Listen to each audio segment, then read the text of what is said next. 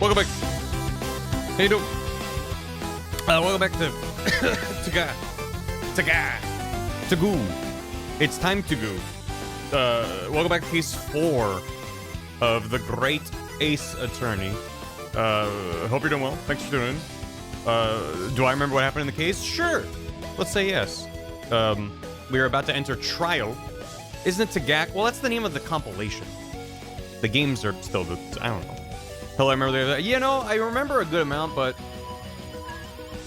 That is always the concern. It's always the tiny little details that I might have been like, that's not that important, and it's not as fresh in my mind. Thank you, Crow. We're so back. I hope everyone's doing well. Thanks to anyone who tuned in. Last night, we had another game show at night on City of Stod stream, which is always a good time. Tomorrow is Dan Jones and Dragons. We're finally back after a bit of a break around the holidays and stuff. So plenty of things happening. Yeah, enjoy. Questionable content. That's what I'm all about. Is that what I'm about? I don't know. It was fun. But thanks for this. Hello. Let me get caught up on stuff. So we can go. One of the witnesses today is a Scotsman with a lisp doing a fake Irish accent. Good luck. It's so over. I'm just gonna end stream right now. I had a lot of fun playing Minecraft with Dan the other day. But we're back to this. We're back to this. To torture. Yes, Dan's torture box that he likes to place us in and rattle us around. So, yeah, exactly, Verbs. That's what, you know. That's what I want my 2026 to be. Yeah. Thanks. Anyway, but what over here? First of all, and second of all, and third of all, and fifth of all. Between streams, I'm not Jonathan and Big Panda Bear 10 resub. Thank you both. Hope you're doing well. Yeah, I appreciate it. And then over here, Smash Matt, thanks for 70 months and a tier 2. A streak of 69 months. Nice. Not sure I'll be able to tune in for Thursday. That's when I'll be leaving for Florida. Film is going to Super Nintendo World as well as other places in the Epic Universe, playing it by ear. Hope they end up enjoying as much as I most certainly will. I hope you enjoy it as well. Super Nintendo. I hope you. My wish for anyone who goes is to lay eyes upon the Toad suit actor. Just that little creature is just. That's 89% of the reason why I hope to go myself someday, is to just see that Toad. He has the aura. He does. It's good. Soup or Nintendo? I'll take the soup. Last Space Cadet, thanks for 12 bits. This is so I can have a round number of bits in my account. Enjoy. I will. I'm happy to provide that service to you. Honest Talon, thanks for 3 months. Enjoy your silver key. Welcome back. Also, thanks for 50 bits. Last time on the Great Ace Attorney, after severing Aoichi's top knot, Cosmo is tragically killed by being shoved by a 15-year-old girl while Sholmes danced in the background. Devastated, Ryunosuke defended Willy Wonka of murder charges, only for him to turn out to probably be evil. Afterwards, Ryunosuke called a British man's wife fat several times while going to defend Japanese Edgar Allan Poe in court.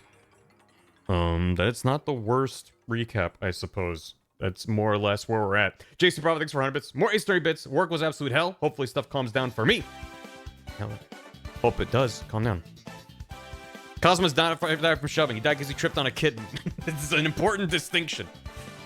He was embodying the, I don't know.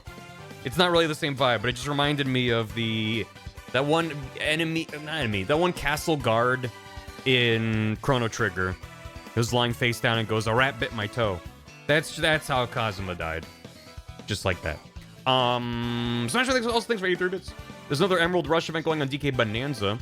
They added Lord Frederick and the penguin enemy Tux from DKC Tropical Freeze. Next month we're getting Ostrich Bonanza and Espresso.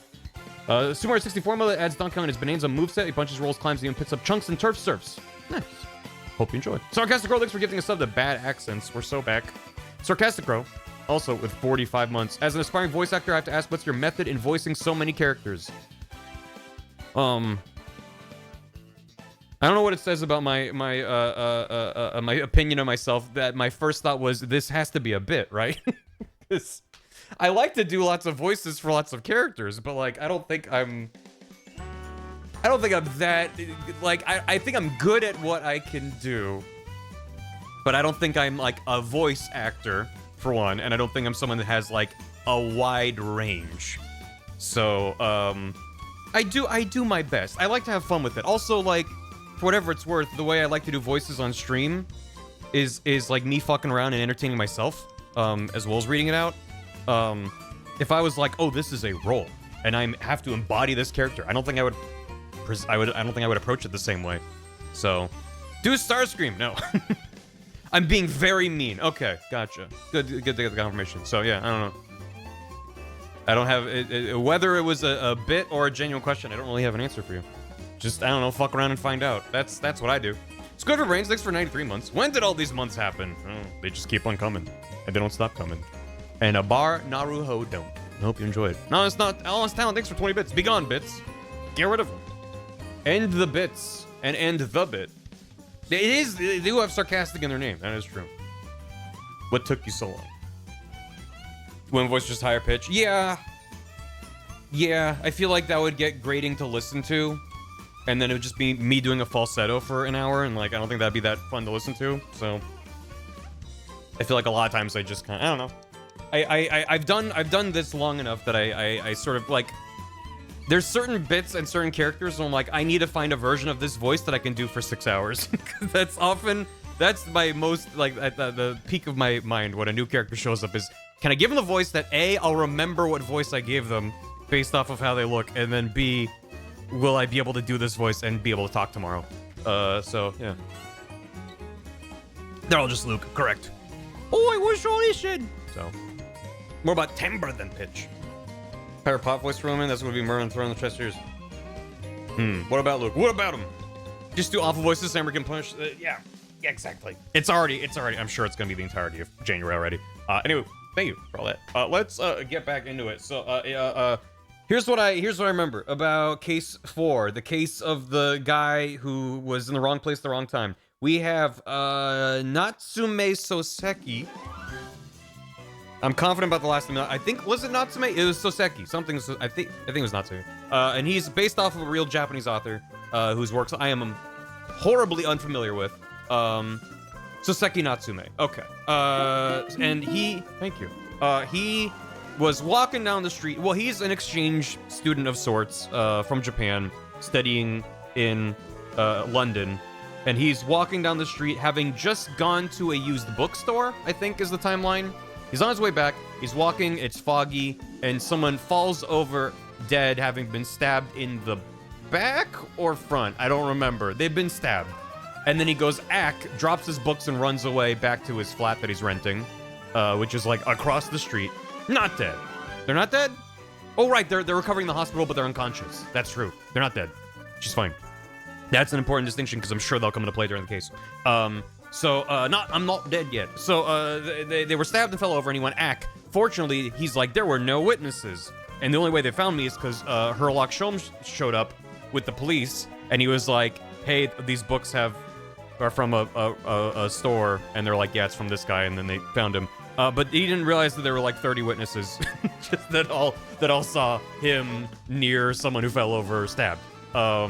So he's in a prison cell, and he's like, England sucks, and we're all nodding and going, yeah. And we investigated his flat and found that it was full of books and a cat. And Herlock was in there, and he was like, books are rad, actually. I don't know what the case is about. I just like reading. And then we found the owner of the flat is a former military man who lives with his wife, who's pretending to be his maid. And so we uncovered that it's not his maid, it's his wife, and he's making her pretend to be his maid, so he has better social standing, I guess. And they had a small fire in their apartment, or their flat, I should say, due to an altercation between them, a kerfuffle. But they claimed that neither of them, they were both too busy to have seen what happened outside. And then, on the way out, we found there was a bike out front of the flat, as well as two very, very, very, very suspicious-looking gentlemen who we only just barely met, and I don't remember much about them. She was pouring tea on his pee-pee, repeatedly. Yeah, there's nothing left down there. Why flat? The building is obviously still standing. You take it up with British people. There was a walking Shakespeare. There was a weird... He looked like a Jack from a playing card deck, and he was speaking like a Shakespeare. And there's another guy who was like, oh, what's up? Shamspeare. It was, London Popeye and Shakespeare Dandy. Those are the two that we met that I'm sure have nothing to do with the case. And there's anything else I'm forgetting. We were hanging out with the detective guy from Scotland Yard who had his fish and chips. He was shaking them around a lot. But yeah, I think that's most of it. So, Gregson, that's the name. Good old Gregson. He's fun. Was there an animal in this case? Oh, there's a cat. And so he's flat. So that's probably something. Who is from Sherlock Holmes? Correct. So, yeah. So I guess we're entering in. We still don't know exactly many things, which is par for the course for Ace Attorney. But I don't know. As far as investigations go, the biggest weird question mark hanging over it for me right now is why did we have such a big song and dance around deducing what seemed pretty obvious from the outset, relatively, with the Garadeb, old man Garadeb. I forgot his first name, and his wife/maid. As soon as you start poking into their affairs, it's like pretty clear what's going on, and we spend a ton of time being like, she's not actually the maid, John Garadeb. So I'm like, that has to come into play during the trial. Otherwise, why did we spend so much time prying into their personal affairs? It seems strange. Because the takeaway was Sherlock being like, I told you there wasn't a guarantee that would be related. So I'm like, but it's weird. It's a weird writing decision if it's actually a red herring and not related. Like, there's gonna be something there, I feel like, but I don't know. I have a theory. I really don't have any theories right now. I don't really know what happened. I just hope it's stupid.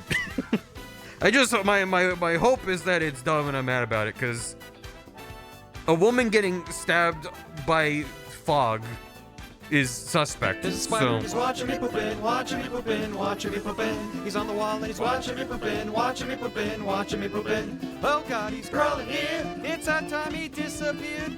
Flush him down the toilet. Don't want no spiders watching me while I'm poopin'. What do you mean it'll never not be stupid? It's literally always stupid. Whatever I come up with, it won't be stupid. It won't be more stupid than what Shutakumi came up with. First of all, Joaquin the dog. Thanks for 14 months. Looking for the music. I use this game a lot for D&D puzzle tunes. Hell yeah. Yeah, the soundtrack in this game has been phenomenal. And Sarcastic Crow, thanks for the Classic Hammy. Classic Hammy has an apology for my bit. First of all, you have nothing to apologize for. Second of all, thanks for the Hammy. I appreciate it. All right. It was Jack the Ripper, but he's made out of fog. Hey, Verbs. Thanks for 51. I recommend you check out the real Natsume's work, I'm a Cat, which influenced other titles from Takumi besides this one. There's also a nuance to the title that doesn't quite translate. The Japanese title is Wagahai wa Neko de Aru, with Wagahai being a deliberately archaic and overly formal version of the first-person pronoun to convey the cat's overinflated opinion of itself, as cats are wont to have. That is true. So yeah, so saying I am a cat is a little bit more casual. I don't know how you would translate it, but it'd be like, verily, it's truth. Struth, it'd be, I am indeed a cat. Like, I don't know. That's interesting. Cat Sama, yeah. Jack the Ripper, you ripped a foggy one. He just tooted up a storm. I was thinking, yeah, I don't know if I've heard a single track in the game that I'm like, this isn't very interesting to listen to. It's all good. So, speaking of which, let me unmute the game. Hiya. For a brief second, there was saxophone screaming over this, and I was like, that almost kind of works. Where's the jazzy remix of the Ace Attorney soundtrack? Okay, alright. It's going away. Goodbye. Dun, dun, dun. Ba-da-dum, bum, bum, bum. Rainy Mountains, thanks for 63. Perfect time for a snake fact. Snake venom can be used not only to make anti-venom, but also being researched to treat all sorts of diseases. From joint pain to heart attacks, even speeding up blood coagulation for surgeries. A protein found in the venom of copperhead snakes and Malaysian pit vipers, an example I just learned, is showing promise as an agent for treatment of strokes and blocking additional clots. And also, snakes are just silly little guys. That's the best fun fact of all. You ever just see one of them? I like that a lot of snakes have just a built-in 3-mouth. I think that's like a really important part of their evolution, is that they're just like good little guys when you look at them. I mean, specifically the ones that aren't extremely hostile. Like whenever you go to like the reptile exhibit at a zoo, and it's just like chill vibes and a snake just kind of hanging out, you're like, yeah, look at that guy. You're neat. Very silly little, very food motivated guys. Yeah, just like me. I'm terrified in person. Oh yeah, no, I would not cross a snake in real life. I would give it a wide berth. Thank you. The snoot is favored by selection. Hog nose? Yeah. Any snakes in chat. Anyway, let's get back to it. Before anyone else. Okay. Thank you, Omega. Thanks for the prime. 31 months, popping a resub and popping out because I haven't played these yet. Enjoy. I hope you enjoy if and when you get to these, because I mean they're good. I mean these games have been hyped up for me for a long time. Hype train, thank you for the bits. I appreciate it. These games have been hyped up for me for a long time, and I deliberately, whenever I get games that are no games only, but thank you. Whenever I get games that are recommended a lot, especially ones over many years, and I finally get around to it, I still try to hit it from a pretty open perspective without like expecting that much. Because I like to be pleasantly surprised. I like to not be like, oh, it's good, but it's not like as good as people made it out to be. So it's the gift that keeps on giving with this franchise, because there's so much here. Granted, we are approaching the end of the runway, which means True Takumi it's now time to announce Ace Attorney 7, right?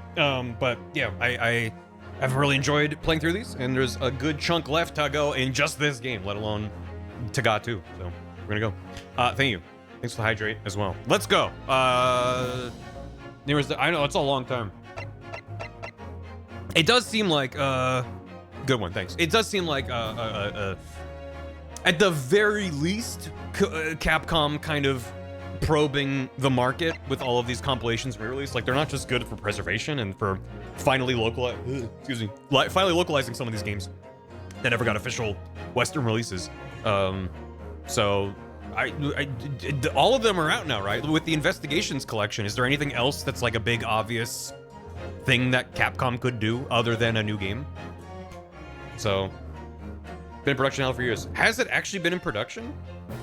I don't know if I am not aware of any kind of rumors or announcements or anything. Is the idea Layton vs. Oh yeah, yes, yeah. They should absolutely port. I can't think of anything in that game that would force it to be on the 3DS. So yeah, they should absolutely port that shit. That's the last port we need. I hope so, because it's good. It's very good. More people need to play that game. So okay, let's go. The Adventure of the Clouded Kokoro. That's right. And we're back to the Old Bailey. Welcome back.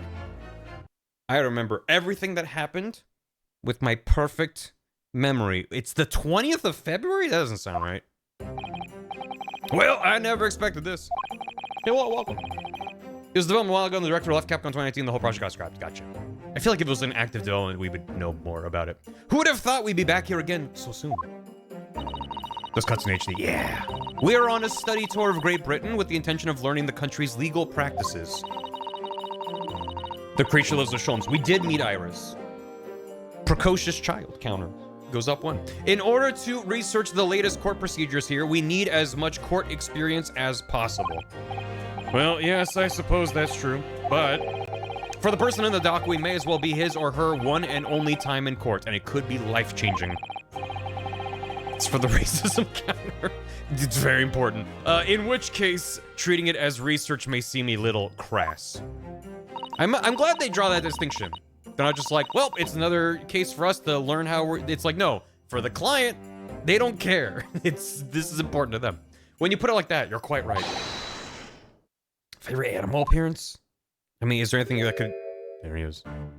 Could anything top the parrot in Ace Attorney 1? Arguably the whale, the killer, the orca. But yeah. Ah, Mr. Natsume. Good morning. Oh dear, are you all right? Your eyes are terribly bloodshot. No. The early bird catches the worm, as they say here in Britain. Yes, I've heard that expression. But I really don't want to catch a worm. So I tried desperately not to wake up early, but I was so worried I couldn't catch a wink. And now I'm absolutely exhausted as a result. Do all literary people take things so literally? Still behind the VODs. Have a good one. Thank you for putting your faith in us today, Mr. Natsume. He's so sad. I wish I had 9 lives. My whole future hangs in the balance. I'm too terrified to tremble. And what's that? Different. I can feel tremors on the floor. I can't do this. I can't take it. Although, locum student Mr. Naruhodo Esquire. Yes? I caught a glimpse of the public gallery as I walked by the courtroom. It looked like the opening night of the opera. There were so many people. I had no idea my case was such a notorious affair here in London. Oh, neither did I. Do you know why that might be, Miss Susato? I'm sorry, Mr. Naruhodo, but I have no idea. So that all-knowing look on your face is just coincidence then, is it? Don't hide the truth from me. It's because of the Reaper, isn't it? Lord Van Zeeks. Is that right, Miss Susato? I purchased as many different newspapers as I could find this morning, and yes.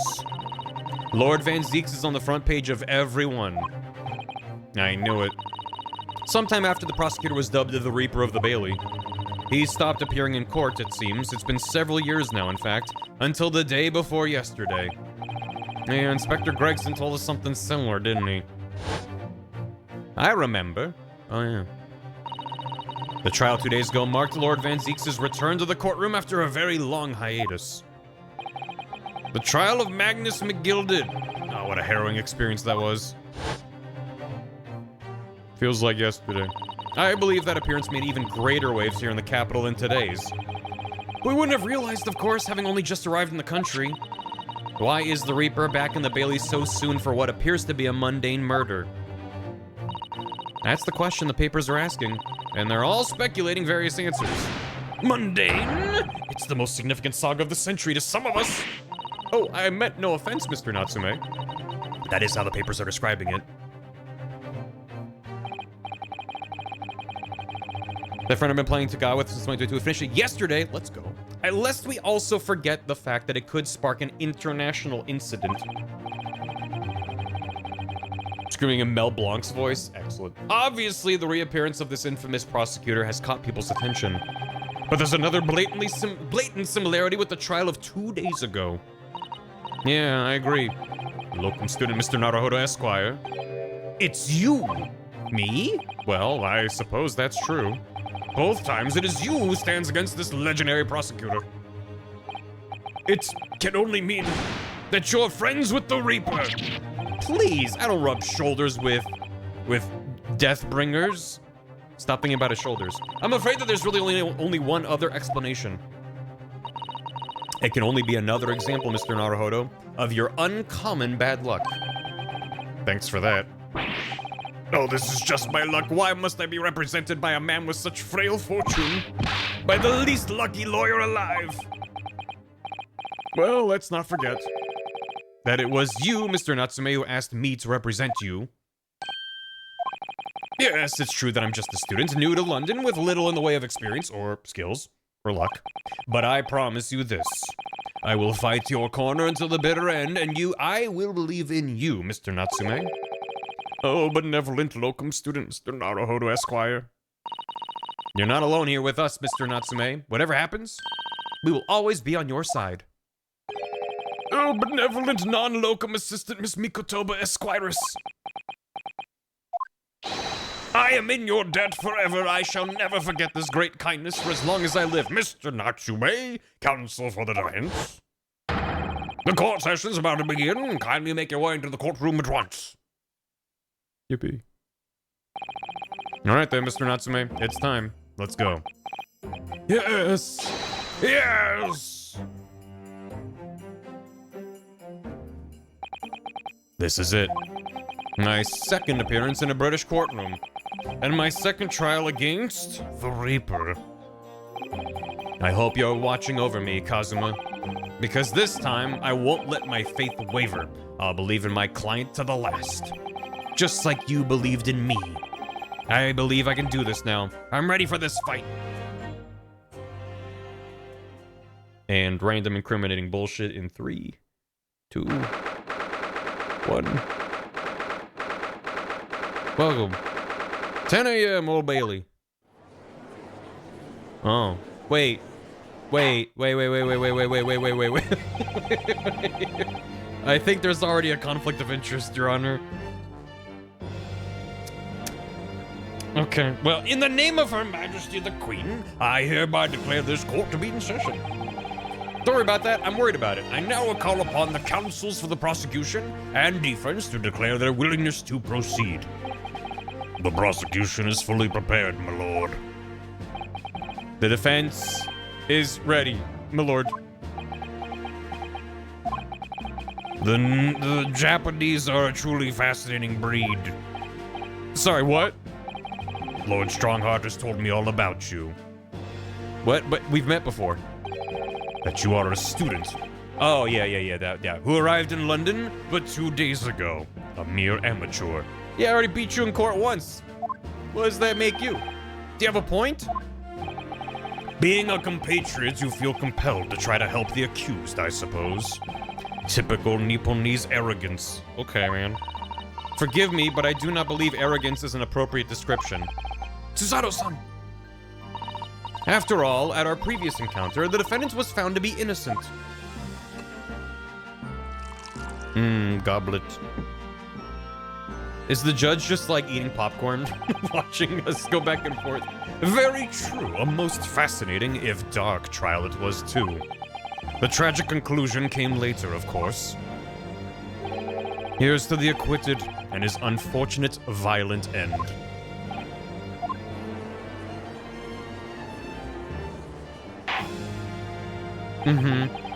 Every time I see the witness, or the jury, I'm more upset. Thank you, counsels. I see both sides are in fine fettle. That's one way to put it. The finest fettle. Now, ladies and gentlemen of the jury, are you ready to carry out your duties here in court as impartial members of the public? Yeah, that's bad. You never know when you might be down on your luck. I believe in fair play for everyone. Well, I must warn you, I'm rather more ruthless than I appear. Good. Oh well, not me. What you see is what you get. I'm a peace-loving fellow. He looks like a me. I'm afraid to say I think it's quite possible that mustached foreigner did the deed. Why is she here? Why is she allowed to be here? Come on, what are we waiting for? No doubt he did it anyway. Sorry, didn't quite catch that. Even if I don't, I'm just not gonna. Very well, let us proceed. Your opening statement, if you please, Lord Van Zieks. Very recently, Great Britain signed an alliance with a rising power in the Far East. The accused in the dock today is a student from that same land, a certain Mr. Soseki Natsume. And while our country has extended this foreign student the warmest of welcomes, regrettably, the kindness has not been returned. In fact, this student is accused of a most sinister act. Of plunging a knife into the back of an innocent woman who is doing nothing but walking down the street. A knife crime, I tell you from better experience, those are the worst. Bloody oath they are. Just look at that sallow complexion and short stature. He's one of those dreadful Japanese. As defense attorney, am I allowed to request jurors be exempt from the trial? Do we get to have? I don't know how things work in England. In the States, I think that both sides they have to agree on the. Okay. They don't have that yet. Okay. Come on, let's get this over with. With me, everyone. 1, 2, 3. Well, sorry, didn't quite catch that. Tarred and feathered. Pray forgive the discourtesy of smashing my hallowed chalice here in this great chamber. You know, I don't want to kink shame him or nothing, but I feel like the number of times he's destroyed his goblet only to go, I would forgive the discourtesy. I think he's kind of like I think he's into it. Allow me to call the first witness to the stand. The cloak's still on, that's true. Very well. Bailiff, lead the inspector in, please. Inspector. Okay. There he is. Can't even put down the chippy. Your name and occupation, please. Yes, sir. Tobias Gregson, Detective Inspector of Scotland Yard. Would you please summarize the events of the case for the court, Inspector? The victim is thought to be a young woman in her 20s by the name of Olive Green. Alright. It's his lifeblood. Literally, if you cut him, he will bleed. Chippy. I beg your pardon, Inspector. Thought to be? Yeah, it is a clue-ass name. Having been stabbed in the back by her attacker's knife, the victim fell unconscious. That was 3 days ago now, and she's been comatose ever since. She's got a steady IV drip of fish and chip, but has so far proven unresponsive. They don't even know who she is for sure? Comatose, I see. But her life is not in danger? Fortunately for the Eastern student, the charge will not be murder. Pray, elaborate on the details, Inspector. Did IVs exist yet? No, they're just kind of mashing fish and chip in. Sir, if I could ask everyone to look at this street map. That's the same one I have. As I mentioned, the incident took place 3 days ago, at around 5 in the afternoon. It happened on the pavement running alongside Briar Road, a wide thoroughfare for horse-drawn vehicles. It had not long since stopped snowing, as the victim, Miss Green, was walking down the street. Out of the blue, she was approached from behind by the accused and stabbed in the back.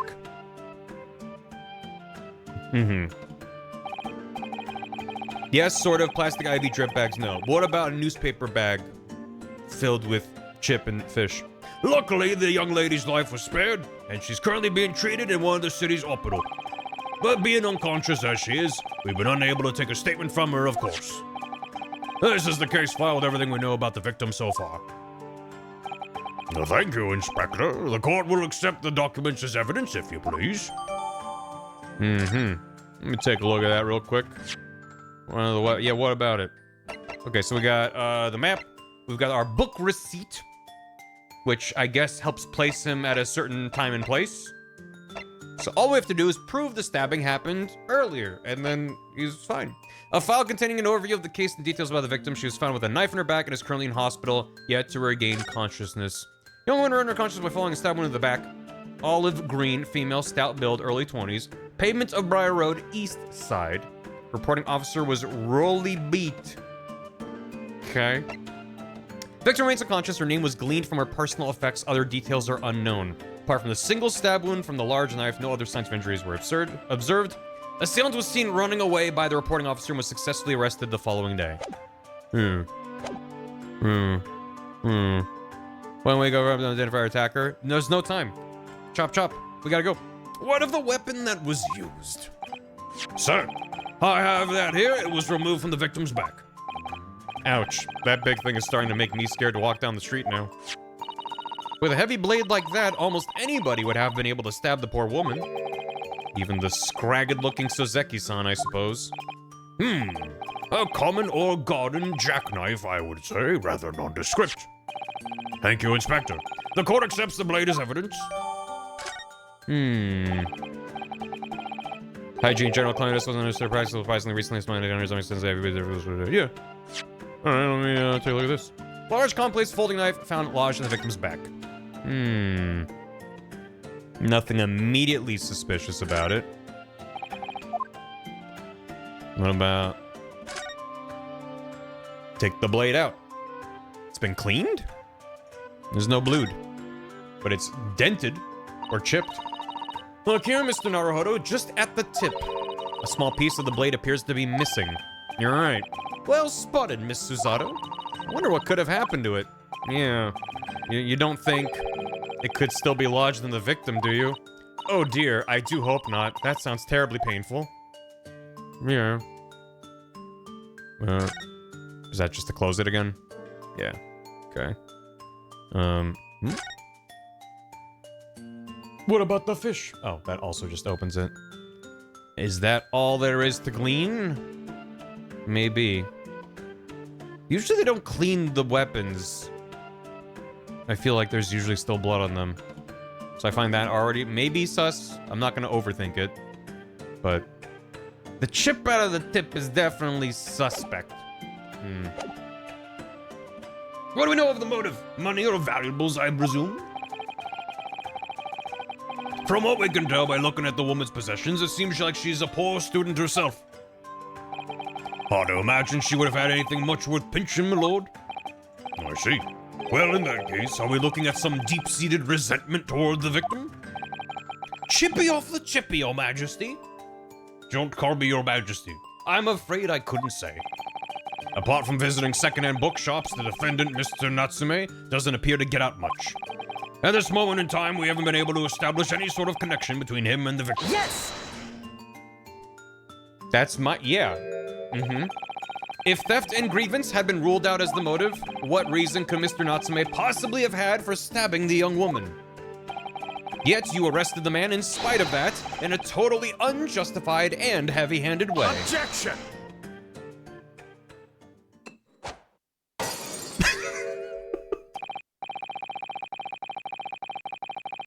What did it... Oh, man, he's good. He's good. Oh, man. Pray forgive the discourtesy of flinging a freshly uncorked bottle into the public gallery. Someone's dead back there now. But your words have soured its hallowed bouquet. For it is you, my learned friend, who is being heavy-handed here. What? Scotland Yard does not arrest people without good cause. That should be beyond question. Inspector Gregson, the prosecution calls for your formal testimony. Explain to the court precisely why the constabulary came to arrest the Nipponese student. Yes, sir? I just think. As I said, it was 5 o'clock in the afternoon when the incident occurred, and there was an unusually light fog. Did you just murk someone in the gallery? Sure did. I love the way that they had him, the animated, him like grabbing it between his fingers like that. That was just... mwah. Visibility was reasonably good, and there was no one else about but the victim and the accused. Out of the blue, the victim was stabbed from behind and subsequently collapsed on the pavement. The accused ran off, scattering his belongings all over the floor. Those being a number of old books he'd just bought. He was on his way home from a bookshop, it seems. It was just a matter of working out who the books belonged to, and we found the bloke to arrest him.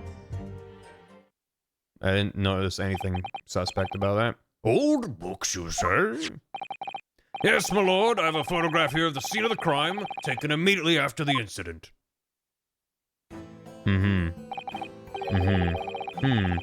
I can clearly see the books to which you are referring. There's no blood pool. There's no blood stain. And there's also no blood on the knife. But maybe it's nothing. I will take that photographic print as evidence, please, Inspector. You Nipponese are a spineless breed, too cowardly to admit defeat. Denying everything despite overwhelming evidence to the contrary. That's at least the +2. Well, But +2 has different associations, so never mind. You know, it's fun. Forgive me, Lord Van Zeeks, but the defendant is not denying everything, as you put it. What are you doing, Miss Susato? Do go on. Mr. Natsume has admitted to playing some part in the incident. Isn't that right, Mr. Naruhodo? Well, now you mention it. When we visited him in the prison yesterday, he did tell us what had all happened. As I was walking along that accursed pavement, I could make out the sole silhouette of another ahead of me. A woman wearing a green overcoat she was, and just as I went to overtake her... Damn. She suddenly let out a little scream and collapsed onto the cold, hard slabs of stone at my feet. I was terrified. I had to get away from there. So I ran as fast as my legs would carry me back to my accursed lodgings. When he told the story, I thought this was like some distance away, but it's literally across the street from his flat. It's great. It's just the only case that's PG-13, no blood. A green overcoat? Well, that's exactly what the woman in that print is wearing. Oh my, a photographic print in full color. What will the world come up with next? The defendant has done nothing more than admit he fled the scene of a terrifying incident. That does not mean he's guilty of the heinous crime of stabbing the woman in the back. There was nobody else there at the time, just the two of them, the victim and the accused. In other words, there is nobody else who could possibly have stabbed the woman. A fact that the accused concedes. It seems this cross-examination could prove to be pivotal, counsel. Proceed, please. Yes, my lord. Nothing for it. I have to use this cross-examination to turn the tables here. It's our only chance. I don't currently have... I'm assuming pressing will just make something very obvious slip out. Because I'm like, I don't know. I don't know. Yeah, that's also really good color reproduction for an 1800s photo. But it's fine. Yeah, okay. Yeah, alright, yeah. I don't know. Weird. There was an unusually light fog. Yeah. A light fog, you say? Well, light for London. You could see the opposite side of the street for once. Not much farther, though. That's light, is it? Around these parts, yes. Not something I'd expect a Japanese fellow like yourself to know, of course. I've read that London is famous for its fog. But in my country, people usually imagine that gives the city a rather beautiful appearance. How quaint. Yes, well, it's not something us Londoners tend to romanticize, as I expect you can appreciate. I see. At this time of year, the fog causes a large number of accidents, especially when it's heavy. Sometimes you can't even see your own hand at the end of your arm. Indeed, the other day, I was very nearly trampled by horses before I could see the carriage they were pulling. Cesaro-san and I should definitely remember to stop, look, and listen. Good PSA. However, on the day that concerns us, the fog was somewhat lighter than usual. A fact no doubt lamented by the accused. Okay. Visibility was reasonably good, and there was no one else about it but the victim and the accused. Hold it! How are you able to state that with any certainty? Quite simply, my learned friend, because that is what the witnesses to this crime have told us. Ah, yes. Inspector Gregson mentioned the witnesses yesterday, didn't he? That's right. One of them is a policeman, I believe, from Scotland Yard. That is correct, ma'am. Uh-oh. Then we must hear their testimony. The prosecution will, of course, call them to the stand, should it be necessary. But wait a minute. At 5 o'clock in the afternoon in the middle of winter, it would have been dark already. No matter how light the fog may have been, no one could have seen. I'm unaware of the situation on your tiny island in the east. But here in the capital city of Great Britain, all main roads are illuminated in the night by gas streetlights. The prosecution believes there would have been ample light by which to witness the crime. Quite. Here in London, for the first time in history, mankind has completely conquered the darkness. Which means we really need to hear those witness statements. If I could just get through the fog of this cross-examination, maybe we'll be able to. It seems the counsel for the defense is taking stock. Continue with your testimony, Inspector. England is way smaller, but okay. Yeah, but that's not the point. Yeah, he's gaslighting. Out of the blue, the victim was stabbed from behind. Hold it! From behind, you say? Well, that's right. As you can see from this print. Yes, quite so, Inspector. The handle of the weapon is clearly protruding from the victim's back. And you say this poor woman, Miss Green, remains in a critical condition? Comatose, no less. I'm afraid so, my lord, yes. She's being treated at Bart's. Bart is really good at surgery. I was hopeful she'd come around before the trial started so I could take her statement, but it wasn't to be. Yes, that is indeed a pity. It would have been most illuminating to hear the victim's own account of events. Luck is on your client's side, it seems. That's good for us? Well, I guess if she didn't see anything, then, well, who knows? On the contrary, my client has been exceedingly unlucky. Your force of tone is seriously undermined by those disturbingly wide eyes, I'm afraid.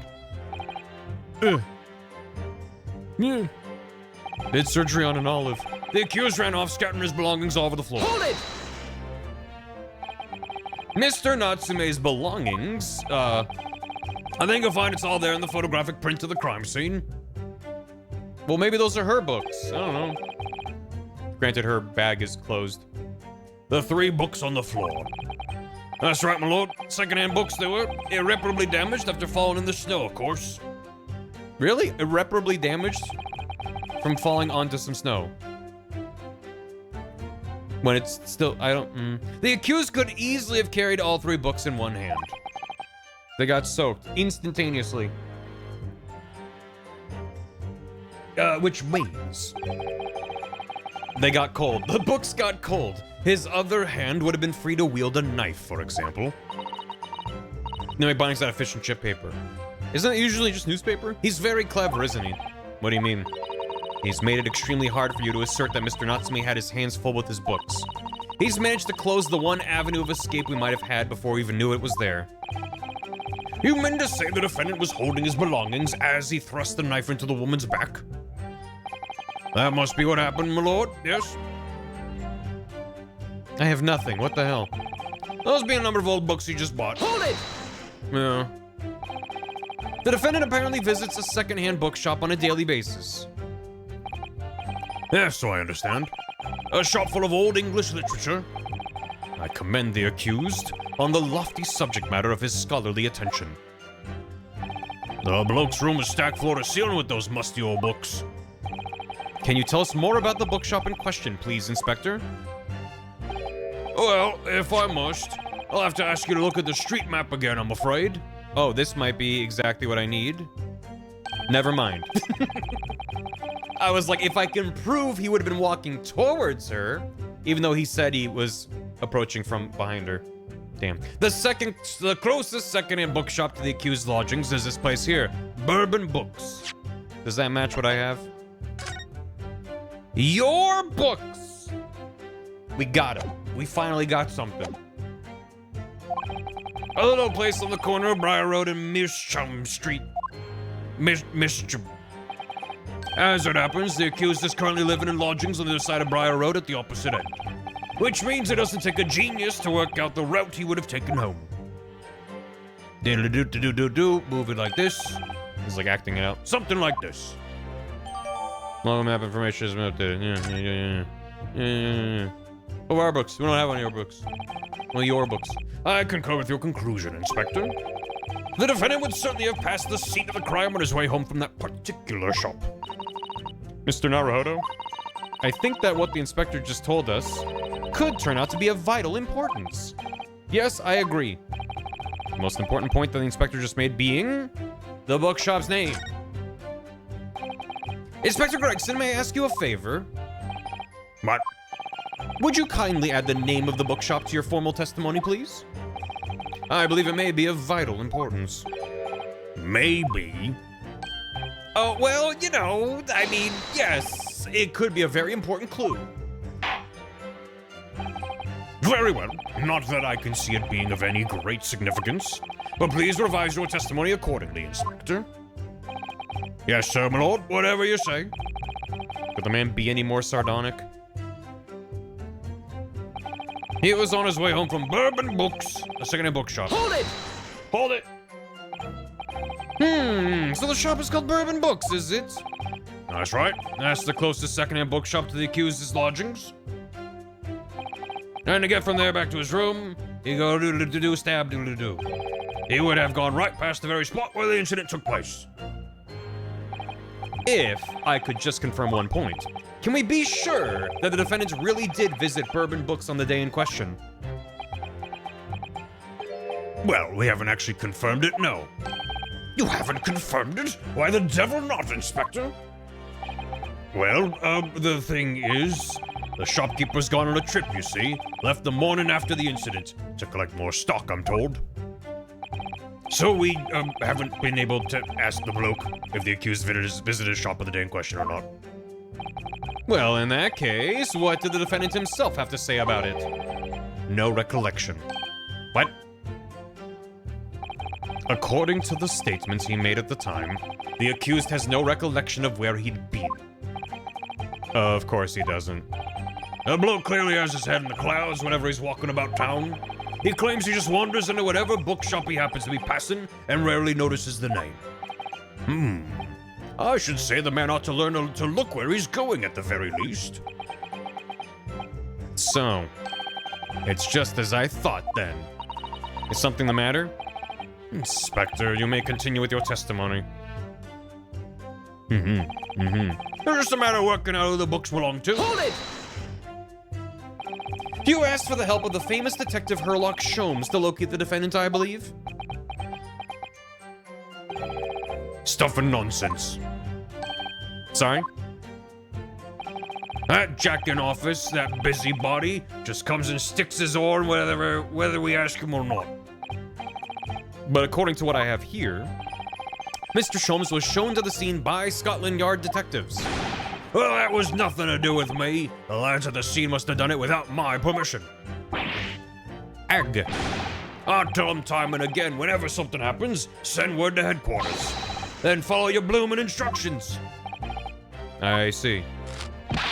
If that meddler gets his hands on any details, we'll all be reading it in Rant's magazine next month.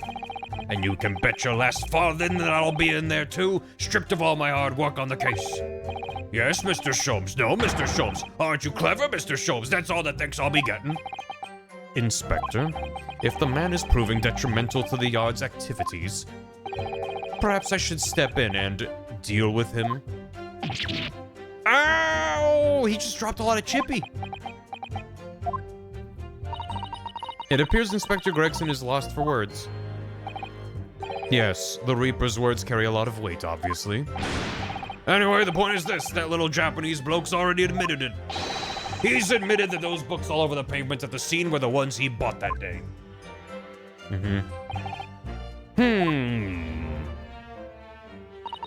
What do you think, Mr. Naruhodo? If you're unable to sway the jury during this cross-examination, I'm afraid that Mr. Natsume's fate will be sealed. Yes, they're sure to find him guilty. So one way or another, I have to expose an undeniable inconsistency in the inspector's testimony.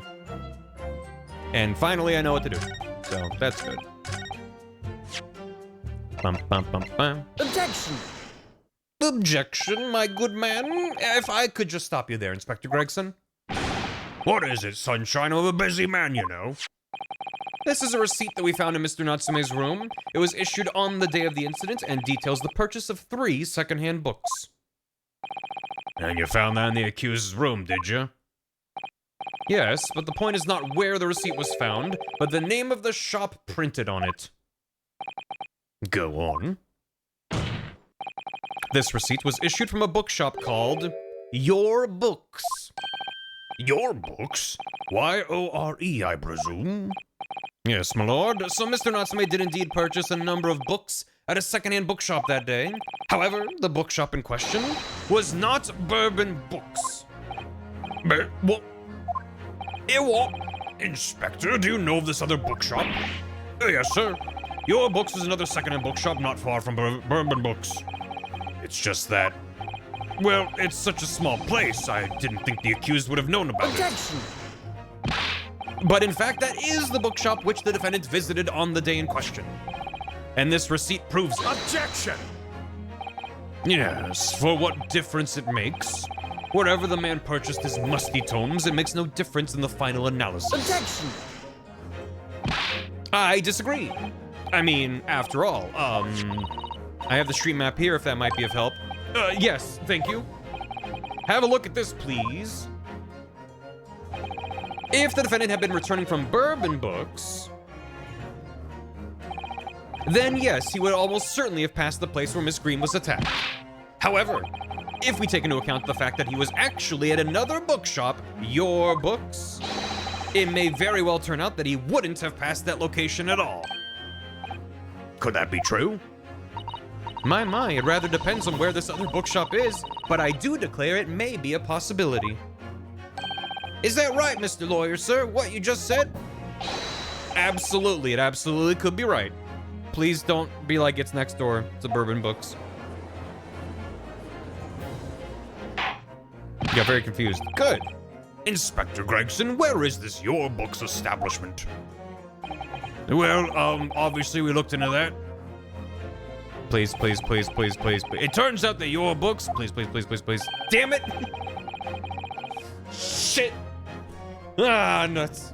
It's just here on the next corner of Mearsham Street going east. Oh, fuck. Ah, nuts. Well, R.I.P. Soseki.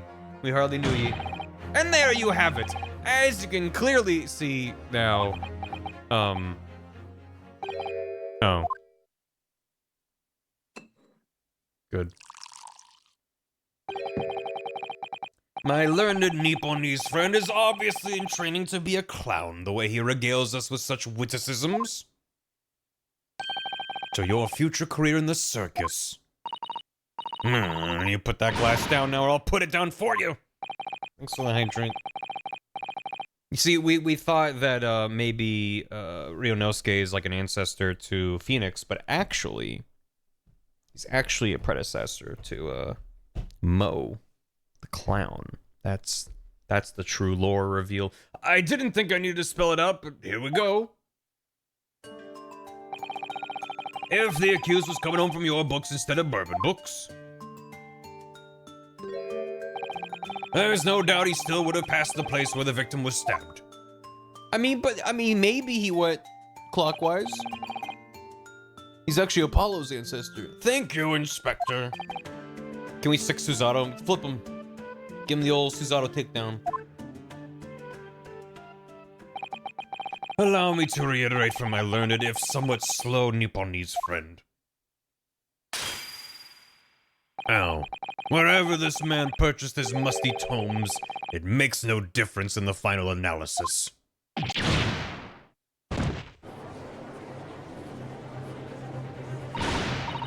As I suspected, you can't fool me, and I don't suggest you try. What did I say, eh? I've had enough of this now. Beg your pardon, terribly sorry. Would you mind repeating that? Mr. Naruhodo, we mustn't give up. What do you mean? If the prosecution's assertion is correct, the members of the jury may very well decide that Mr. Natsume is guilty. She's absolutely right. We must consider the assertion just put forward by the prosecution very, very carefully. They claim Suzaki-san must have passed the location of the incident on his way home from the Yorbooks, but...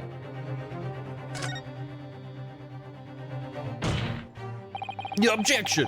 The assertion just made by the prosecution is fundamentally flawed. Oh, I thought I was just gonna be like, there's an option. Not fundamentally flawed. Explain yourself, counsel. Yes, my lord. You can see what I mean on this map. When returning from your books to his lodgings, Mr. Natsume could have followed the route suggested by the prosecution. However, that isn't the only conceivable route to take between the two places. Okay. It is conceivable, in fact. If the defendant used these streets, look what happens.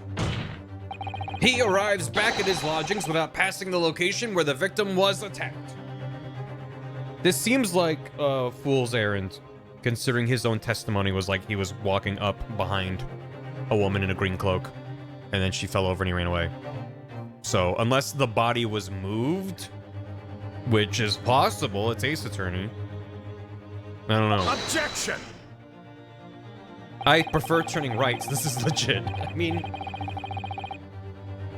I don't have a preference when it comes to walking on foot, but when I'm driving in America where you drive on the right side of the road, right turns are typically easier than left going across traffic. But also this is pre-automobile, so I don't know. Talking back to a clown is a fool's errand, of course. However, I feel compelled to point out that that route is what is commonly referred to as the long way round. On a cold winter's night, why would any man choose to take a longer route home? Well, he likes going right. The answer is extremely simple. He wouldn't. In other words,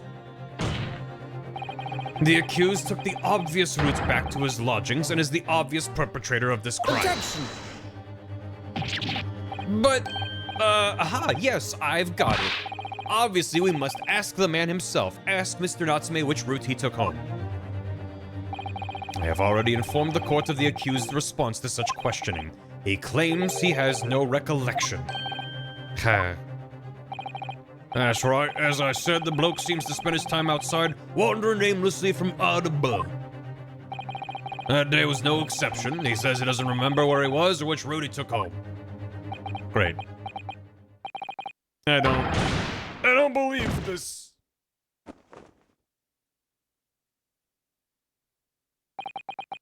I thank you, my learned friend, and suggest that we do not waste any more of the court's time by wandering aimlessly around this subject.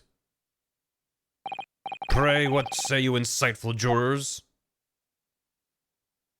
Don't let them talk.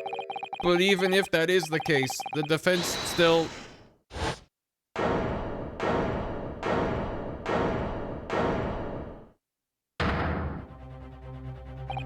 I agree with Lord Van Zeeks, wholeheartedly and in every way. What? I don't believe it. Does this mean... We members of the jury are completely convinced now. Very well, in that case, I hereby call upon all members of the jury to present your findings to the court. Guilty! Guilty. Guilty. Guilty. Guilty. Guilty.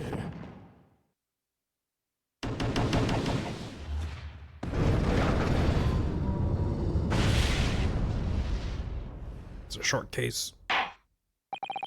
It would appear the jury's leaning is unanimous.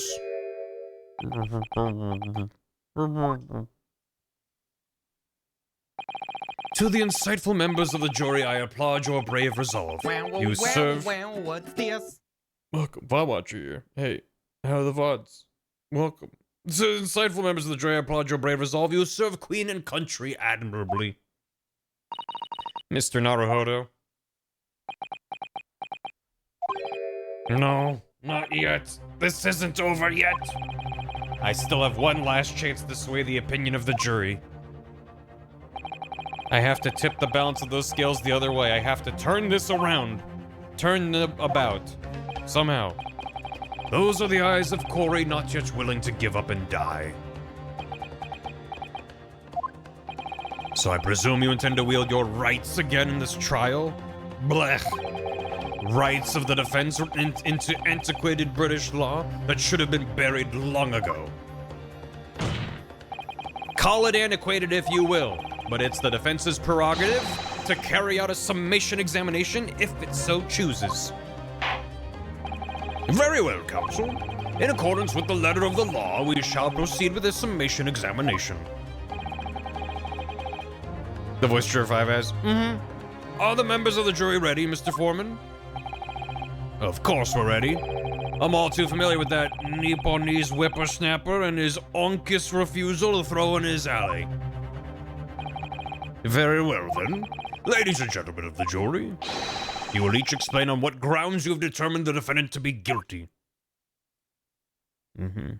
Onk, you know, his onkus. That's a legal term, chat. The jurors' contentions. For pity's sake, that little Nipponese oddity already admitted it himself, didn't he? They really are making me say that a lot. If he said that a woman in green collapsed before his eyes, why, it can only have been the victim. Did a different woman in green fall over that night? The man wouldn't have gone around the houses on his way back from the bookshop, not in winter. So the poor woman was attacked from behind, was she? How dreadful. I really don't care. Can't we just wrap this up now? I've got work to be doing. Your books. Nice shop for that. But bourbon books? No, not worth a visit. Huh? With only minor exceptions, the reasons for finding the defendant guilty are all too clear. When the stabbing occurred, the only two people at the scene were the victim and the accused. And the accused himself has admitted to seeing the victim in her green overcoat sink to the ground before his eyes.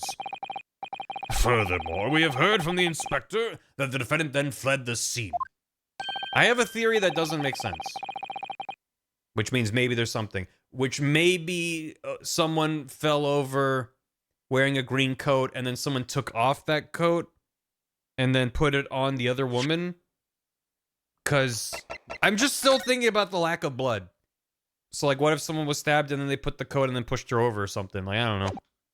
I don't know. I would have ample grounds to convict this man already. The Disney stab. The coat. Oh dear, even the judge appears convinced of Mr. Natsume's guilt now. Why did he have to run away like that?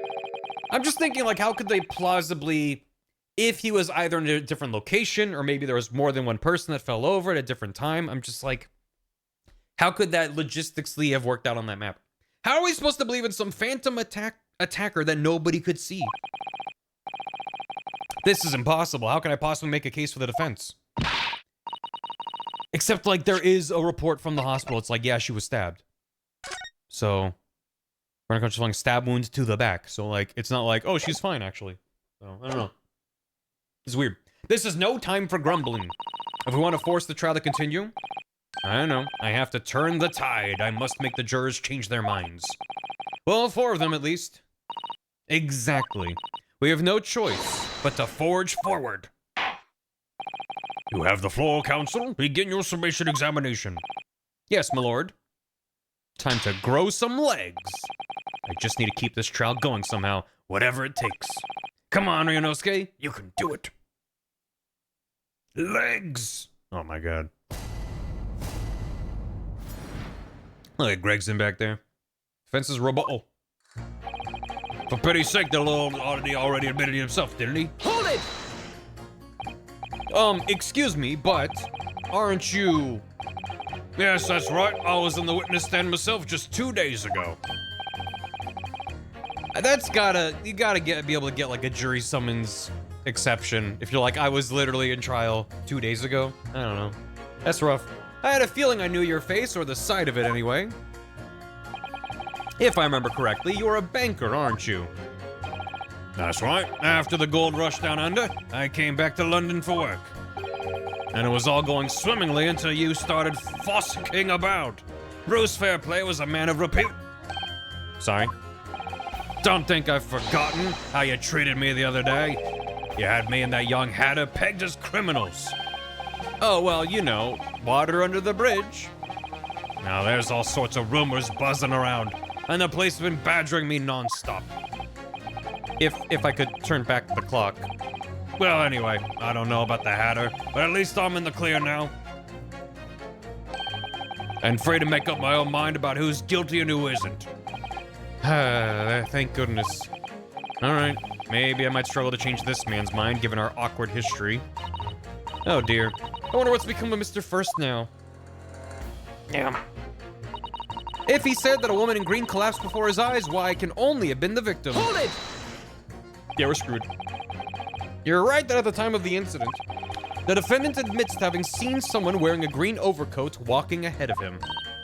Well, quite. That's precisely my point. Clearly, that someone wearing green was the victim. And clearly, that funny little Nipponese man with the disturbing mustache is the culprit. But let us not forget, madam, the defendant vehemently denies attacking the woman. Why, of course he does. If he admits to stabbing her, his life is over. The man is obviously a liver-faced coward, honestly, claiming the woman simply collapsed before his eyes. But if that's a lie, as you're suggesting, do you not think he would have concocted something more credible? Oh, I really couldn't say. After all, you are foreign. Who's to say what goes through your funny little minds? I could tell you what's going through my funny little mind right now, but you wouldn't like it. I do declare the man has already made the admission. He himself has stated that there was nobody else around. Surely the conclusion is obvious. No one else could possibly have committed this awful crime. No. If no one else could have done it, the accused must be the man. Really, it couldn't be more simple. Your argument is compelling in its simplicity, I must admit. Oh my, you are too kind, my lord. That went well for her. The man wouldn't have gone around the houses on his way back from the bookshop, not in winter. Hold it! He just looks like one of the default Miis from like the Smash Bros. Mii fighters. Was it the gunner? I don't remember which one. The blonde one. He just looks like him. But you can't deny that there are other routes Mr. Natsume could have taken back from your books. Oh yes, like you drew on the map, you mean? What was it? Calabash Road or something? This guy's Mii slot 2, the sword fighter. Yeah, precisely. Tears of the Kingdom NPCs based on Mii's, yeah. But it seems to me what counts is whether the little Japanese fellow actually went that way or not. Well, yes, that's true. And at the moment, there's no proof that shows he did, is there? Well, yes, that's true as well. And as I understand it, the accused himself doesn't remember which way he went, does he? Well, yes, that's annoyingly true. Winter nights are dark and cold, so the way I see it, you'd want to get home as quickly as possible. Yes. Why is all this true? So really, the only thing that makes sense is that he went home along Briar Road. I'm supposed to be convincing you here. I've given a lot of thought, you know. I didn't just make up my mind on a whim that he did it. I mean, if there was some logical reason why he might have gone the Calabash Road way, it'd be different. I'd be happy to reconsider my position in that case. Honest, I would. A reason why Suzuki-san might have taken the longer way home. A good reason. I don't imagine I'll be able to sway this young man's opinion without one. So the poor woman was attacked from behind, was she? How dreadful. Hold it!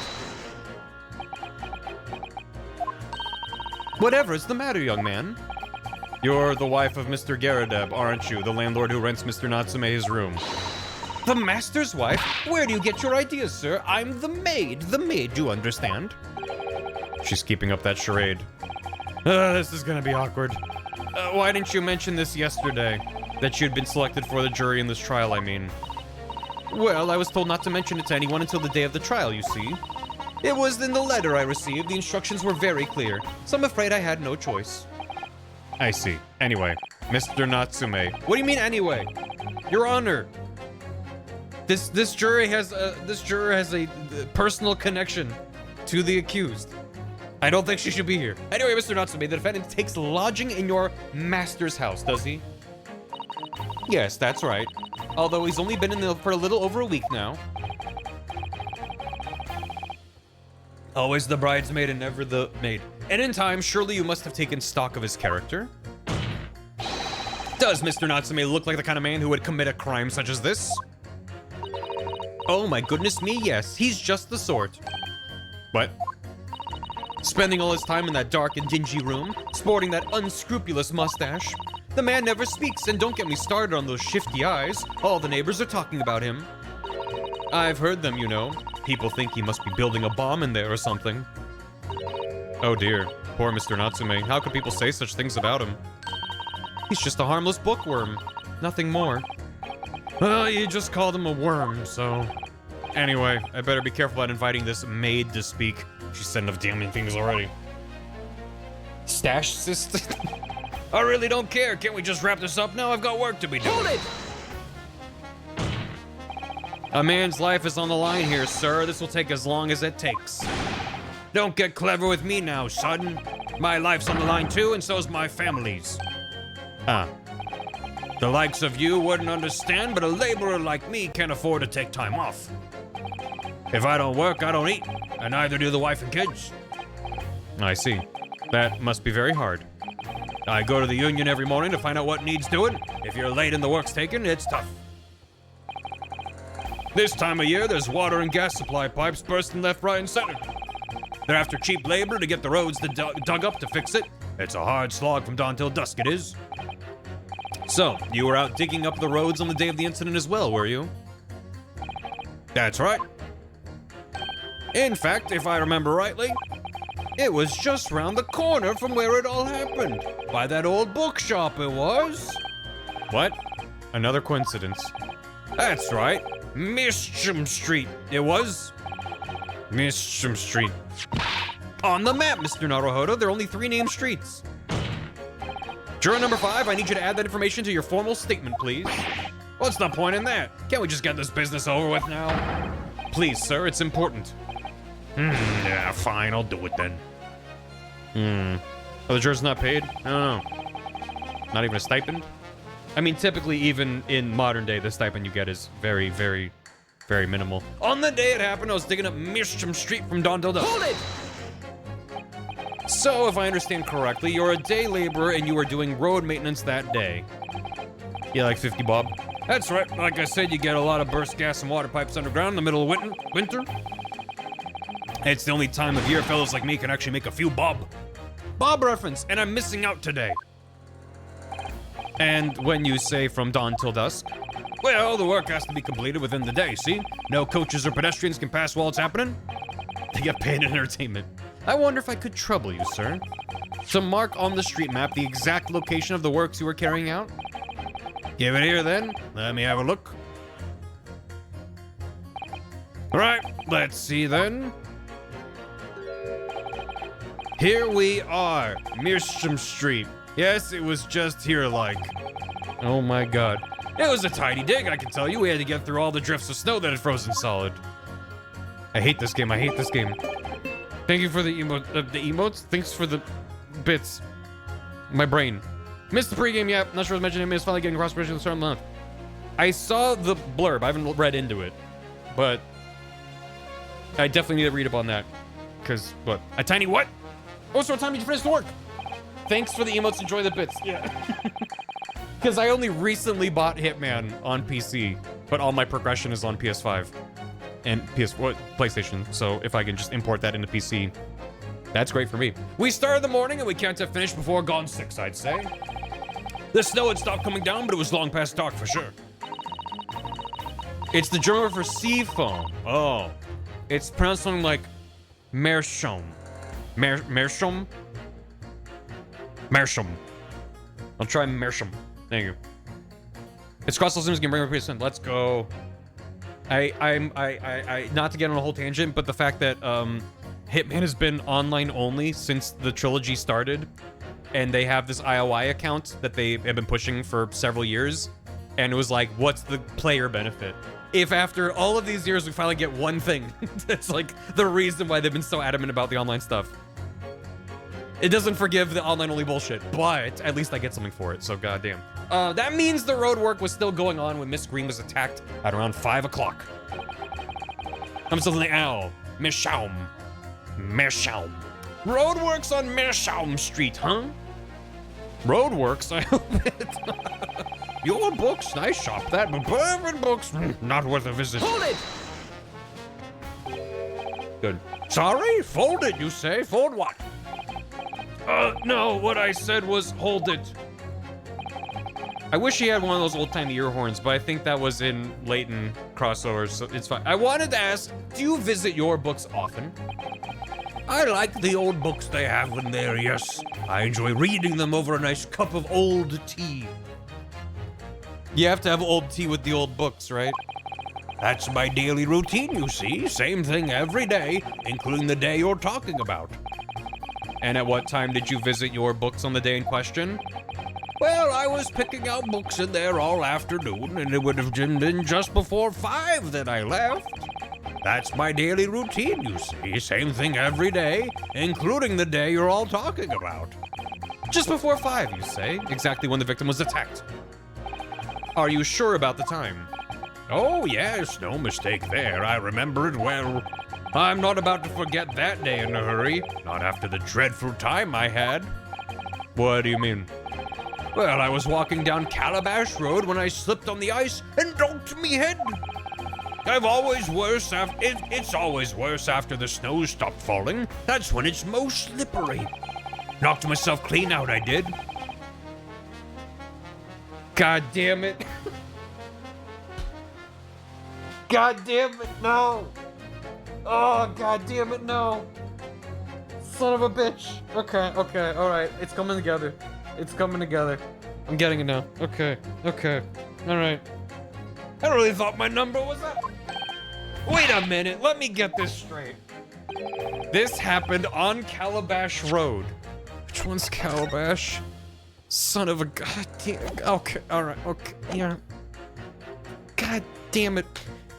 Okay, all right. That's right, I live in Cornpipe, you see. Is England real? What a fancy fictional land it must be. Heading down Calabash Road is the quickest way for me to get back from your books. No, okay. All right, good. Nothing's real. Juror number 6, I must insist that you add that information to your formal statement. It may very well be extremely significant.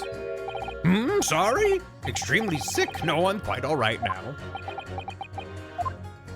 I'm going to throw my headphones onto the ground and walk away. It sends a shiver down my spine to hear the members of the jury so convinced of Natsume's guilt. But I can't help feeling that some of their opinions are rather subjective. I agree, it's the irrelevance of what some of them are saying that sends a shiver down my spine. At least some of their assertions don't actually incriminate Mr. Natsume of anything, that's something. We must use that to our advantage, Mr. Naruhodo. Cunningly. Yes, you're right. Let's listen to the jurors again, carefully.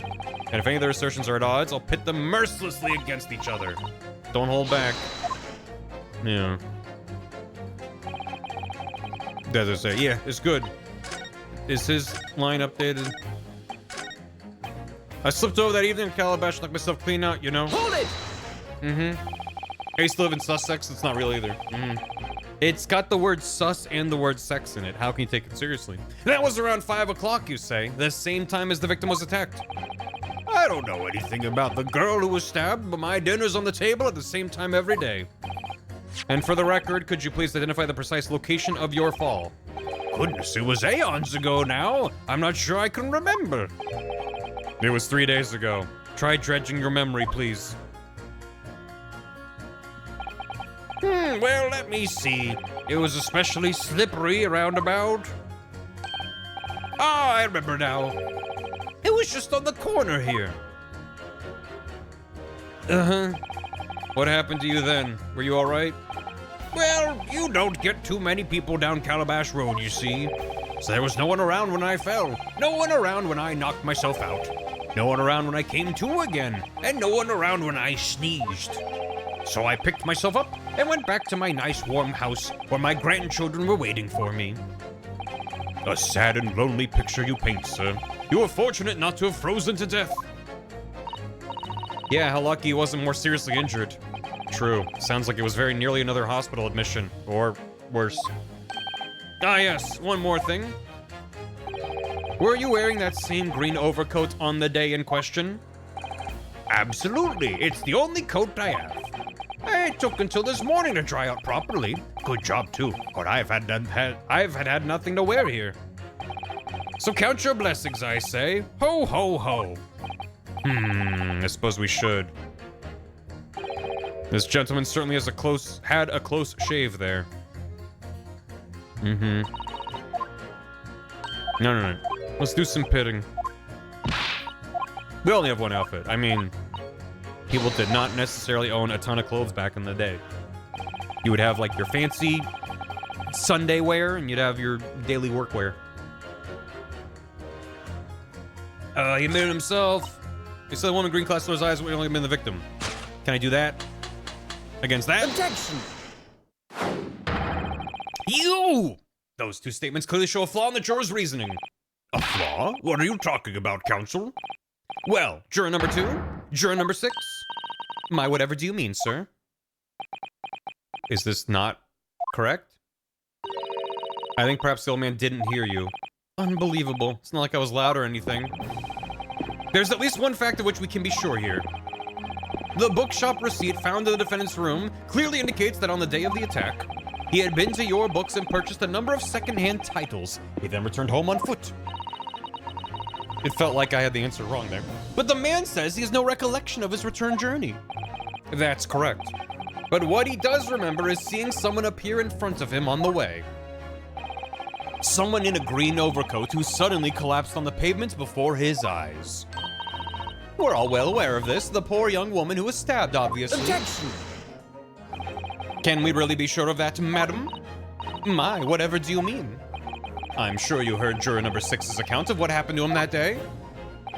That same afternoon, there was somebody else apart from the victim who was wearing a green overcoat and fell over on the icy streets in the neighborhood. Oh my. My goodness, you mean... That's right, I'm referring, of course, to hard of hearing juror number 6. Are you really suggesting that the person in the green overcoat, whom the defendant saw collapse in front of his eyes, was the jolly old gentleman on the end of the bench here with me today? That is entirely possible, yes. After all, the old man has a somewhat similar build to the victim. Well, look at that. My goodness me. Sorry, we need a pee? Yes, and crucially, we know precisely where the old man in the green overcoat fell. On Calabash Road. Therefore, if the person who Mr. Natsumi saw collapsing in front of him was in fact juror number 6, it means the defendant must have taken the long route back to his lodgings. And if that's true, then clearly, the crime scene on Briar Road where the woman was stabbed was not on his way home. Oh my! Your Honor? You idiot old man, if you hadn't been so daft as to be roaming about there, we'd have boxed this off hours ago. And really, what were you thinking wearing such a befuddling coat? What did you say to me? Is it a crime for the elderly to walk the streets these days? Is it a crime to slip over on the ice?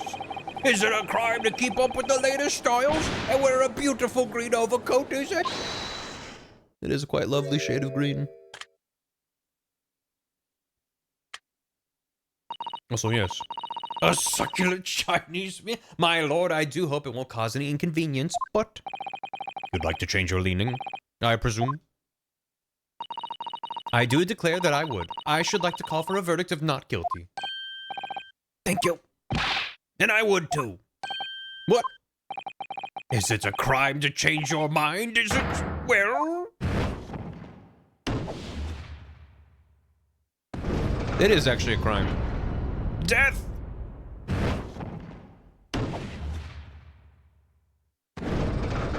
This is Democracy Manifest. Oh, well done, Mr. Naruhodo. That was wonderful. We've managed to change a couple of minds at least. It's strengthened our position somewhat. And it will prompt the other members of the jury to reconsider their stance as well. They'll be asking themselves if their current leanings are really right or not. Now, if only we could just identify one more clue or discrepancy that would make them stop doubting Mr. Natsume. We might be able to tip the balance completely. That's exactly what we've got to do. Vane Seeks is looking to bring this trial to an early conclusion. That's what we have to prevent by whatever means we have at our disposal. Thank you, counsel. On with the summation examination, please. Yes, my lord.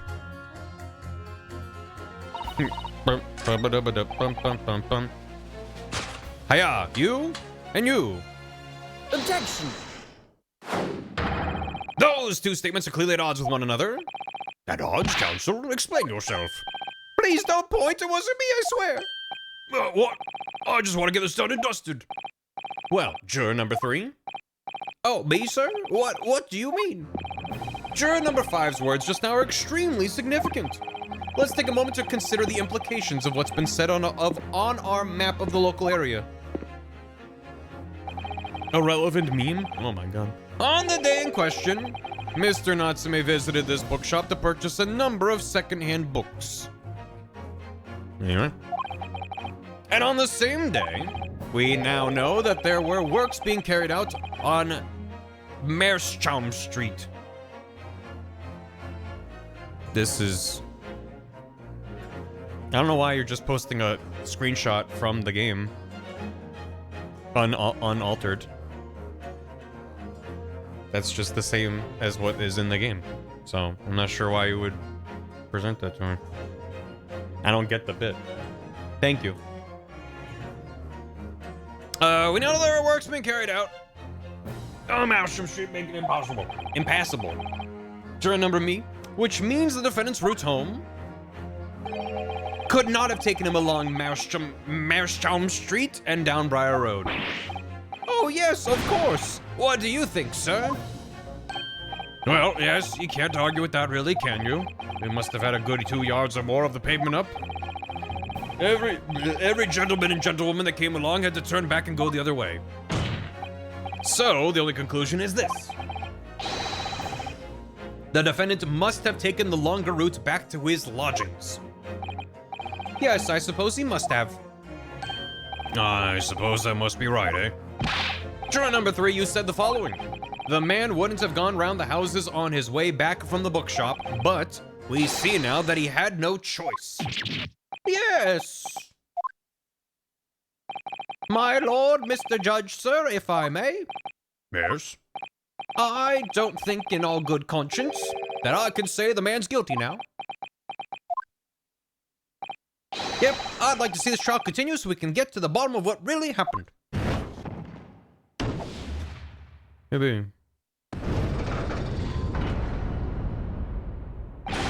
What about you, sir? Oh, me. Well, all right then. If there's a hole in the prosecution's argument, it should be filled in, that's what I say. Yippee. Hooray. Yay. Well, that summation examination has concluded with a rather large shift in opinion. The ayes 2, the noes 4. So the noes have it. Not guilty, they say. Which means that we no longer have a consensus among the members of the jury. The trial will continue. Objection! Yippee! And we throw beans out from the gallery.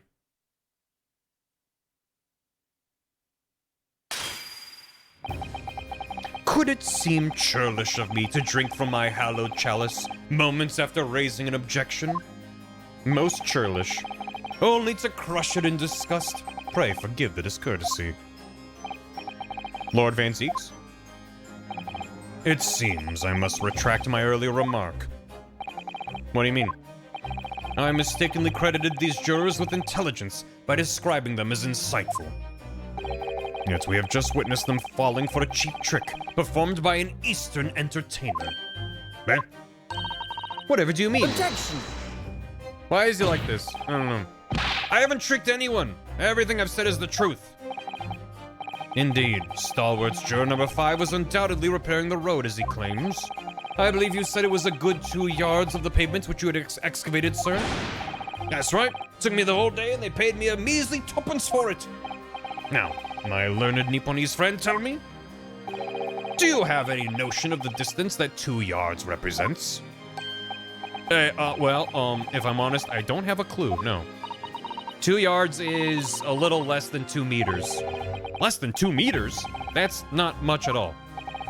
In other words, a distance readily vaulted by anyone of moderate vigor. He literally said that people had to be turned away when they came by on the street. So, no. Wouldn't you not agree, my Stalwart's friend? A yard's basically a meter. Well, I can't say you're wrong, no. What? And did you perchance erect a sign to prevent pedestrians from passing the site of your works? A 2pence? Ellery told me not to love it. Yeah, well, you should. Yeah, I wouldn't dream of it. What a waste of time. No coaches would have had a hope of passing anyway, and we just turn any gentlefolk back whence they came. Kids just jump right over us all the time. The accused is no gentleman as far as I can see. Your Honor? Can I get that overruled? I have little doubt, however, that he could spring over a 2-yard trench in his meanderings around town.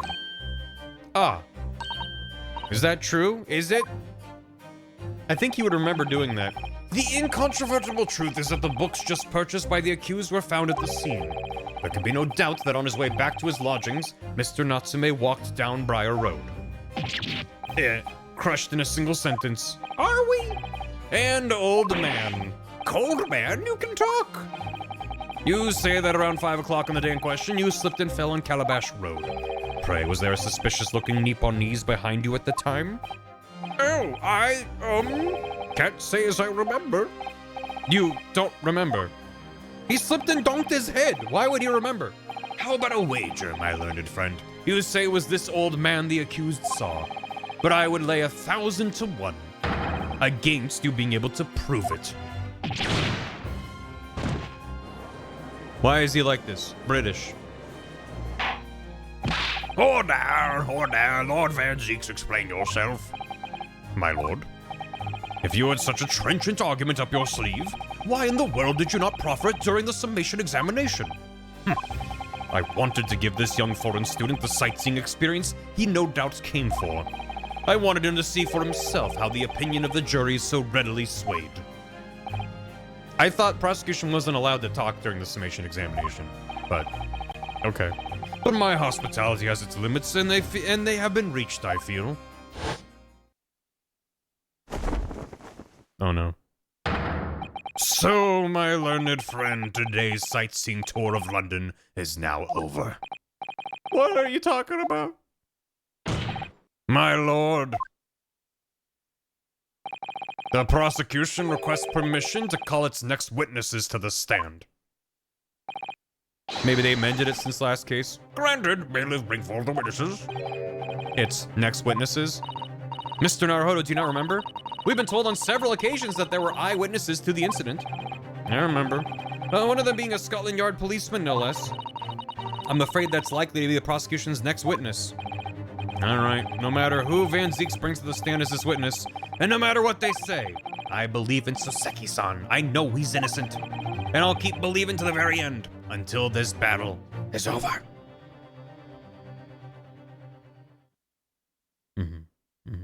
Oh. Oh, no. Oh. Oh. Witnesses, please state your names and occupations for the court. Does he have his, it's in his mouth. Yeah, he's, oh. Huh.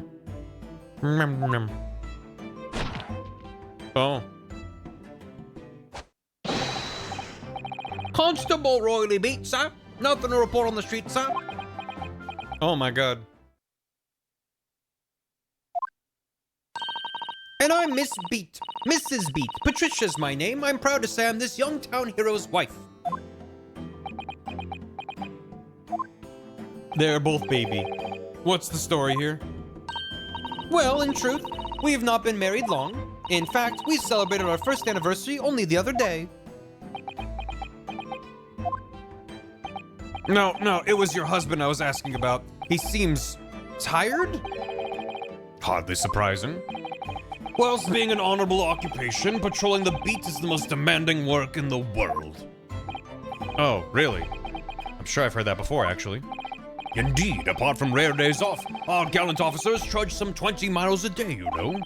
They patrol boarding houses and pubs, collect taxes, survey the streets, check that meters are reading true. And they're responsible for keeping the streets clean and lighting and extinguishing our streetlights. Patrol the beat. There are a number of items on that list that don't sound much like policing duties at all. I wouldn't just be falling asleep on my feet, I'd have collapsed long ago.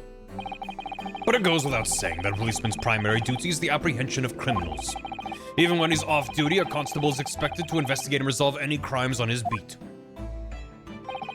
For the London Bobby is a man of honor. And a man of slumber. A man of eepy tired. On the day in question, this man and his wife were walking down Briar Road in the opposite direction, and they witnessed the incident as it occurred. Is that not correct, Mr. and Mrs. Beat? That's right, sir. Isn't it, Rolly? Constable Rolly Beat, sir. Nothing to report on the street, sir. What a great witness he's going to be. Really good timing on that. Very good. I'd like to hear your formal testimonies now, please. You'll tell the court exactly what you saw on the afternoon of the incident. Yes, sir. He's out. Oh my god. This man's been listening to some pipe.wav. Lead pipe.jpg. What the witnesses saw. It was our wedding anniversary and Rolly was taking me out for a meal. There was no time to change after work. Anyway, two silhouettes appeared out of the fog on the pavement in front of us. Hey, listen to a JPEG. Just drop it into Audacity, convert it, listen to an awful wave of noise. All of a sudden, one of them collapsed on the floor and the other scattered something before running off. We ran straight over, of course, and then went for help at a nearby police box. It was definitely that Japanese man in the dock. Rolly and I both saw him as clear as day. No, but you just said earlier in testimony that you saw a silhouette, but... Well, this is extremely compelling testimony, I must say. Oh dear. This policeman and his wife are claiming to have positively identified Mr. Natsume at the scene. If their testimony is true, the alternative course of events that you established in the summation examination will be quashed. It's death knell, in fact. Because that alternative was never viable in the first place. What an unfortunate bechancing, and on your wedding anniversary, too. Oh, I know. But I still managed to go out for the evening with my man. I thank the Lord for that. Gosh, the life of a London Bobby sounds very hard indeed. Indeed, however, this cross-examination will be over in minutes. You may well have time to rest this afternoon. What do you mean by that? My learned friend, the witnesses saw the face of the man fleeing the scene. They are testifying under oath that it was without doubt the accused, Mr. Soseki Natsume. And one of these witnesses is a policeman, no less, so you appreciate the gravity of the situation, I'm sure. Except that the man's so tired his wife has to do all the talking. Enough preamble, counsel for the defense. Commence the cross-examination, please. Yes, my lord. Hmm.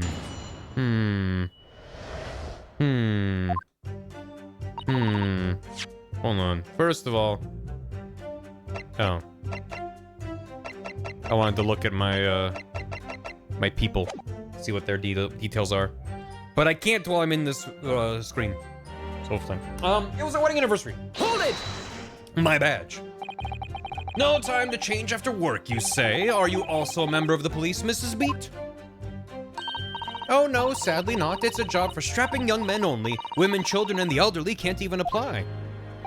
Well, I think you can probably see why children and the elderly can't do the job, can't you? I think Rolly looks ever so handsome in his uniform. It suits you down the ground, doesn't it, darling?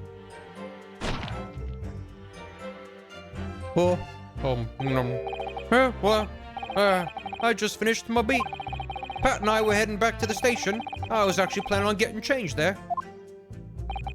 Is he talking in his sleep? This is creepy. Oh no, Rolly, I much prefer you in uniform.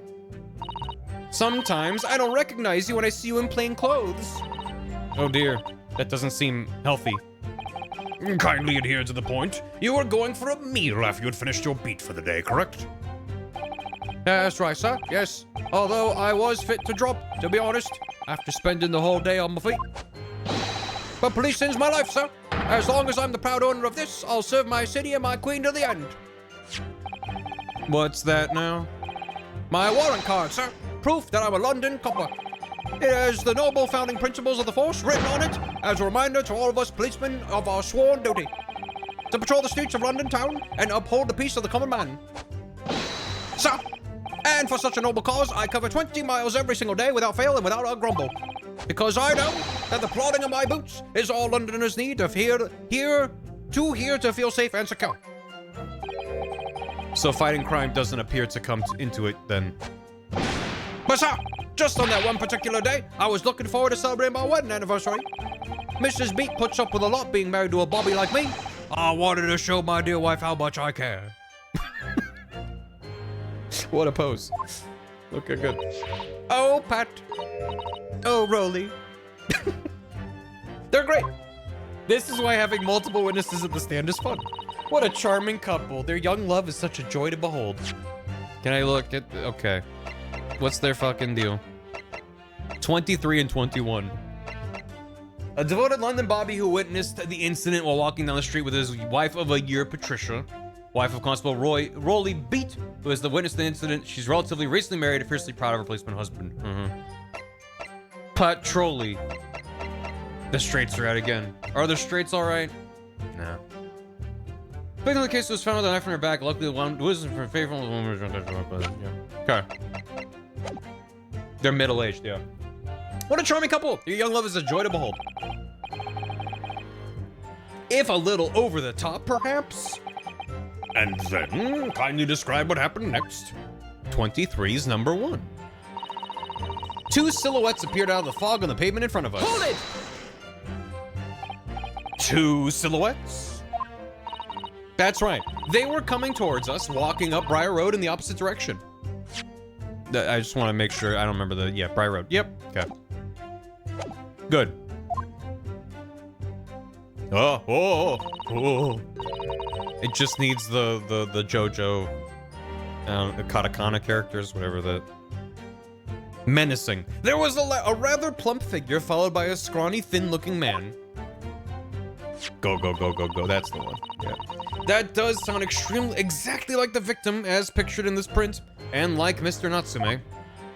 There you go. Yes, unfortunately it does. And you're certain that at the time there was nobody else nearby? Oh yes, quite certain. It was dark, but there are streetlights on Briar Road, you see. There was nobody else around at all. Isn't that right, my darling?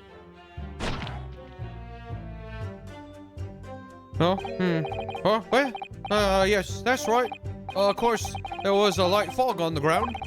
But Briar Road's dead straight, and you could see a fairly long way down the pavement. And then there's the street lighting as well.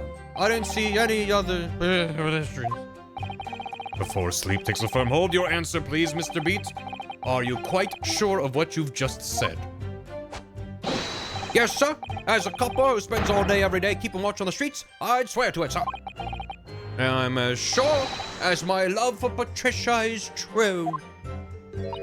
Oh, Pat. Oh, Rolly. They're adorable. They're still maintaining there was no one else around other than the victim and the attacker. It's starting to seem like that must be how it really happened. It's beginning to seem like there's nowhere to run. Well, that didn't stop Mr. Natsume, did it? He fled the scene all too convincingly. Thank you. I believe we have a reasonably clear idea of the situation just before the incident now. What happened in the crucial moments that followed? All of a sudden, one of them just collapsed on the floor, and the other scattered something before running off. Hold it! Scattered something? What do you mean by that? Oh, well, I couldn't quite make out what it was at the time. But then when we got closer, we realized that what it was. Didn't we, darling?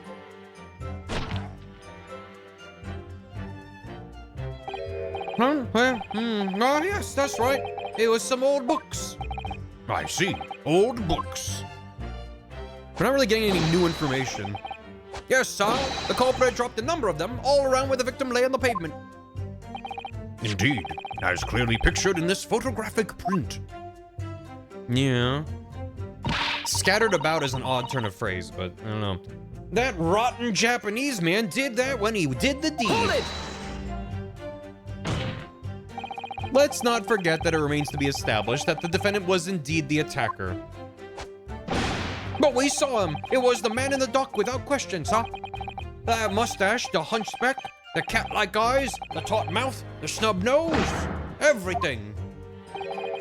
Any more insults you want to throw in? That's right, he looked down at that poor defenseless woman with those terrifying, intense eyes.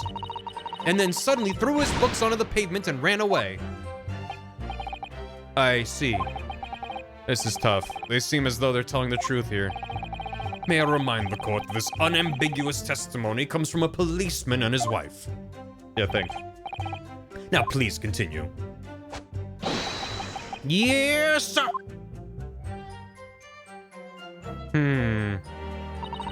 We ran straight over, of course, and then went for help at a nearby police box. Hold it! Was it your husband who went to fetch help? No, I went. I may not be a police officer myself, but I am the proud wife of one, after all. Isn't that right, my darling?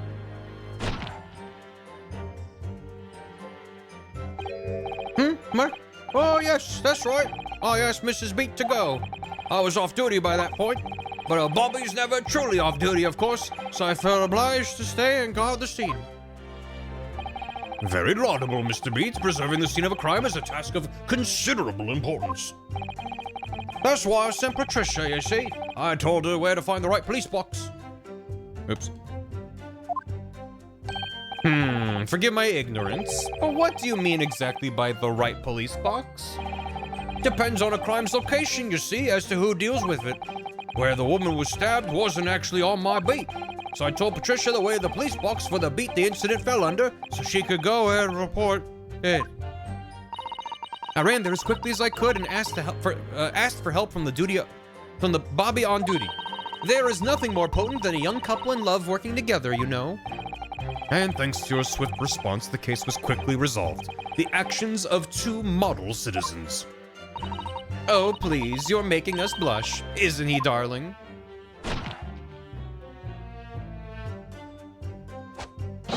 Yes, sir. Well, Patricia said so. Let's move on, shall we? I'm just confused. It was definitely that man in the dock. Hold it! But surely you wouldn't have been able to see his face by the light of the gas street lamps, would you?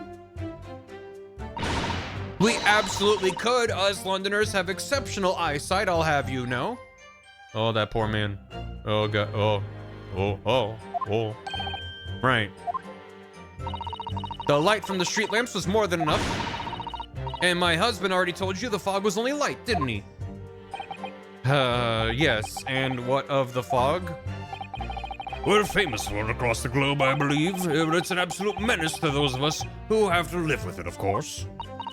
Oh, it is. When it's thick, you can't even see the hand at the end of your own arm. Yes, all right, I take your point. Now, could you stop shaking your husband about?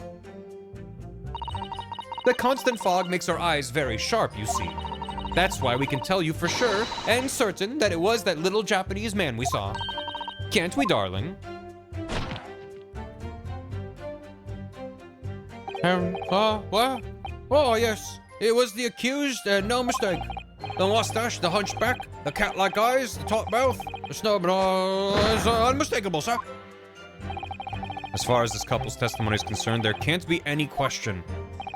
It was Soseki-san they saw running away from the scene of the crime. So that's it, is it? That's their entire testimony? What do you think, Mr. Naruhodo? I hate to admit it, but on hearing the testimony, it really does seem as though Mr. and Mrs. Beat saw what they saw what they say they saw. Mr. Natsume running away from the scene on Briar Road that day. I feel the same. So if that's true, where does it leave us? The members of the jury are sure to call for a guilty verdict after this testimony. Oh, then what do we do? If Kazuma-sama were here, what are you trying to say? I think he would try to find a contradiction somewhere else within their testimony. What do you mean, somewhere else? Their statement about seeing Mr. Natsume is unequivocal. Calling that into question won't help. But if you could identify some other part of their testimony which appears to contradict the facts, you might be able to discredit them, to make the jury doubt if the pair's memory of the day is accurate. Right. But simply, we must focus on finding a discrepancy in those statements elsewhere. If we don't, I'm afraid the trial may reach an early and unfavorable conclusion. Why do I always seem to be so up against it? Huh. Mr. Lawyer, sir, can I ask you something? Oh, yes, of course. What is it? Well, you keep asking us all these questions about everything we've told you, so... It seems like you don't believe our testimony. Is that right, is it? Well, out with it. Just making him punch us. This is really good. What? No. Oh, no, it's really not that at all. My husband's a policeman, remember? And I know what I saw. Hiya. Get him. Yeah, get him. I remember every last detail, everything. Like, oh, I know. What about the books the man dropped? I could tell you the names of every single one. I could, every single one. And you dare question how reliable my testimony is? That will do, Mrs. Beach. No, it won't do at all. That Japanese lawyer has no idea what I'm capable of. Even if I decide to forgive him for insulting us, don't think for a minute that Rolly will. I really didn't mean to cause offense. Please put your husband's fists down. Perhaps you would like the opportunity to supplement your testimony, Mrs. Beat? Might that appease you? Oh, thank you, my lord. That would settle things nicely. Wouldn't it, darling? Okay. I can tell you the names of the 4 books he dropped at the scene. Okay. Please do, because I'm sitting here like, what am I supposed to contradict? Hold it! We know that there were books dropped at the scene of the crime, as you say. Wait, she said 4 books. Wait, she said 4 books. Is that a contradiction? Maybe. We know there were books. Those purchased by the accused at the nearby secondhand bookshop on the day in question. Wait, how many did he buy? 3 books. Yeah, it's always been 3. All of it's been 3. And she says 4. Oh. We got something. Maybe. After I'd been to the police box for help, I decide to have a good look over the area for good measure. I am a proud policeman's wife after all. I did it for Rolly. And what was your husband doing at the time? Oh, he was lying face down in the snow, getting some well-deserved rest. That's a good lad. He works ever so hard, you know. Ever so hard. Don't you, my darling? Interesting way of guarding the scene of the crime. Well, Mrs. Wheat, seeing as you've regaled the court with tales of your powers of recollection, would you be so kind as to recount the titles of the books you observed at the scene? I'd be happy to. Now, are you all listening? There was the picture of Monsieur somebody or other, and What's It Yearnings? That's gonna be the picture of Monsieur Lecoq, and Canterbury Yearnings. Then there was a meal for someone, and the last one was definitely the Thingamies something. Uh-huh. Directing spot by old Punch and Judy puppet shows. Gotcha. You see, I am familiar with Punch and Judy, but I did not make the connection. Yes, I see there are 1 or 2 holes in your memory. Oh well, they were along those lines, I'm quite sure. There were indeed books found at the scene with titles along those lines, as you put it. Well, what did I tell you? So I think it's very mean the way you've been implying that my testimony can't be trusted. Don't you agree, darling? Oh, he's fucking mad. Anyone who upsets my Patricia will have me to answer to. Where'd he get a gun? He's out. Terrifying. Yes, she really is. So that's it, is it? That's their entire testimony. What do you think, Mr. Naruhodo? Well, I hate to admit it, but on hearing the testimony, it seems as though they saw this were in the scene. Yeah, it seems to be the same. Where does it leave us? Oh no! What do we do? Alright, but now we actually have something to press on. 4? 4? Do I present the book receipt or the photo? Let's say, just in case. I'm gonna present the photo, because that feels more like maybe he brought an extra book with him from elsewhere. Objection! So you're saying that there were 4 books? There are 4 books. That's right, I remember all of them. The picture of Mr. Somebody, What's a Yearnings, Meal for Someone, and Thingummy Something. I'm sorry, Mrs. Beat.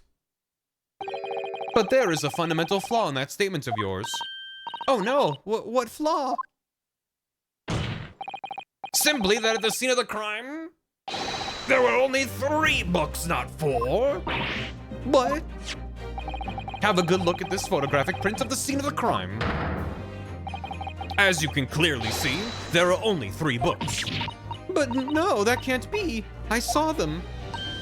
Oh, I know what it is. You can't fool me. Sorry. It's that big old lump of a dead body. The lady's so large, her corpse is blocking the view of the 4th book, that's all.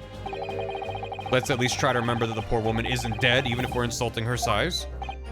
No, I'm sorry, Mrs. Beat. But Mr. Natsume could not possibly have dropped the 4 books you described. Why not? Fascinating. And from your assured tone, something you can readily substantiate with evidence, I presume. Evidence. Counsel, you will present evidence to substantiate your claim or withdraw it. What proof do you have the accused did not drop 4 books? Take that! The evidence is right here, in the form of this bookshop receipt. From your books? No, from your books. This receipt details Mr. Natsume's purchases that day. But as you can see, only 3 books are listed. No! Therefore, Mr. Natsume would only have dropped 3 books at the scene of the crime. Which means that your powers of observation, madam, cannot be relied upon. We're just... That's a hell of a leap to make. Grr, I know that that's like what we should be doing in this position, but damn. Yeah, get her. So it cannot be denied that though you say it was the defendant you saw, you could very well be mistaken. Oh no. Oh no, oh no. No. Not even just pointing at Van Zeke. Just pointing at Van Zeke is really good.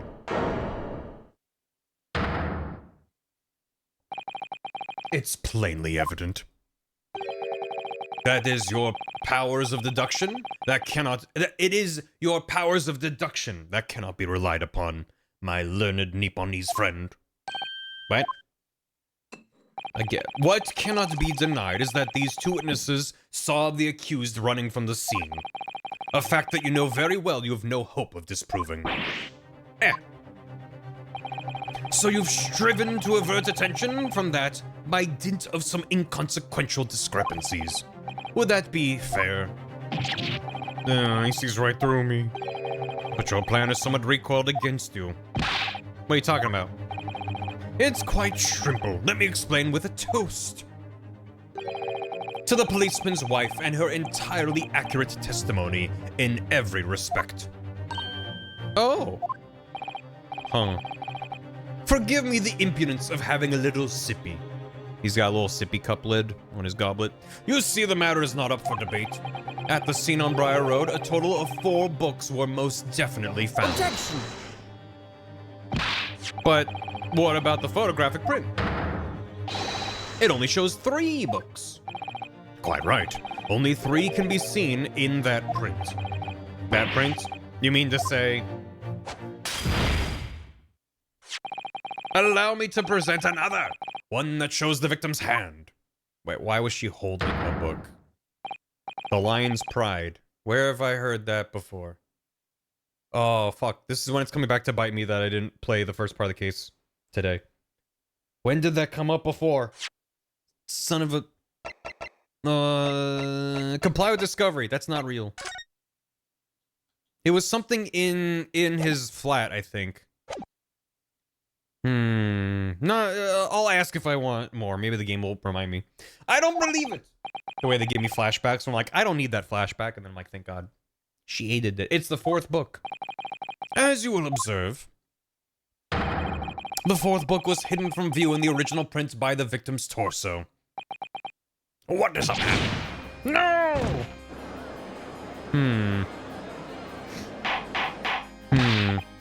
Order! There, you see? Look at that. Look.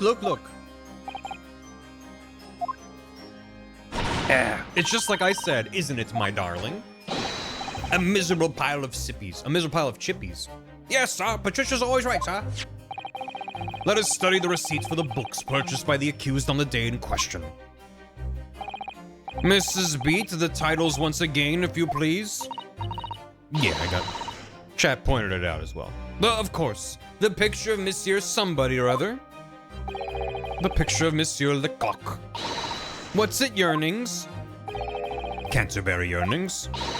A meal for someone. A meal for Gaborio, in fact. As the court has just heard, the witness remembers the book titles flawlessly, save a few minor details. Mrs. Beat's powers of recollection can only be described as exceptional. Did you hear that, Rolly? The gentleman paid me a compliment. Yes, sir. Flawless, sir. Patricia is flawless. But there are only 3 books on the receipt, and Mrs. Beat mentioned 4. There's nothing surprising about that. Clearly, the 4th book is that which is shown in this photographic print. I'm sorry, counsel, but does that not seem odd? Why should the 4th book be omitted from the receipt? It's not odd at all, my lord. As the photograph clearly shows, the 4th book was found in the victim's clutches. In other words, it belongs to the victim. Oh, wait. I got it back. I think I brought it back. Because I was like, why is there a bite mark out of it? I believe that was tied to Garadeb. Because he's the one who had a lion on his mantle as well. I think he said The Lion's Pride was his favorite book, or like it was like up there. He's just like, that. I love that book, and a bunch of my books caught fire, and I'm mad about it. They got destroyed. So that also then, thank God, means that us prying into their personal affairs was relevant. So, but huh? In other words, it belongs to the victim. But huh? The victim was holding her own book? I wonder what became of that 4th book. Obviously, it wasn't overlooked by the investigating officers at Scotland Yard. Yeah, the Indian lion ate the carpet and the book. It was the lion. I have it here as evidence. And the lion was actually this woman. You will submit that and the aforementioned photographic print to the court, please, counsel. My pleasure, my lord. 2nd crime scene photo. 4th book. The beast. It was the beast. The prosecution rests. I must take a nap. I have nothing further to add. What? You seem surprised, my learned friend. But your resistance until now has been in vain. Entertaining, yes, but futile. The spurious longer route to the accused's lodgings that you tried to establish in your summation examination, and the attempted discrediting of the witness's powers of recollection in your cross-examination. Futile? I walked right into this, didn't I? You see, everything we've said is true. Isn't that right, my darling? Yes, Pat. Marry me, Pat. So, perhaps the ladies and gentlemen of the jury would like to reconsider their positions? Should the court waste any more time on this Nipponese travesty? Or is the decision you have to make all too apparent already? You can get double married. You have heard all of the witnesses and seen all of the evidence. This trial has run its course. Mr. Naruhodo, I'm afraid we are in a terribly precarious position. What else is new? I'm gonna look at the new evidence.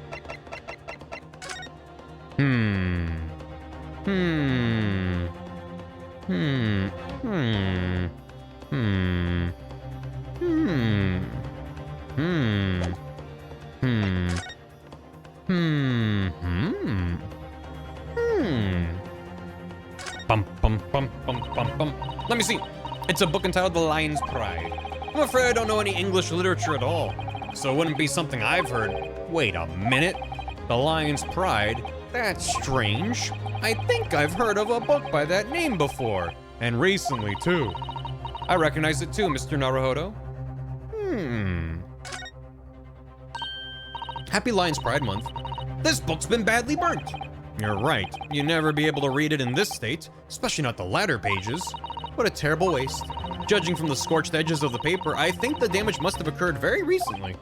A book recently damaged by fire. Why does that raise a red flag with me?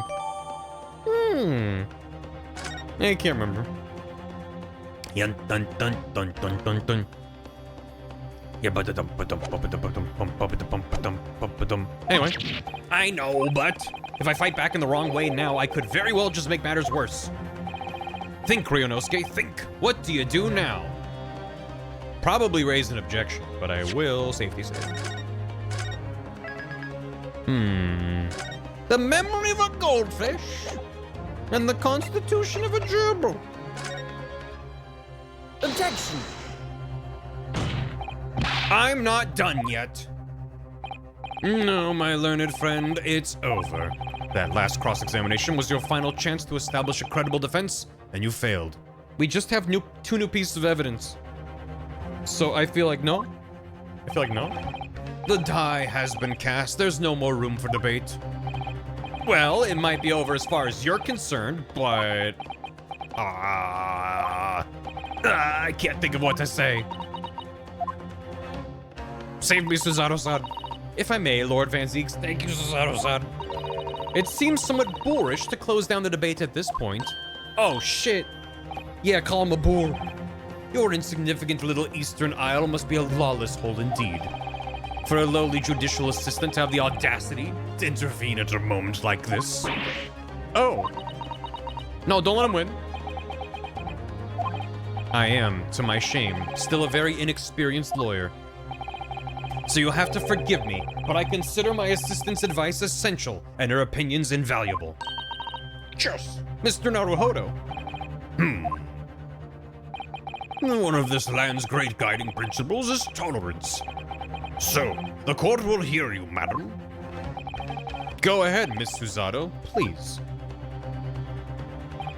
Very well. Pray, what insight can you give us? What have we all overlooked in this matter that you see fit to pursue further? Well, the court has been presented with new evidence, but only after the last cross-examination finished. Thank you, thank you, thank you. I see. And you believe that this new evidence warrants further examination, do you? Mr. Naruhodo, what do you think? It's just possible this new evidence might be the decisive proof we've been waiting for. The judge is sure to ask the members of the jury to announce their leanings in a moment. And of course, he's sure to ask you to explain what the crucial piece of evidence is and why. So we must take this opportunity to examine the newly presented evidence as thoroughly as possible. I understand. And thank you, Miss Suzato. This is it. Suzato-san has managed to win us one last chance here. I can't let it go to waste. The defense wishes to present evidence, my lord. Very well. The defense may present one further piece of evidence. One further piece. That's gonna be the sequel series. After One Piece wraps up. Evidence that apparently offers a profound insight into this case and has hitherto been overlooked.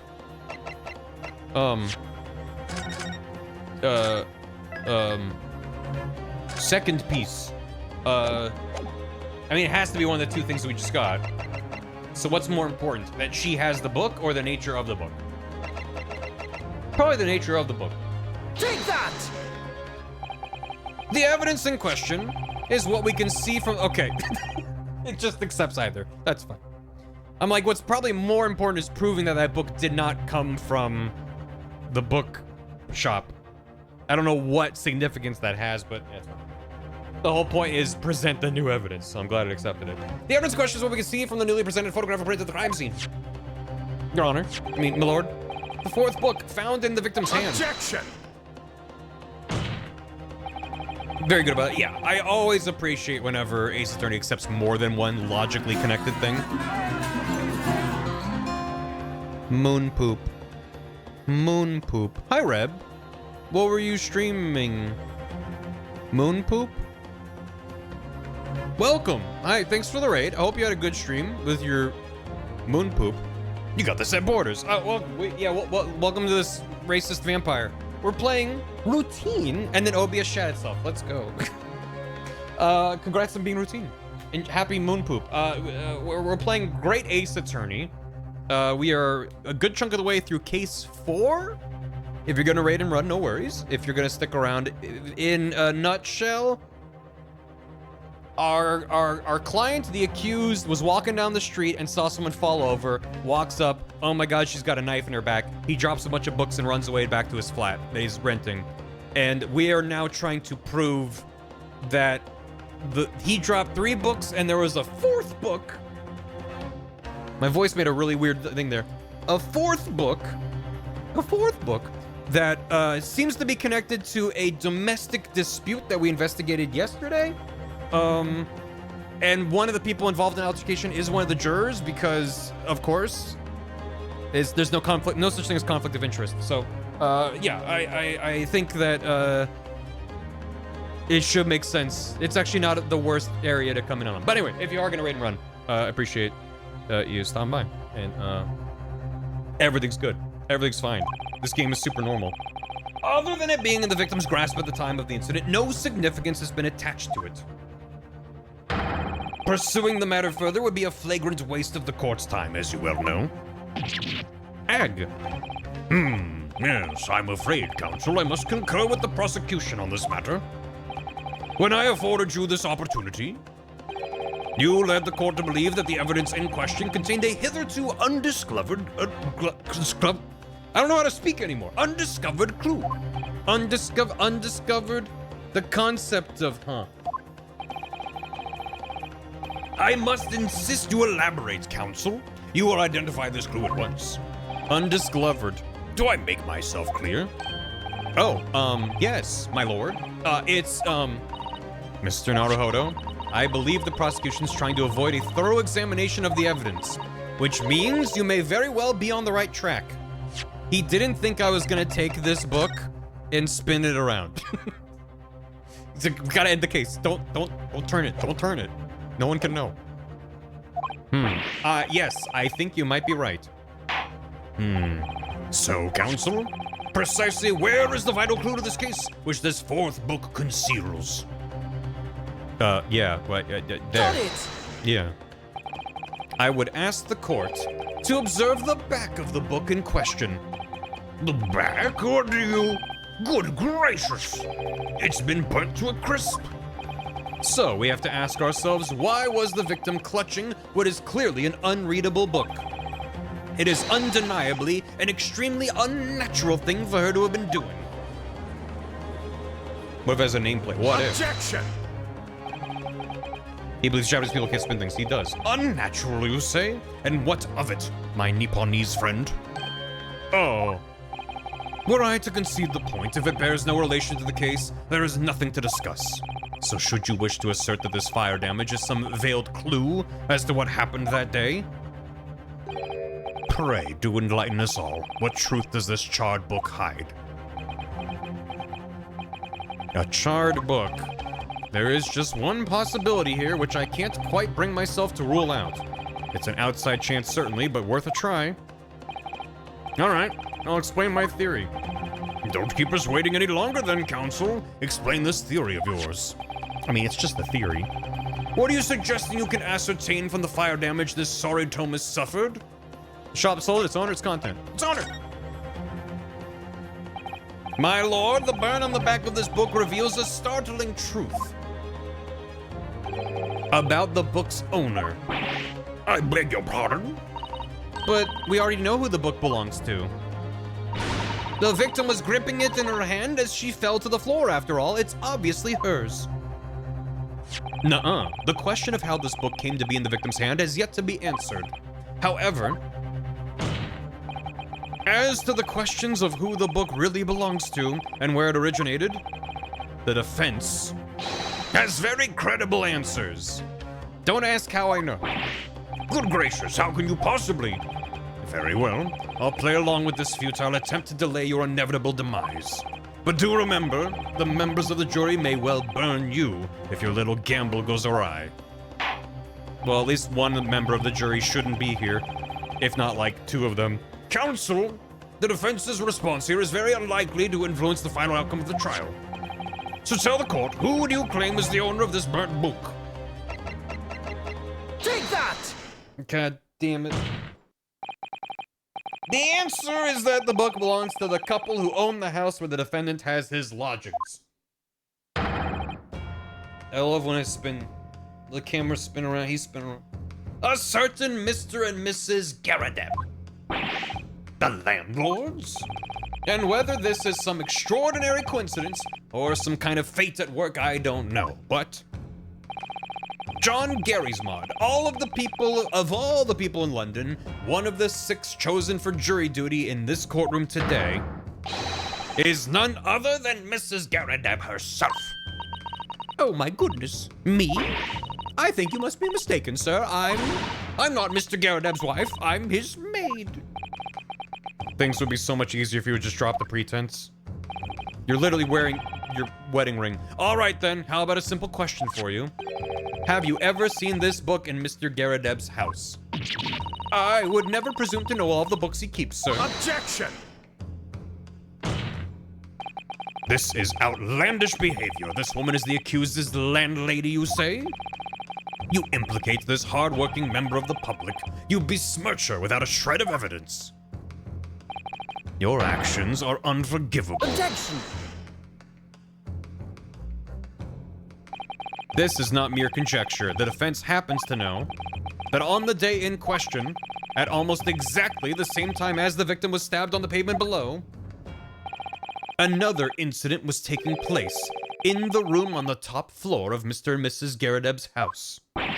Good lord, what sort of incident, counsel? A lion was set loose. A fire, my lord.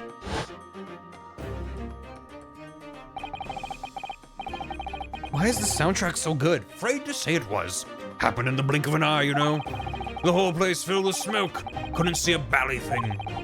Didn't take long for the fire to spread, of course. The bally furniture started going up as well. Worst of it is, I lost my favorite book called The Lion's Pride. It took me a minute, but I did remember from what, last Friday? Yeah, not even that long ago, but I got there. Oh, look at that pose. Ooh, that's a new one. Van Zieks is pissed. The Lion's Pride. By Jove, the very same title that's the subject of this debate. Oh, dear me. Objection! The Lion in the Library with the Fire. In the Lion, the Witch, and the Wardrobe. This is risible? Is it? All you've told the court is that a book by the same name was involved in a fire. In which case, it would be reasonable to assume that it was burnt to ashes. And entirely unreasonable to infer that it magically removed itself to the scene of the crime. Perhaps it would make more sense if I told you that the cause of the fire was marital discord. We're just airing all their dirty laundry. Without going into details, it appears that Mrs. Garrideb was considerably enraged. Now, apparently, she continued to attack Mr. Garrideb even amid the flames. Risible as in derisive. That makes way more sense. I don't think I've ever seen risible as a word.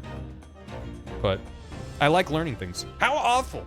I can't imagine being so horrid to the one you love. Can you, Rolly? Absolutely not, sir. My Patricia would never raise a finger against me, sir. She would only strangulate me with my scarf, sir. That was a really long Discord light mode flash. Had all my favorite old novels in that case. But as soon as the fire got hold of them, that was it. Whoosh, up in smoke. And the wife started hurling things at me. There was I, back up against the window, under heavy enemy fire. Incendiary books incoming 10 to the dozen. The man had his back up against the window, and he had burning books thrown at him? Goodness gracious, are you suggesting? The book was thrown through a window and landed coincidentally at the scene of the crime? Objection! No. A thorough investigation of the surrounding area was conducted the very evening of the incident, and there is no reports of the Garrideb's window pane being broken. That's quite true. We also saw no sign of broken glass when we visited the Garrideb household. But is it not conceivable that the window was soup at the time of the incident? There is, Your Honor. Greg's my favorite thing when it kind of a douche. Also, I don't know if we get there, but he will ask for CW for threatening suicide in case 5. Good to know. Thanks a little bits. Not even remotely. Let us not forget the season and the chilling weather that accompanies it. No Londoner would ever leave a window open in the middle of winter. Does the defense postulate this scenario in all seriousness, counsel? Do you earnestly claim the book found at the scene was a flaming projectile thrown by Mr. Garrideb's wife? Yeah, there was smoke, so I believe it's a possibility, my lord. It was a possibility, my lord. That's quite enough. Is it? Yeah, that makes sense. Well, I hope that everyone can see you for what you are now, you little foreign trickster. Your Honor, she should not be on the jury. You call yourself a lawyer, but you're just a coward, a mean coward. Really? Claiming that our little tiff set the whole neighborhood alight, honestly. Implying that I'm merely posing as a maid for appearance's sake, how could you? It's nothing to do with this beastly case, not any of it. All you've done is sully our family's name. No, I assure you that was never my intention. Dragging an upstanding citizen's name through the mud, simply to divert attention from your failing defense. I should box your ears. That's what I should do. It's utterly unforgivable. How incredible that they had juror number 5 or whatever react to that. Too right. Here we go. Now how long have we sat here now listening to this Nippon spouting out his fancy foreign theories? But think about it. At the end of the day, the only person who could possibly have stabbed the victim is that little hunchback with the mustache, and he ran away from the scene too. I do declare you're right. It's true. Yes, what did I tell you? Makes sense to me. Sorry. What's that? Well, it would appear that the ladies and gentlemen of the jury are once again in full agreement. What is your position, Lord Von Zeeks? In truth, my lord, I feel these have been unnecessarily protracted proceedings. But then one must always exercise patience in order to savor the best vintage. No, wait! The mystery of the 4th book still hasn't been... Foot! If books are your predilection, my learned friend, study them on your own time. That's not the point. My man.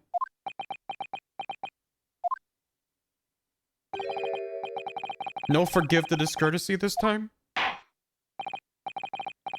In that case, ladies and gentlemen of the jury, you will now state your individual decisions regarding the defendant's culpability for the court to hear. Guilty! Guilty. Guilty. Guilty. Guilty. Guilty.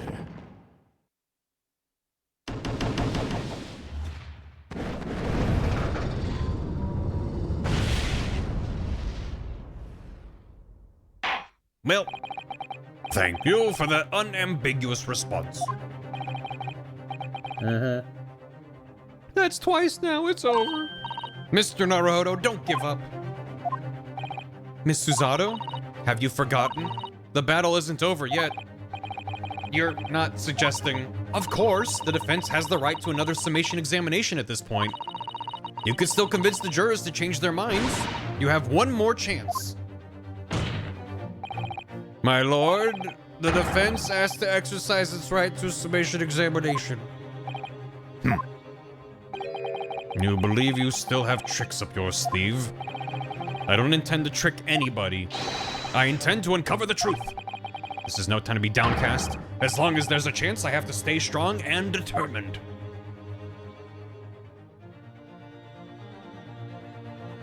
To be continued. My God. And I intend to drink. I think it's going really well. I think the trial's going real well so far. The fucking Shakespeare man hasn't even shown up yet. I'm worried. Case 4, am I right? 2, right? I have considered the defense counsel's request for a further summation examination of the jury, and I have determined that the court must uphold the defense's judicial rights to this procedure. So, counsel, you will now proceed with your second summation examination. I presume the jury's ready, Mr. Foreman? We are, my lord. Very good. In that case, I must ask each of you now to state clearly and concisely for the court the grounds on which you find the defendant guilty of this crime. Yeah. I think I almost have to sneeze. No, it's gone. Wait. I'm okay. The jurors' contentions. The accused left behind evidence at the scene, didn't he? Those 3 books of his. Yeah. Thank you, Chet. It'll come back when I suspect. It really will. If there's some novel alternative explanation about how the victim was stabbed, I might reconsider. He looks familiar. He was in the last case. He shouldn't be here. At least 2 jurors are compromised here. Potentially number 6, because he was kind of at the scene. Even if the woman was throwing books, it can't be related to this crime if the window was closed, can it? Dearie me, it was only a little book, hardly life-threatening even with a direct hit. You hit him with it? Did he catch fire? I just want to get this over with. If I don't bring home some pay tonight, I'll be in a tiny bit of trouble. Come to think of it, we had a fire at home a while ago. It gave me the sneezes. I too am allergic to fire. Yes, considerably more tangible arguments from all members of the jury this time around, it seems. With one notable exception, of course. My learned student friend was unable to find fault in the previous witness testimony. So the court must accept the fact that it was indeed the accused seen fleeing from the scene.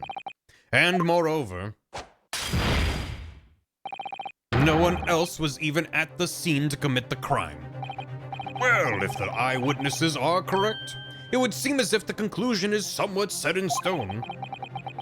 He said he wants to be done. I fail to see how it can be argued any other way. That means, I'm afraid, that during this summation examination, it's essential you establish some other tangible explanation for the facts. But how? What even would constitute a tangible explanation here? Isn't it obvious? Who stabbed the woman, and how? Those 2 details are all you need to provide.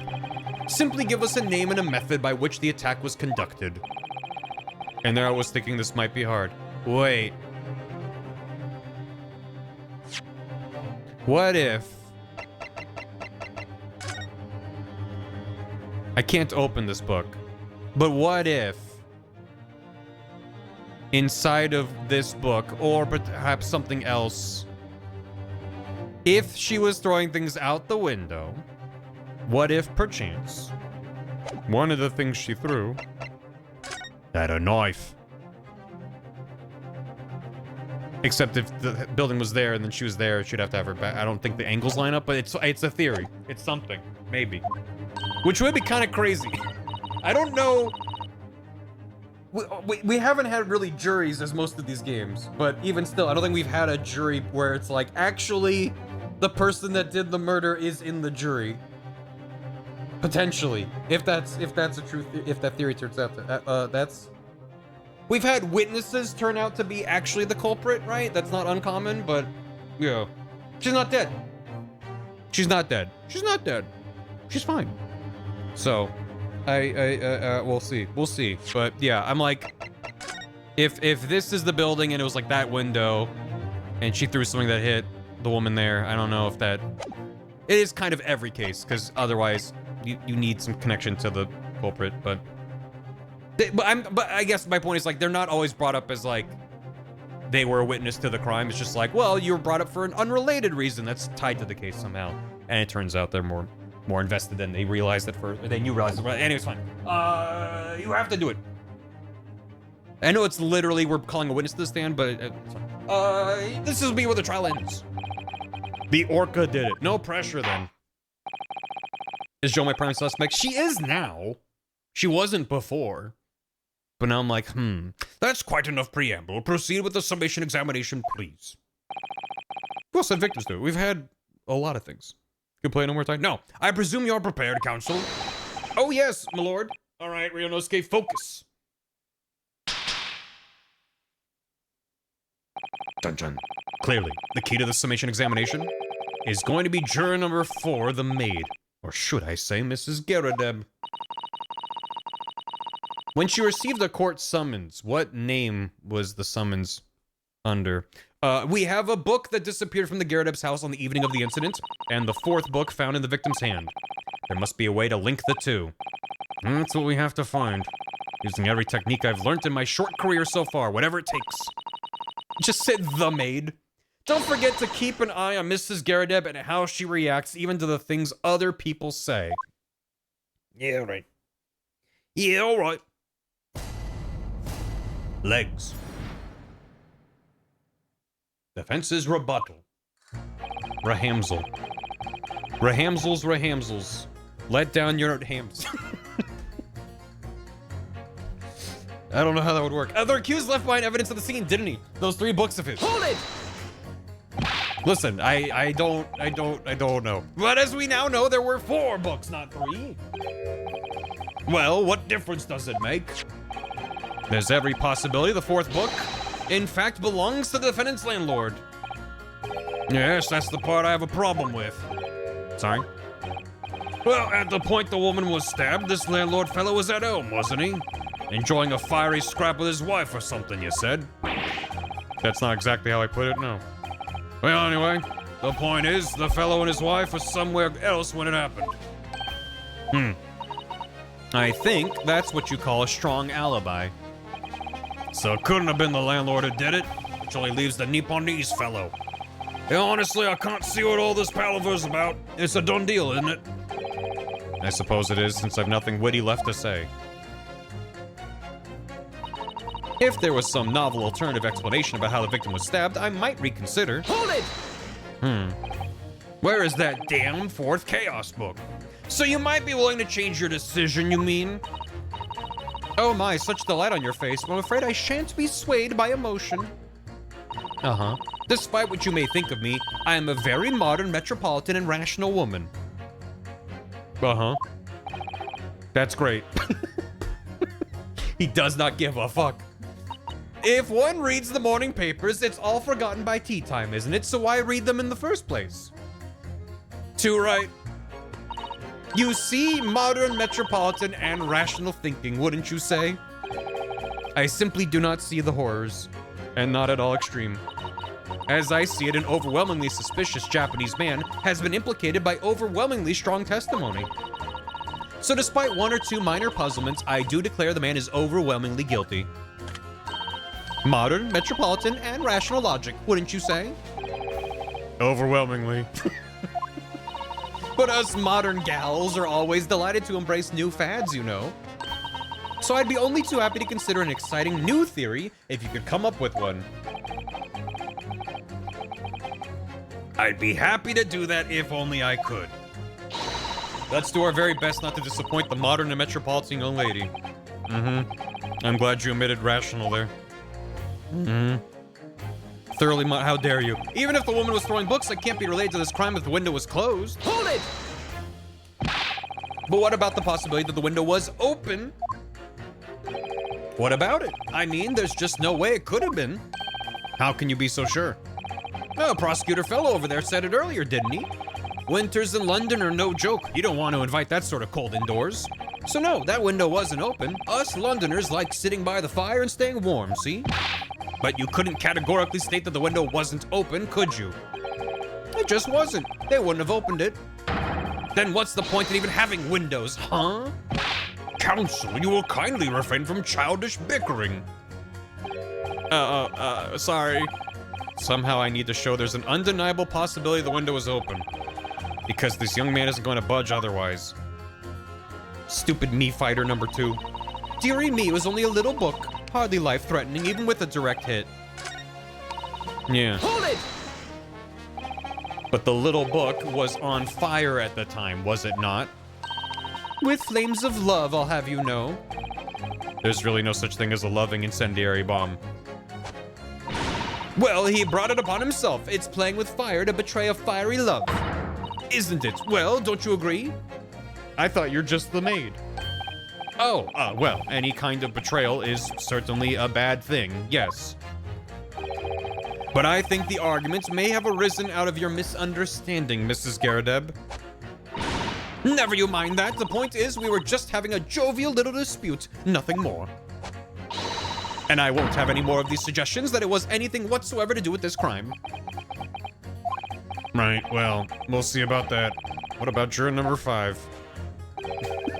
He doesn't seem to be turning a hair at Mrs. Garadeb's relentless onslaughts. It's almost as though he's used to it. What a gentle soul he is. Look, I just want to get this over with. If I don't bring home some pain, and I'll be a tiny bit of... Hold it!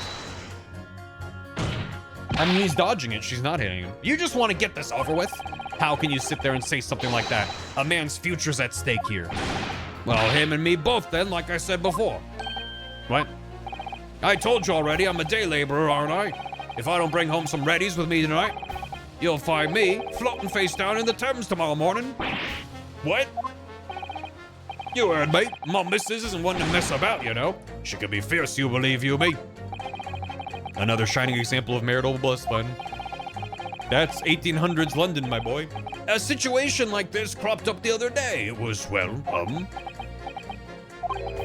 Do you know, it's funny, but I can't quite remember. Sorry? It was too frightening, that's the thing. I must have blocked it out. Helpful. I wonder if Mr. Beat will ever be dragged into the Thames by his scarf. Don't even go there, Miss Susato. There must be some way to jog his memory about this. Come to think of it, we had a fire at home a while ago. Gave me the sneezes. Hold it! Understandable. Does that have anything to do with your decision about the defendant's culpability in this case? Sorry? What's that? You'll have to speak up, lad. Could you tell us more about that fire? It was last winter. My grandchildren baked me a lovely cake on my birthday. It had 75 candles on the top, it did. What a sight to behold it was. Great Fire of London, they called it. You put candles on a cake? Was it some kind of devil worship? Of course not. It was an angel cake to celebrate my birthday, obviously. It seems that's a common custom here in Great Britain, Mr. Naruhodo. Anyway, I mustered up all my puff to blow them out. Only I must have blown wrong somehow. The flames didn't go out, but candles went flying all over the room. The furniture caught and everything went up. The whole place filled with smoke. Definitely sounds like devil worship to me. And by the sneezes, I presume you mean a cold. But how'd you catch a cold from a fire? Oh, what a fiasco it was. The grandchildren, bless them, threw water over me as they tried to put out the flames. And then, because the whole room had filled up with smoke, of course, we had to open all the windows to clear it. The windows. The biting winter air rushed over me like the devil dancing on my grave, it did. I caught a terrible cold from it. It put me in hospital for a while. I won't forget that birthday in a hurry. I knew it was the devil worship all along. Something about this old man's story is playing on my mind for some reason. The Meters and Birthday Cakes book. That book has it all. We need to demonstrate who, apart from Mr. Natsume, could have attacked the young woman on the street. As well as how he or she could have done it. Yes, once again, the jurors' statements are full of personal prejudice. A lot of them seem convinced they're right, even in the face of logical arguments to the contrary. I think you're gonna need to pit them against each other to force them to accept an alternative explanation.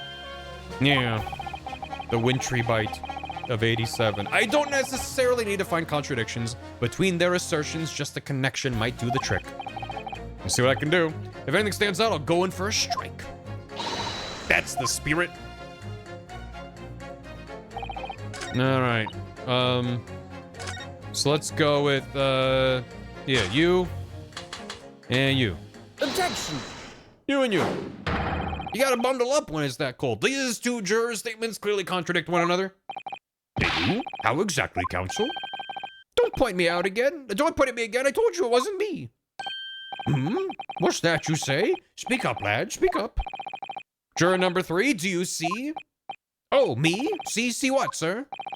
Did you hear juror number 6's account of his birthday celebrations last year? I'm glad it's not just me. I'm like, it feels like I did it wrong. It feels like generic stuff, which is typically what the game does when you're wrong. It seems despite being a Londoner, he once opened his windows in the middle of winter. Well, yes, of course, because it was an emergency. I mean, obviously, if the room was filled with smoke from a fire, then you'd be mad not to open the... Oh! Exactly. On the day in question, at the time of the incident, there was a fire in the Garadeb household. And Mr. Garadeb had the following to say about it. The whole place filled with smoke. Oh my. That ain't tea. It's booze. Oh my hat. Therefore, to clear the smoke, either Mr. Garadeb or his wife almost certainly opened the window. That, you cannot deny, would be in no way out of the ordinary. No, I suppose it wouldn't. That's fine. When you get to my age, you learn a thing or two, you know, and I can tell you, what you'd have to be a prize idiot not to open the window if there was a fire, eh? Of course. I think I need to reconsider my statement. Yes, please do. That's a step in the right direction, I think. Thank you for the hydrate. The window could have been open when the woman was throwing books. It's definitely a possibility. Hold it! At the point when the victim was attacked on Briar Road, we know there was a small house fire in the Garadeb household on the opposite side of the tree. Well, yes, it certainly seems that way.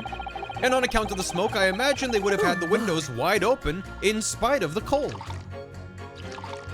Yeah, his portrait on the bottom left is quite spectacular.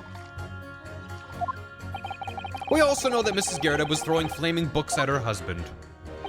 Her husband, who was backed into a corner by the window due to his wife's frenzied attack. Yes, that's right. So there's definitely a chance that one of the books could have flown past the man and out of the window. Only one. I can't really see how it could have gone all the way over to the other side of the road, that's all. So I don't really see how I can change my decision, really. Oh, I see. That wasn't enough? What's it gonna take to persuade these people? Yeah. And anything has changed? You have to win this chill gets you, see? Hold it! Did you change your statement from before? Well, yes, it was one of my most memorable birthdays, you see. I couldn't let it go unremembered. I'm sure the defendant will be delighted that you're using his trial to explore your past. And how is that memory related to this case exactly? Sorry? What's that? You'll have to speak up, I'm afraid. You scare me. He's great. He's as deaf as a post when he wants to be. Actually, this old man's anecdote might just provide the alternative explanation I need to make my point to some of the other jurors. We used unlit candles on my birthday this year. It's safer that way. Good. When you were describing the window before, I feel as sure a certain member of the jury reacted in a rather unusual way. I thought I might have seen something like that out of the corner of my eye. Could be worth pursuing. Yep, pursue jurors to catch them off guard, that's the secret. We must use every trick at our disposal, so let's see what I can do. Hold it! Let's go. Birthday wax. Oh my. Excuse me. Juror Juror number 4, do you have something to say about that? Mrs. Garrideb. Oh, dearie me. What is the meaning of this? How dare you imply that I'm hiding who I really am? It's imperative you confirm something for the court. So please, it's time to drop the pretense now. What is it? When the fire started in your house that day, did you or your husband open the window? But I beg your pardon, what are you insinuating? The room would have been thick with smoke after the carpet and bookcase caught fire as they did. In a situation like that, it's inconceivable that you wouldn't have opened the window. And what if we did? Oh, all right then. Yes, you're right. My husband was frantically trying to open the window, which can't have been easy since I continued to give him a justly deserved book battering. Even though your house was on fire. Oh, you never stop throwing until the anger subsides. It would be terribly bad for the nerves to do otherwise. Of course, I should have realized. That's a significant step forward, Mr. Naruhodo. You've managed to establish that the window was open. We simply must have that added to Mrs. Garrideb's formal statement. Always be throwing. Now you mention it, the window was open at the time. I'd clean forgotten, but it's true. Hold it! The 4th book found at the scene of the crime shows very obvious signs of fire damage. And the title of the book is The Lion's Pride. The same title, in fact, as the book that Mr. Garrideb told us he had been reading. Well, I really couldn't say. On the day in question, did you or did you not throw at your husband the copy of The Lion's Pride that he had been reading? I did. It was the first thing I could lay my hands on, so I hurled it straight at him. And now you come to mention it, yes. He was rather enjoying reading it, you're right. Why did you not reveal this information to the court from the outset? Because I couldn't, you insolent little man. I didn't remember. At times like that, you pick up and throw whatever you can lay your hands on, as well you know. I really don't. I barely noticed I was throwing a book, much less the title of it. Huh. That's a good pose. Huh. Right, totally understandable. I mean, you can't waste time deciding what to use next, can you? When you feel the way I did, you don't care what it is. You just want it to smash into his face. You see where violence can lead, Miss Susato? I'm disheartened to think you might believe me capable of such behavior. I mean, you don't throw things at him, you just throw him, but... Anyway, I have a feeling I might have noticed someone reacting a little strangely to Mrs. Garrideb's remarks just now. Perhaps I missed something while I was preoccupied. Bless her. Proficiency in improvised weapons. Hold it! Why does he react to the title? Which line was it?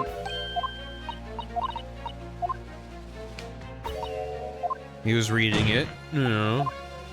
I did not remember. Even though whatever everything's doing is done. I really don't. Oh boy. I barely know the story book, much less the title of it. Huh. Excuse me. Huh. What is it, juror number 5? I didn't think thrown, make him remember so way. Yeah, that's true. He was like, oh, I blocked out the memory. That's a good point. I was like, what would he know about that? You know something? I've remembered what it was. That memory I'd blocked out. Ah. It was listening to what this granny was saying. Brought it all floating back. Who are you calling a granny, you cheeky devil? I'm Mrs. Garrideb or the maid, I'll have you know. The man doesn't even flinch. Please tell me that's not because he's so used to being hit all the time. It was about 2 weeks ago now. I just got back home after work, like. I put my hand in my pocket for the wages I just earned that day, and I nearly died. There was a hole. Every last penny had dropped out. Oh dear, what a disaster. You haven't heard the half of it, boy. No? The wife was cutting up some chicken at the time.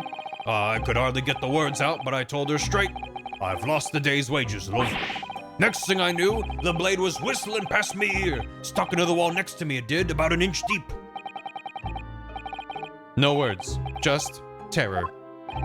I could smell it then, you know, that god-awful stench of the Thames. I was sure I was going to end up face down in the muddy banks that night, I can tell you.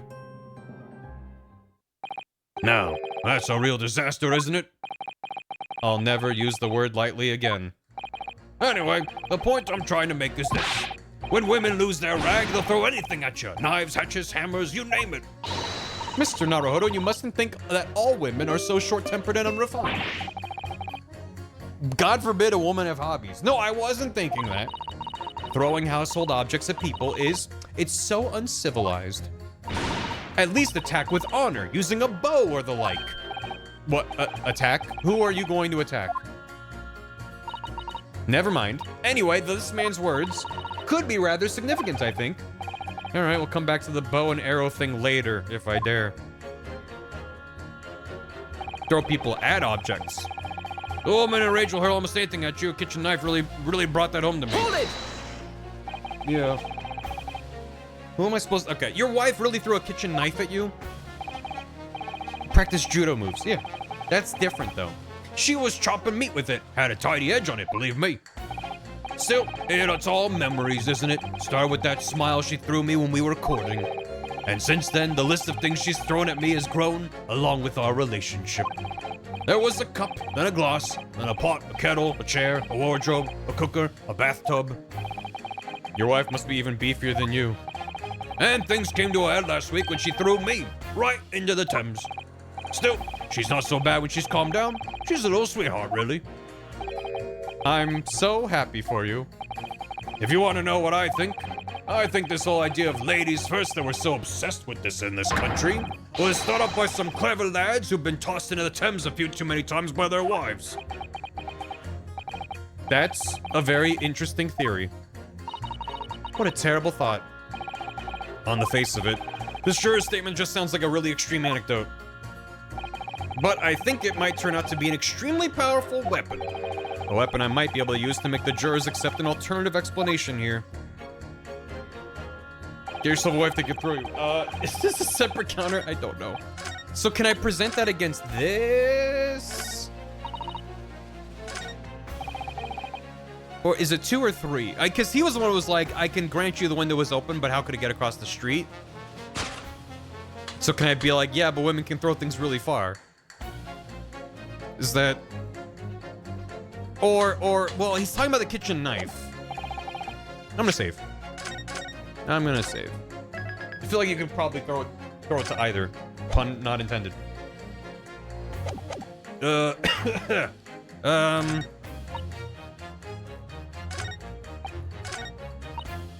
gonna try with her. Objection! These statements have a deeply significant connection. Good grief, you mean they don't contradict each other? Explain, counsel, at once. Juror number 2, do you think perhaps that this could be one such novel alternative? Whatever do you mean? An alternative explanation as to how the victim was stabbed in the back. What are you talking about? We've demonstrated that the 4th book, The Lion's Pride, that was found at the scene of the crime, originated in Mr. Garrideb's room at the top floor of his house.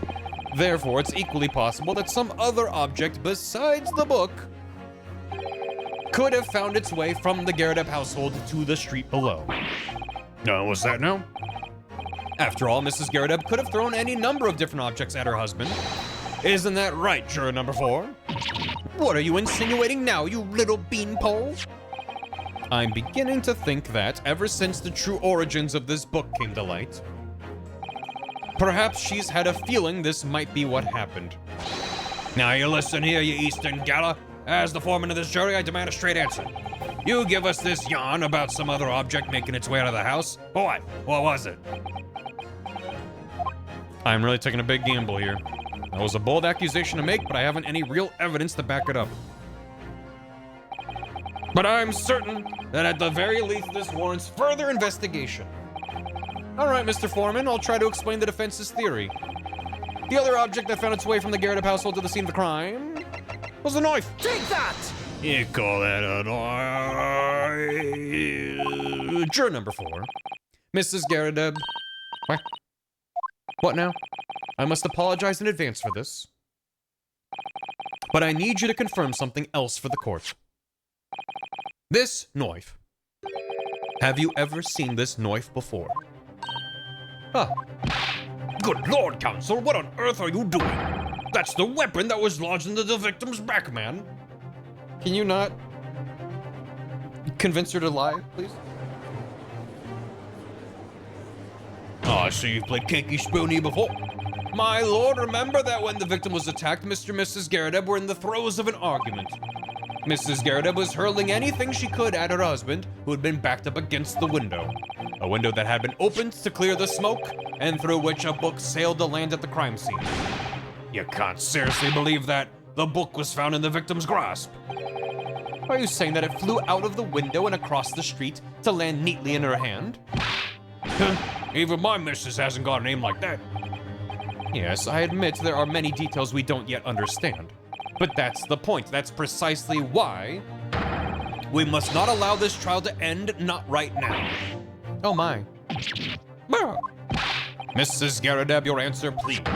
Have you seen this knife before or not?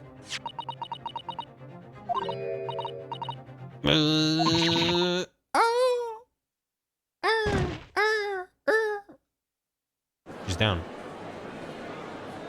Cool. I wish to change my decision, my lord. Cool. I'm a woman of my word, after all. Thank you, madam. Yes, I agree. I certainly didn't see this coming, but I just don't think it would be right for this trial to come to an end now with so many unanswered questions. Mr. Foreman. I'd have to agree. Not that I think the granny did it mind. Yes, you know what? I'm not quite happy about this at the moment either. All together now, ladies and gents. The old man still thinks he did it, though. Have a crush on Jordan too? Yeah, if you're fine publicly admitting you have a crush on a racist. Sorry. We did it! Oh, congratulations, Mr. Naruhodo. So, as a result of the defense's summation examination, A member of the jurors' leanings have changed. A number of jurors' leanings have changed. huh? I missed that, I take it back. 2 jurors called guilty against 4 now calling innocent. Accordingly, the opinion of this court is divided. And this trial will continue. What's a I am not yet standing this bit. I'm mashing the stop the bit button. Yeah, no, you're fine. You're fine. Don't worry about it. Now then, Lord Van Zeeks, how does the prosecution wish to proceed?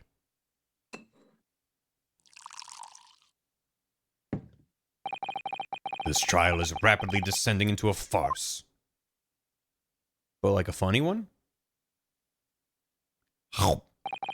Like a corked wine, the first few sips are bitter enough. He only ever has the first few sips. But what follows is so repugnant it's good for nothing save the gutter. If I may, Lord Van Zeeks, the defense has just put forward a credible alternative explanation for what happened. Credible? Is that your considered opinion, Mr. Foreman? The defense's argument is a joke to which I barely know how to respond, but let me start by insisting that you must all familiarize yourselves better with the relative positions of those places being discussed. It is really nice and weirdly satisfying when I'm like, there's a problem with this theory that I'm presenting as the defense. And then prosecution goes, here's an issue with the theory. And they have to be like, shit, I already went, there's a problem with that, and I don't know how to rectify that with the evidence that we have. So, it's fine. It's good. What do you mean by that? What's his angle this time? Angle is precisely right. It should already be more than apparent that between the crime scene and the Garrett household runs a rather wide street, Briar Road. Brown. I foresaw the obstacles and still drove straight into them. Which means the distance from the Garrett's house to the scene is some, yes, 15 yards. Let me see. 15 yards. That's around 14 meters. 14 meters? Oh, that's a little farther than I imagined. We were literally there earlier. as you ladies and gentlemen of the jury rightly noted as having portentous significance, the fourth book was found in the victim's clutches. She took a bite of it. In other words, the smoldering book wantonly hurled by the lady of the house traveled some 15 yards to land on the opposite side of the road, neatly between the collapsed victim's fingers and thumb. Is that your final conclusion, my learned and deluded friend? Well. And did the jackknife follow a near identical trajectory to plunge into the middle of the victim's back? This fantasy is somewhat stretching the notion of having a bad day for the victim, I think. Even those pathetic serialized detective stories have more believable plots. There's nothing I can say to that. That prosecutor loves the sound of his own voice. Miss Susato, serialized detective stories are pathetic, are they? How dare he? She's been activated. She's gonna suplex him. Let's pick our battles here. My lord, might I be allowed to speak? As judicial assistant, you may speak for the defense, yes. Go ahead. The prosecution may consider the idea of fantasy, but what the defense has postulated was believable enough to persuade the jury to change its leaning. And as such, the court has a duty to explore this alternative explanation as thoroughly as possible. To that end, juror number 4, Mrs. Joan Garadeb, must be called to testify and submit to cross-examination. Saints alive! A cross-examination of a juror? It's never been done before. Order! Well, this is highly irregular. It is unprecedented for a member of the jury to be summoned to the witness stand. Objection! No, don't. And unnecessary. Lord Van Zeeks? There are already witnesses in the stand whose testimony the defense may further cross-examine. If my learned friend's farcical theory has any truth in it, then both a burning book and a jackknife must have flown through the sky before this couple's eyes. And we must assume they would be able to testify accordingly. What say you, witnesses?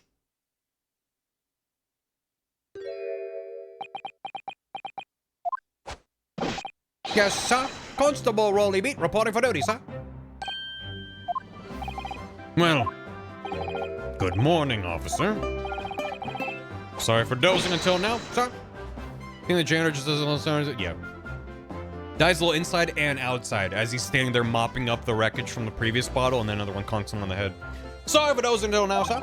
I haven't slept for a month on account of a villain who's appeared on my beat, sir. Oh, they are so heroic, these London bobbies. Patricia, my darling, I've been neglecting you, but no more. Oh, Rolly, my hero, you make me swoon.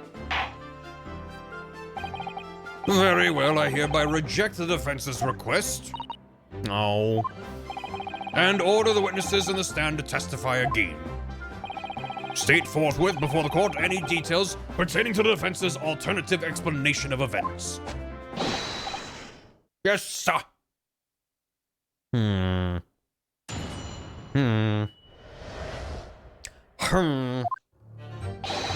This case has nothing to do with Mr. and Mrs. Garadeb. Believe me, a London bobby is good for his word.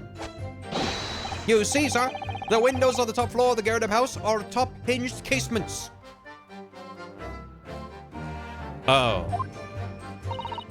Obviously, if anything had been thrown out of the window, we would have seen it.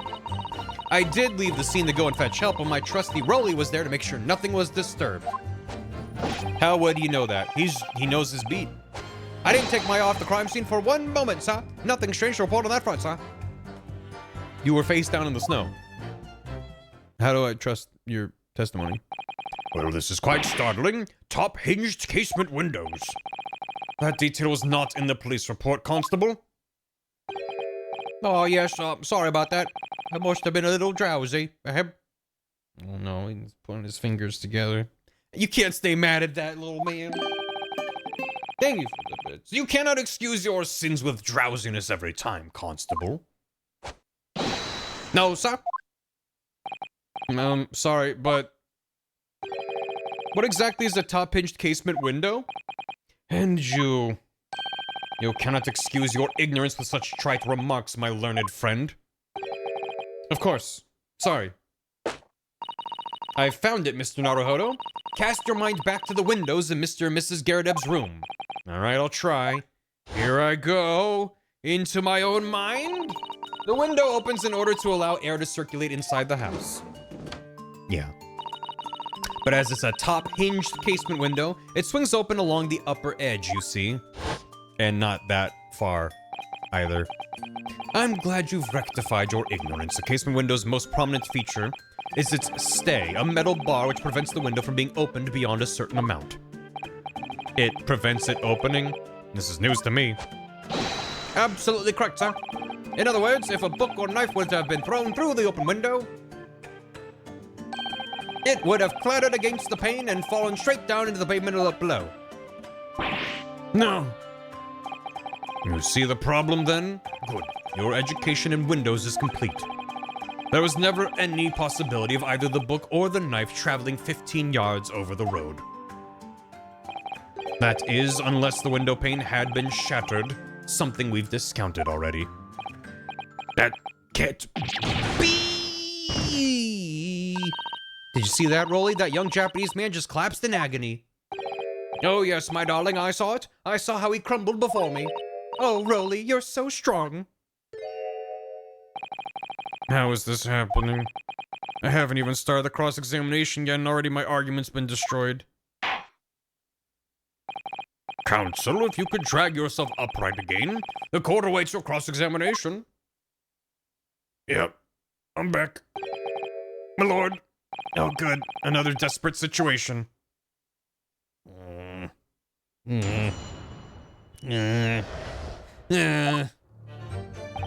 This case has nothing to do with Mr. and Mrs. Garrideb. Believe me, a lot of Bobby's good for his word. Hold it!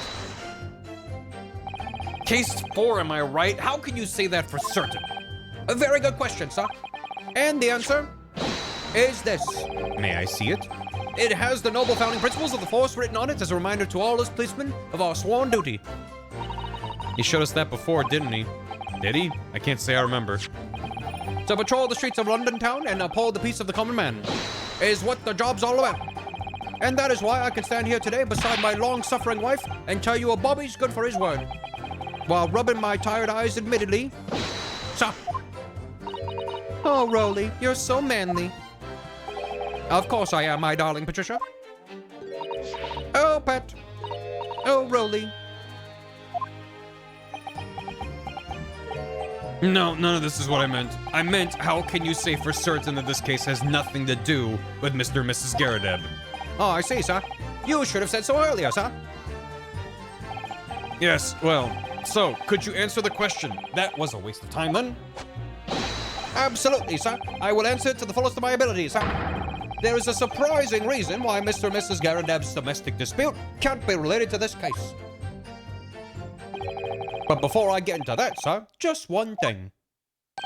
Yes? I'd very much like you and all your countrymen to understand the great British institution of Scotland Yard. So I hope you'll take back some tales of us London Bobbies and how we uphold our guiding principles. I wasn't planning on going back just yet. I only just arrived here.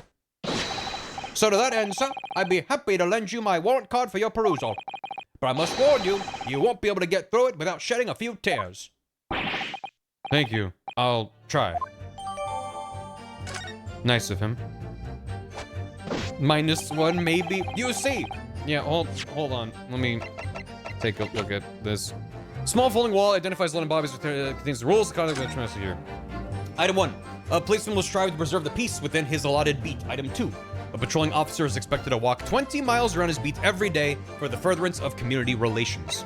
Item... Oh, Metropolitan? Principles of policing. Metropolitan Police Regulations. Item 1. Any crimes fall under the jurisdiction of the beat in which they are discovered. Item 2. When a crime is discovered on his beat, a policeman must assist with initial investigations and help detectives. Was he there afterwards? But it wasn't his beat. Wasn't that the whole thing? What a tearjerker. I know. Because wasn't the whole point that Patricia had to go to the police box because it wasn't his beat? Don't cry, it's fine. So I don't know how this helps me. I don't know. I guess we'll see. The windows on the top floor of the Garrett house are top hinge casements. Hold it! I must be jaded. By which you mean they don't open fully, is that correct? Is this how Sholmes was involved? Maybe he called Sholmes? I don't know. Doesn't seem likely. Yes, sir. My tears are being jerked. I miss Gumshoe. They're just there to allow a bit of air through the house, you see? So the restricted is how much they open. And therefore anything thrown out the window from inside the room would simply strike the pane and fall to the street directly below. For clarity, allow me to mark the map. Sure. Here is the location where objects would have fallen. Yeah. Huh. Yes. Directly opposite the scene of the crime, on the other side of this rather wide road. Would it have been so hard for somebody to mention this top hinge casement thing before? Well, I have another question for you, Constable. And what would that be, sir? How do you even know? Why would you have any idea what sort of windows Mr. and Mrs. Garrett's house is furnished with? Oh, well, sir, that's very simple. You see, I helped with the investigation yesterday. Oh. Oh, did he know? You helped. In what way? Various members of the public were questioned in order to gather information about the case. Shenanigans are always afoot. That's right, sir. The sad truth is, we're all overworked. So even though it wasn't under the jurisdiction of my own beat, I obviously wanted to help. I see. Well, thank you. Oh, is it my turn now? We'll loop back to that. Obviously, if anything had been thrown out of the window, we would have seen it. Why is he in the chin strap? He's tired. According to my notes here, the sun had gone down already and it was dark. Oh, but Rolly and I were strolling along, gazing at the night sky and looking for our lucky star. Sorry? The star that will guide us to eternal happiness. Can't it guide you to answer the question? If a flaming book had cut across the sky in front of us, it would have lit up like a shooting star. And if I'd seen a shooting star, I would have made a wish upon it. Let Rolly be an inspector, I would have said, 3 times at least. Oh, of course, what with the smog and everything, we couldn't actually see any stars. In short, are you trying to say that neither a book nor a knife crossed the sky before you? Yes, sir, that is correct, sir. As sure as the night sky in London is starless, sir. It certainly seems like they're telling the truth. And then we saw the poor woman fall to the ground, so we ran straight over to help her. I did leave the scene to go and fetch help, and my trusty Rolly was there to make sure nothing was disturbed. Hold it! Leading? Never. You said that you went to a nearby police box to fetch another officer, is that right? That's right, yes. If it had been on Rolly's beat, I would have known exactly where I was going, of course. Don't feel bad, my love. You can't be expected to know the location of every police box on every beat. So Rolly told me the way. Only, I sort of got a little lost on the way. Patricia, my darling, that's why I love you. Your terrible sense of direction is bewitching to me. How romantic. Oh, pet. Oh, Rolly. Oh, please. So, I suppose I was gone for about 15 minutes. But like I said, my Rolly was at the scene the whole time, making sure nothing was disturbed. I was off duty at the time, of course, but a true Bobby is never really off duty, sir. I agree. I didn't take my eyes off the crime scene for one moment. Hold it! Nothing to report. That's correct, sir. I had my eyes wide open the entire time, never looked away for a second. No one else approached the scene, and nothing was removed from it. I could swear on that, swear to that on the odds honor, sir. Really? That seems a little strange. Beg your pardon, sir. Strange, sir. Seems altogether regular to me. This burnt copy of The Lion's Pride was originally in the Garrideb household. So the question remains, how did it find its way into the hand of the victim? Can you shed any light on that, seeing as you were at the scene of the crime the entire time? Aha! Could it be a different copy, sir? One that just happened to be burnt as well? Even if that were possible, why would the victim have been gripping a book like that in her hand? As we can see from this photographic print, she had a bag over her shoulder. Well, sir, that book was in the lady's hand from the moment we arrived at the scene. Is that so? There's something about that statement that's not sitting right with me. The two mysteries of how that knife ended up in her back and how that book ended up in her hand. There must be some common thread between them. I'm so sorry, Mr. Naruhodo. I had no right to speak out. What do you mean? I requested the cross-examination of Mrs. Garrett without consulting you. Even if the judge did deny me. Oh, I see. Well, I agree with you. We do need testimony from Mrs. Garrett, if we're ever gonna get to the truth of this matter. Do you really think so? Well, think about it.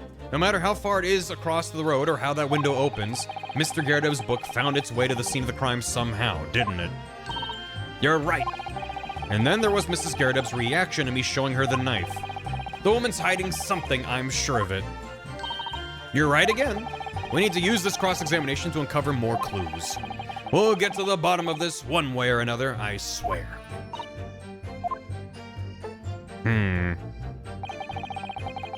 Support your nurses. Support nurses. Absolutely. Hope it went well at the strike. Absolutely. Do we still want to get a Garrett joke? What about it? Is there another part of it that I don't get? It's because nothing new. Nope, this one. Hold it! Garrett, by which you mean they don't open fully.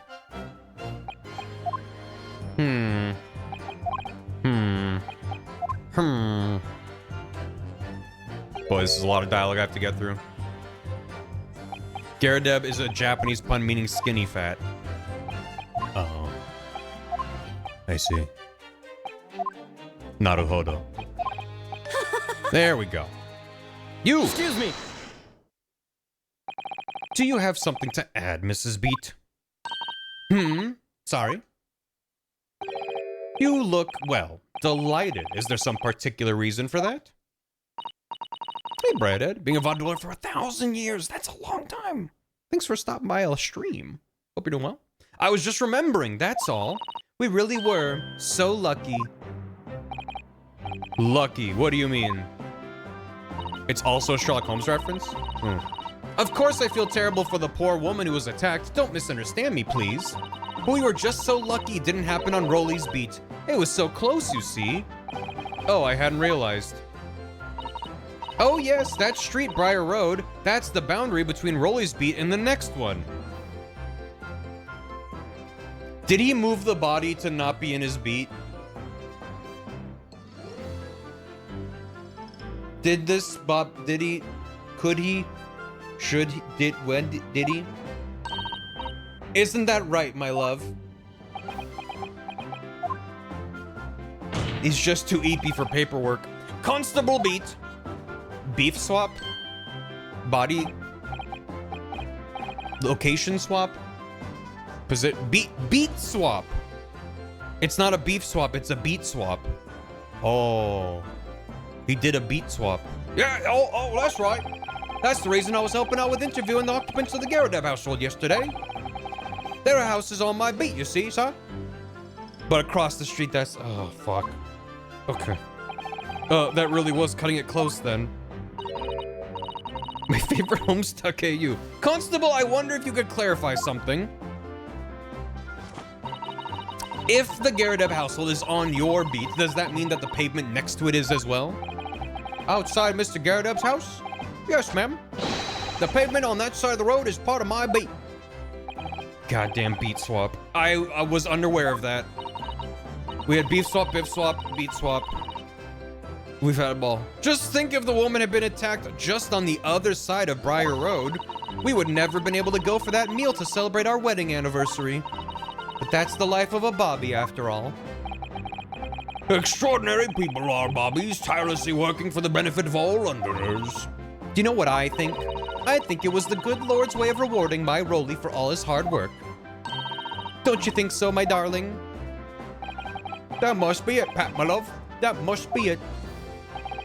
I think perhaps we should make sure we have that information officially on record. Leave it to me, Mr. Naruhodo. I'll take care of it immediately. This will be the border which runs down the middle of Briar Road. And now it's my turn. So how does that contradict with... Oh. Can I ask you something? Please, Mr. Lawyer, sir. It's always I'm not used to this game. It's not like it doesn't happen in other Ace Attorneys, but this one more than I recall. We'll do like, you're still playing the game, and then they'll interrupt you to be like, here's the thing. Oh, yeah, what is it? You're doubting us, aren't you? I can tell. What? I wasn't really. I mean, what's she doing? Please, just because I'm a woman, it doesn't make my testimony any less valuable. Oh, fuck. You might just see me as the wife of a policeman, but I'm a woman of my word, I am. I really don't remember ever suggesting I doubted you. No excuses, I don't want to hear it. My voice will be heard.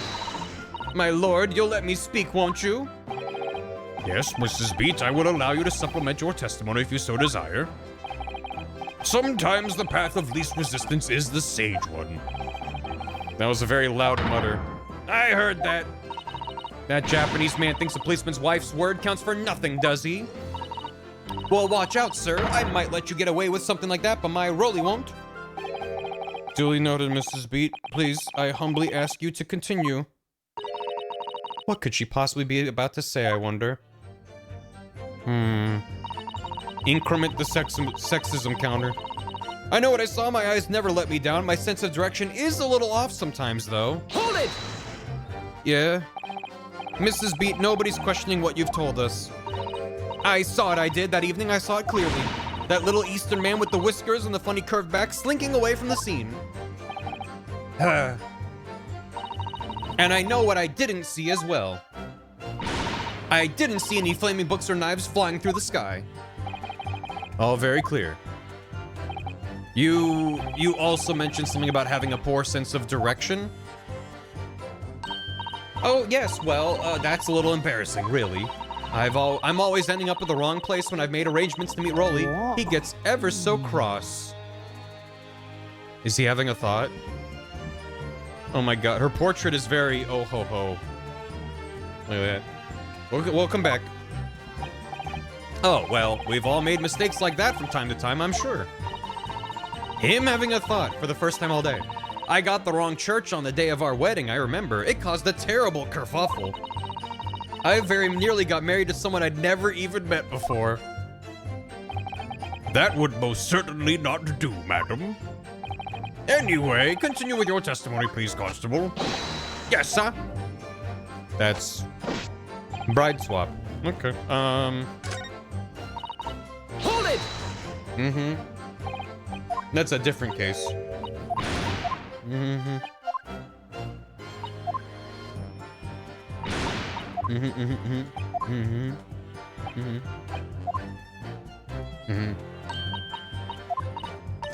There we go. Excuse me. Pardonnez-moi. Constable Beat, is there a problem? He's out. Oh, he's back. Eh? Oh, no, sir. No problem, sir. Did your wife's remark just now bring something to mind, perhaps? Oh, well, in a way, sir. Yes, sir. I was just remembering that the same thing happened that evening, is all. You mean Mrs. Beat lost her way on the night of the incident? Well, you see, I sent her off to find a police box in the next beat over from mine. But she was gone a fair bit longer than what I was expecting. I thought she'd be back inside 10 minutes, but my darling was gone a good 15. Oh, Rolly, you're such a tease. But the reason I was so long was because of the bouquet, silly. The bouquet? Sorry, what bouquet are you talking about? Oh, it was a present for our wedding anniversary. Rolly's so romantic. He saved up for it with farthings and halfpennies he found in the gutter while doing his rounds. Yes, how romantic. I'd forgotten all about it till just now. Had you, my darling? Oh, yes. But that was just between us. No talking about it to anyone else, darling. You have to promise. Is he asleep? Oh, there he goes. Oh, he's back. Really? Oh. Hey, pennies. What was that all about? But it's short for half pennies, so why would it be pronounced he? It's fine. Constable Beat looked very obviously troubled during that exchange.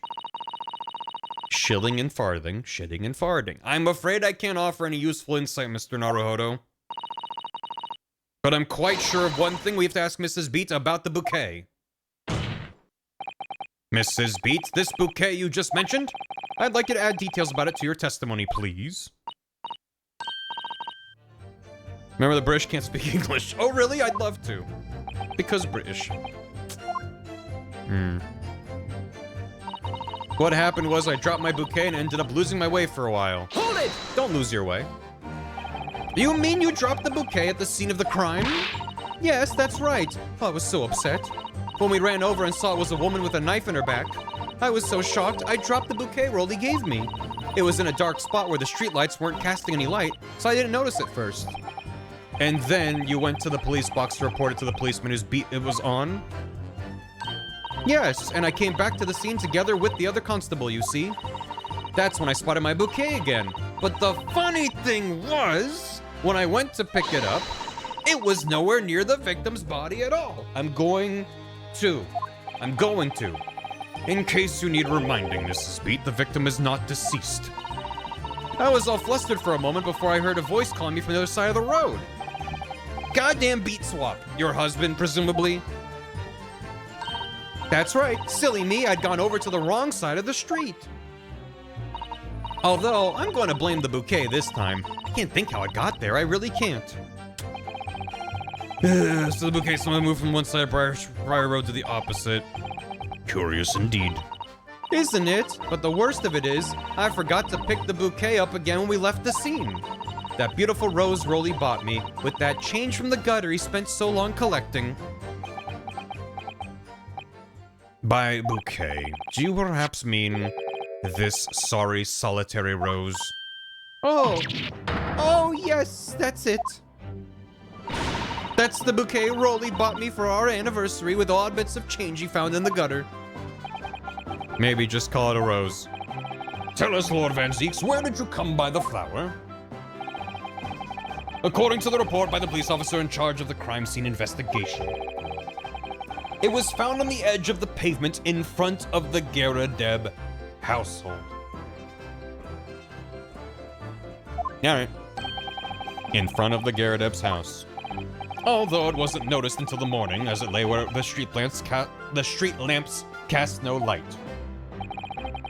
And meanwhile, our good constable here is like, don't talk about the bouquet. It was believed to be of no relevance to the case, since it was found on the opposite side of the thoroughfare. Oh, thank you, sir, thank you. Could I have it back now, please? No, I think for good measure, this rose should be added to the court record as evidence. Oh. Anniversary bouquet. Yeah. But it's a symbol of our love. I want it back after the trial. Do you hear me? I want it back. Good grief. Rest assured that I shall do my very best not to forget, Mrs. Beat. All right, take my off the crime scene for what moment, huh? I'm gonna rotate a rose in my brain.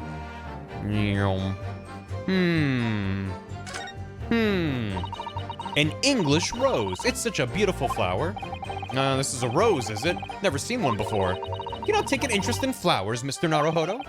I wouldn't say that exactly, but I do know 3 types at least. Gosh, 3?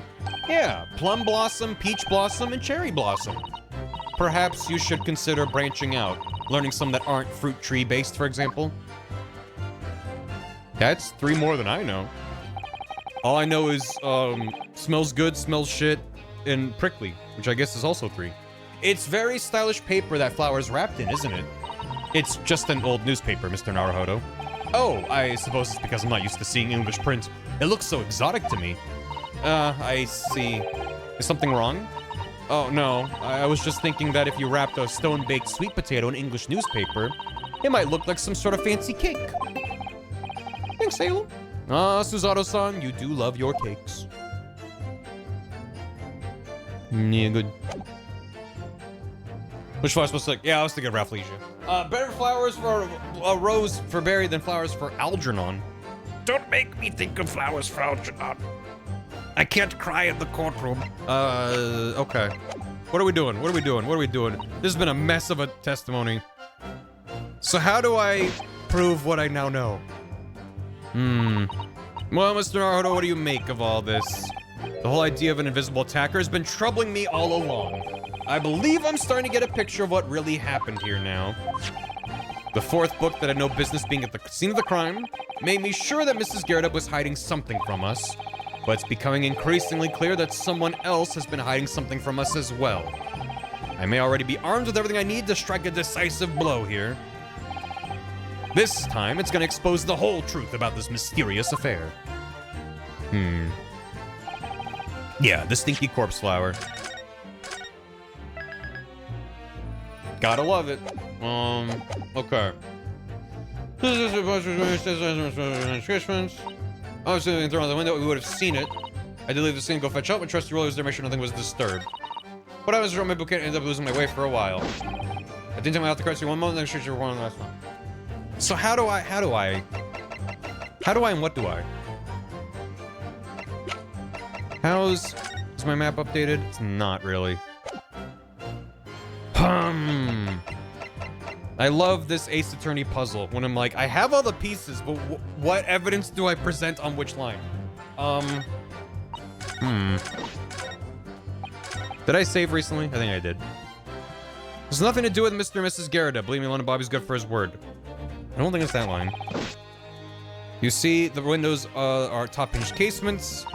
I feel like I need to present something to be like, that's where the body was.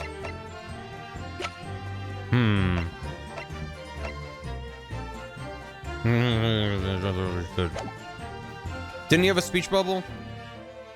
I thought I went back for that. And that's how we got on the whole thing about the flower. Because that was related to her sense of direction. And that led to her being like, yeah, my sense of direction. And I pressed on that. And then that was how we got to the rose stuff. So, I don't think there's any more speech bubbles. I think, because also, Ryunosuke was like, we have everything we need. I feel the same. I'm just like, I don't know what line it is. If I think about the other one, I would have seen it. I did leave the scene to go fetch help. My trusty rose there, nothing was disturbed. But I almost dropped my bouquet and ended up losing my way for a while. Until as of the crime scene one moment, nothing strange to report on that front, sir. Is it this? Give the rose to the judge so you're joined in holy matrimony because you're now one. You gain his judge powers, can rule in favor of your client. Is that how that works? Nothing strange to report, you say? Nothing strange to report, you say? Objection! Okay, I was like, that's all I got. You claim, Constable Beat, there was nothing to report in the 15 or so minutes you were guarding the scene. But that cannot be. Wake up. What do you mean to say? In your testimony just now, Mrs. Beat, you explained to the court, I got there eventually, that when you arrived back at the scene of the crime with the policeman assigned to that beat, the bouquet you had dropped at the victim's side was no longer anywhere nearby. Objection! Nothing to report. Yes, on the opposite side of Briar Road, to where the victim was attacked. But considering the size of that meager bouquet, if a single sorry bloom can be so described, no doubt it was blown in the wind across the street, back in the gutter where it belongs. Chat, look, Van Zeeks is offering me a rose. We've won him over. Meager? Objection! But if that were the case, mean to her, why did Constable Beat not testify to the fact? No one else approached the scene and nothing was removed from it. Constable Beat swore to that on Scotland Yard's honor. But the bouquet belonged to me. It has nothing to do with the case. That's why Rolly didn't mention it, I'm sure. No, because sadly it's not only your bouquet we're talking about here. More than one thing in this case is mysteriously the wrong way round. What are you talking about? Think about it. Besides Mrs. Beat's bouquet, there's Mr. Garredeb's book. Mr. Garredeb's copy of The Lion's Pride, which was thrown out of the window by his wife, would have struck the pane of the casement window and landed here on the west side of the street. And yet, it was actually found here, on the opposite side of the road in the victim's hand.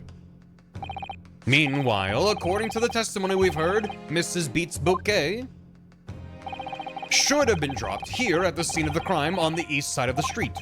But in fact, it was actually found here on the opposite side of the road in front of Mr. and Mrs. Garrideb's house. There's no logical explanation for those things unless somebody deliberately moved them.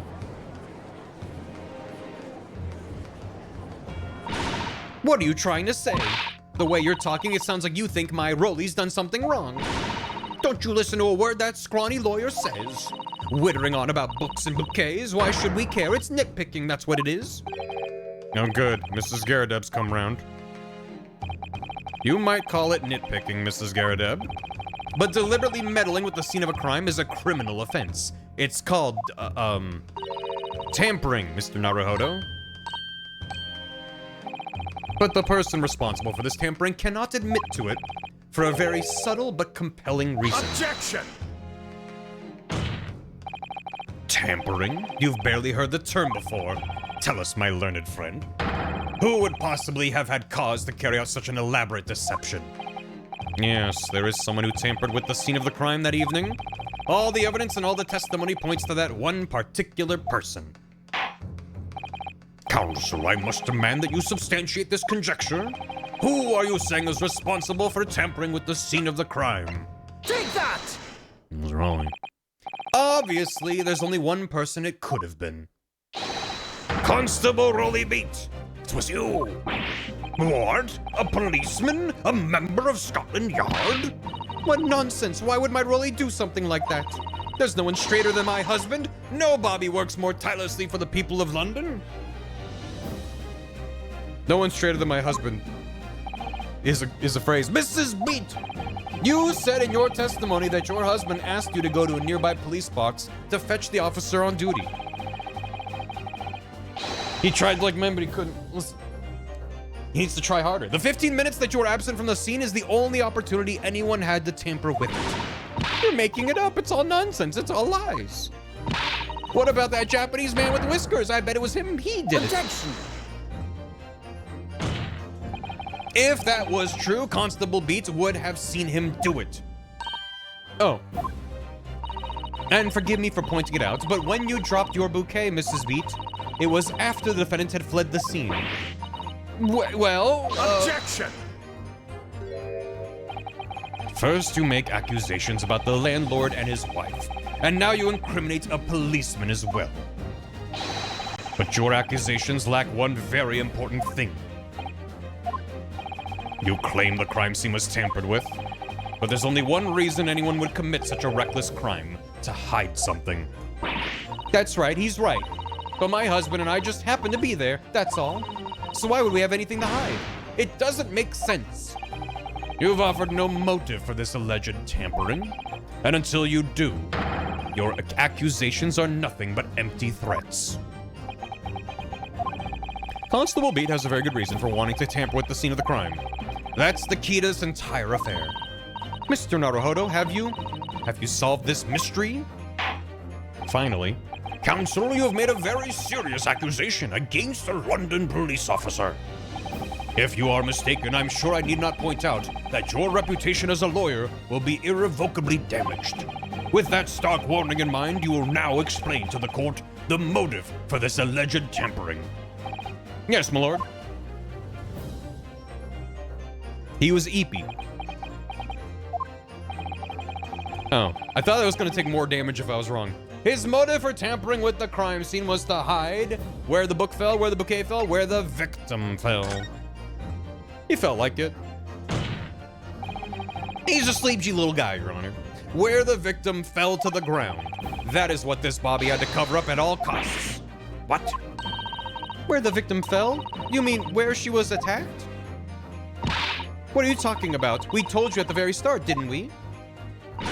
On the pavement of Briar Road. We saw it happen, remember? It was right here, as if anyone didn't already know. That's certainly what everybody has been led to believe. But in fact, that isn't where the victim was stabbed at all. What? What?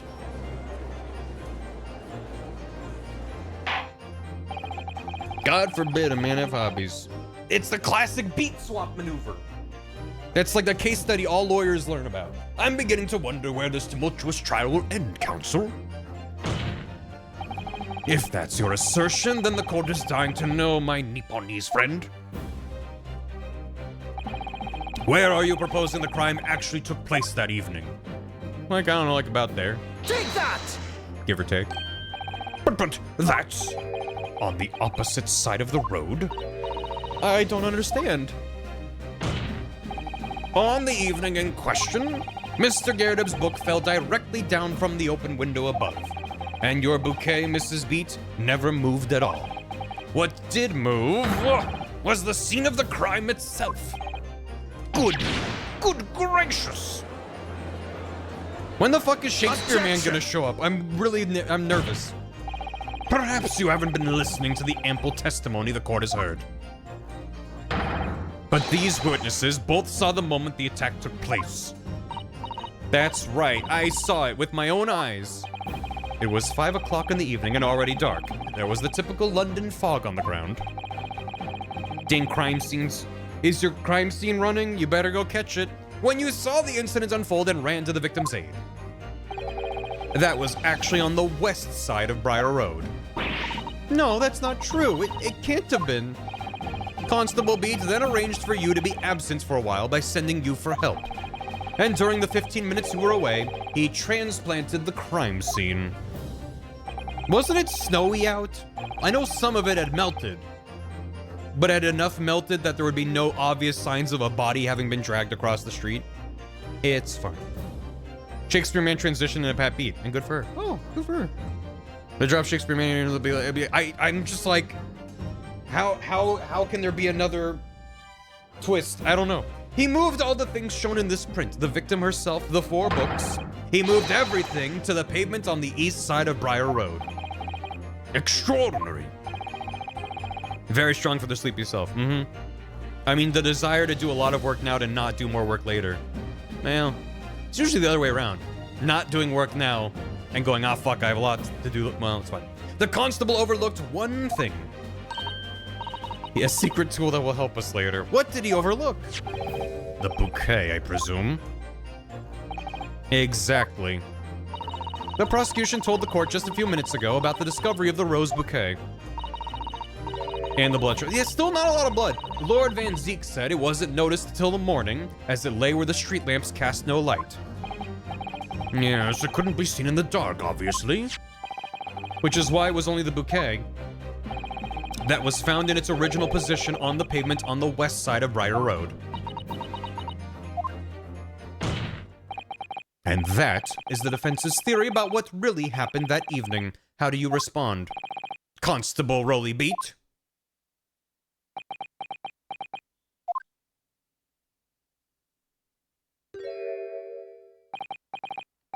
Well, I'm very sorry.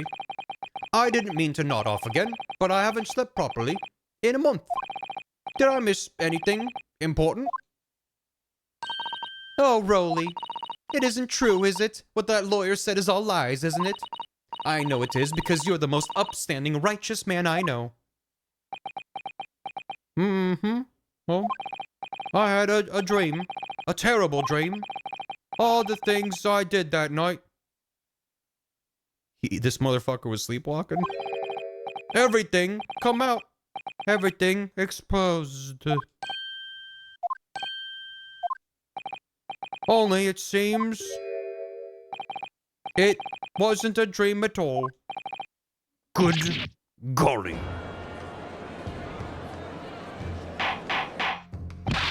Order! What on earth is the meaning of all this? Oh, Rolly, why? Why would you do something like this?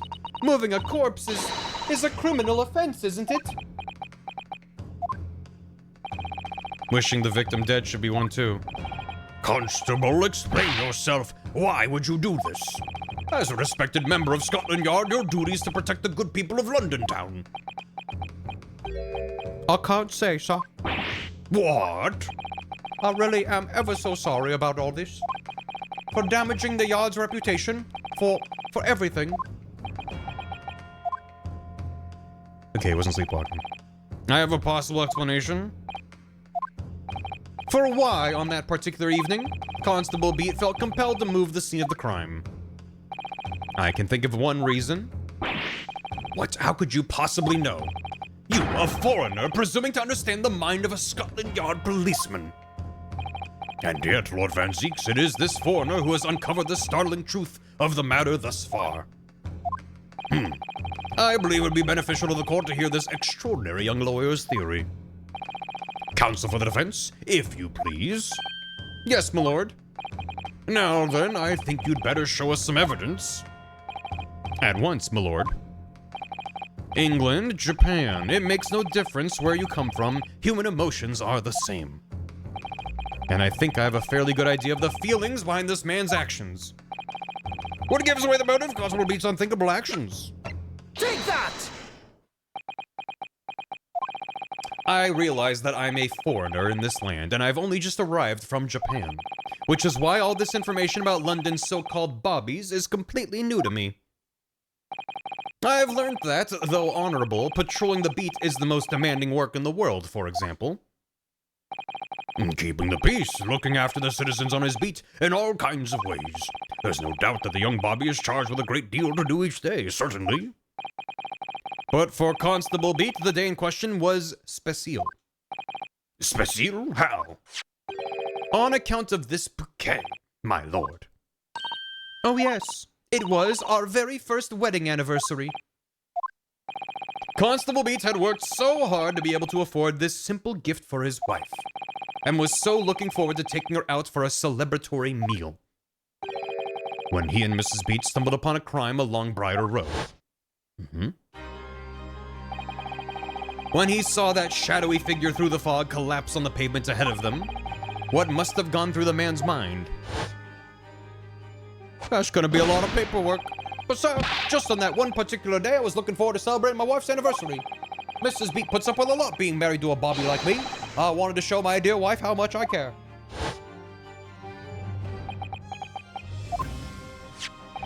This is the warrant card that Constable Beat offered to lend to me earlier. Inside, among the rules for patrolling policemen, it says, when a crime is discovered on his beat, a policeman must assist with initial investigations and help detectives. Aha! Constable Beat! Is that or is that not the reason why you moved the whole scene of the crime that day? Yes. Everything you said is all right. So that's it. It was all to do with the boundary of your beat.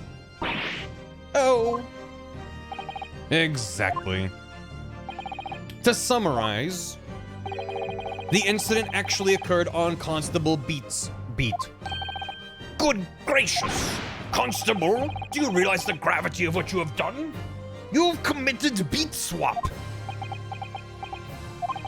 It was the first time since I became a copper that I'd ever cursed God.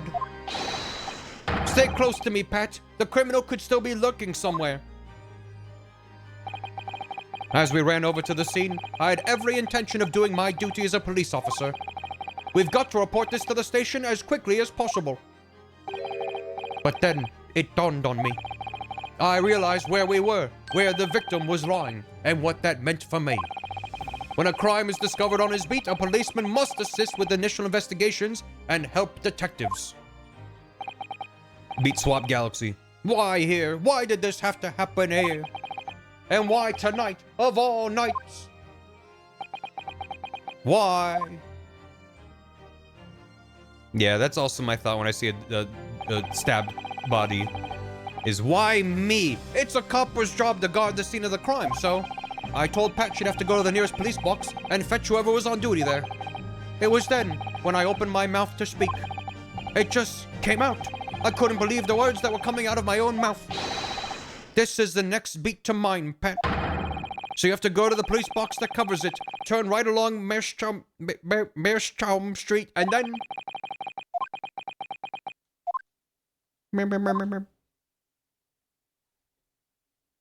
The punishment for beat swap is wife swap? We do a little bit of gaslighting for love. for love.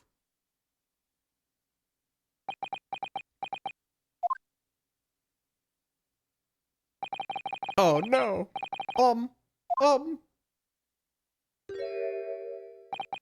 I'm sorry. I'm so sorry. Oh, Constable.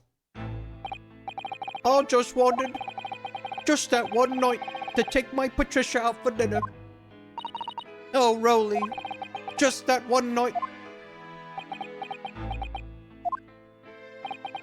You knew that if the incident was on your beat, your evening of celebration would be ruined.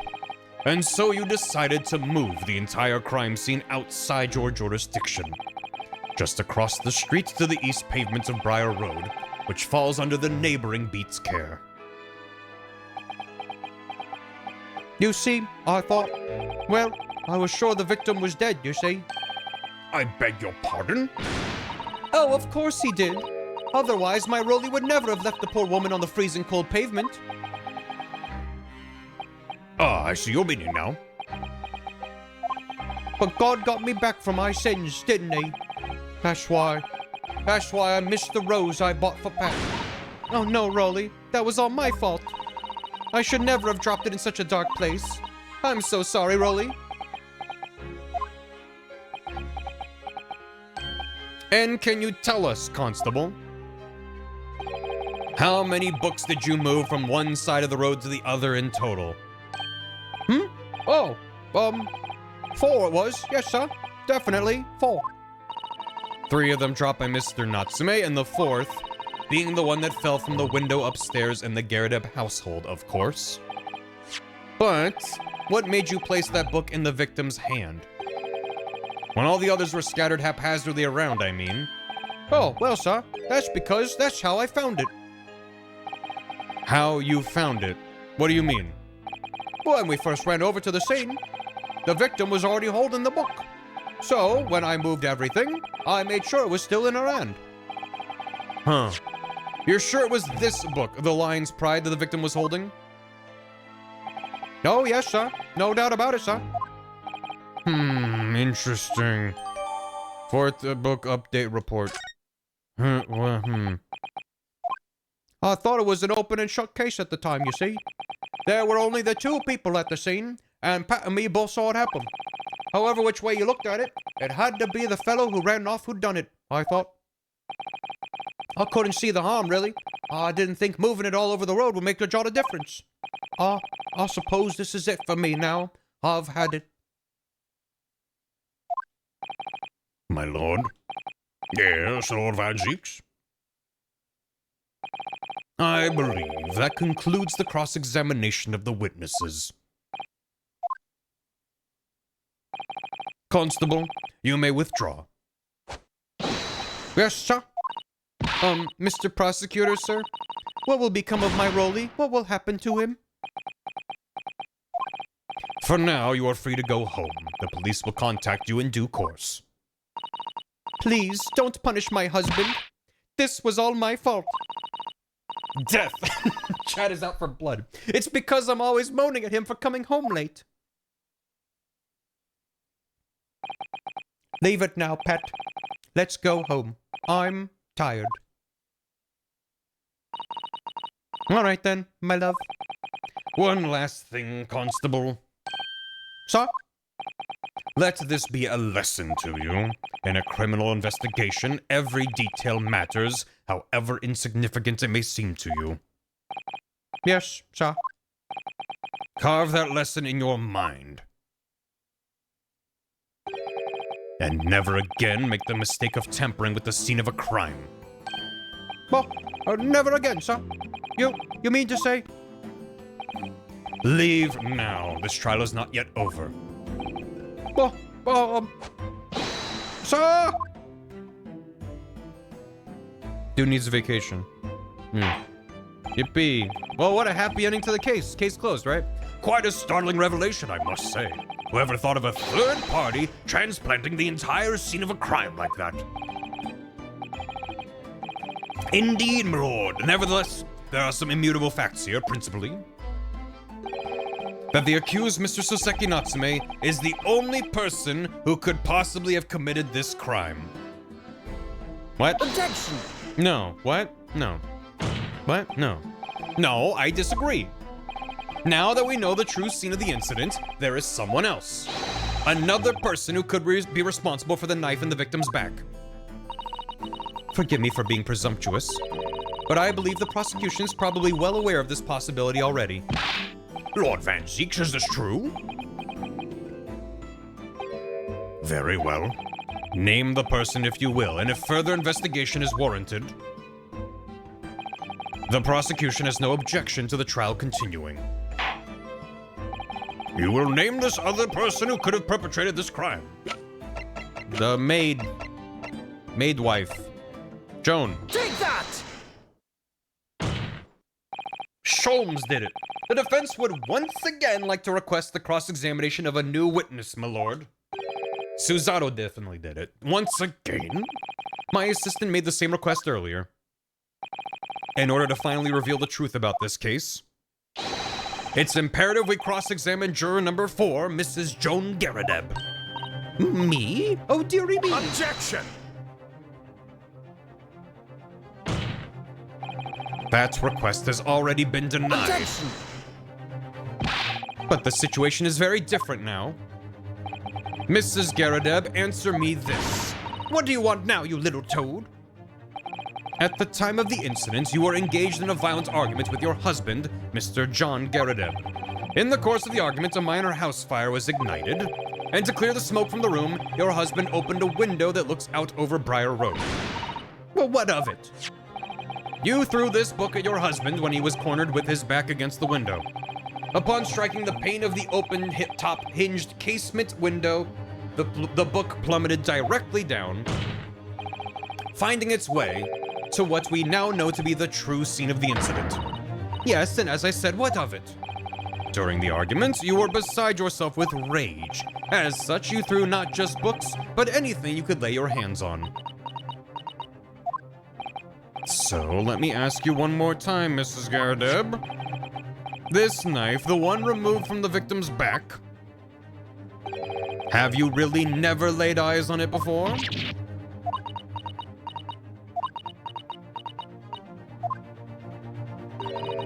I don't recall it. Seriously? Am I supposed to remember everything I picked up and threw at my husband? And anyway, the man over there in all that regalia said members of the jury needn't testify, didn't he?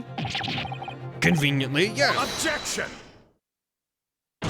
That's concerning. I agree. No, I have no recollection of saying that at all, juror number 4. Oh.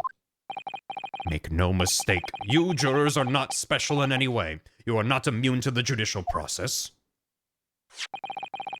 If you know something about this knife, madam, let the truth come out.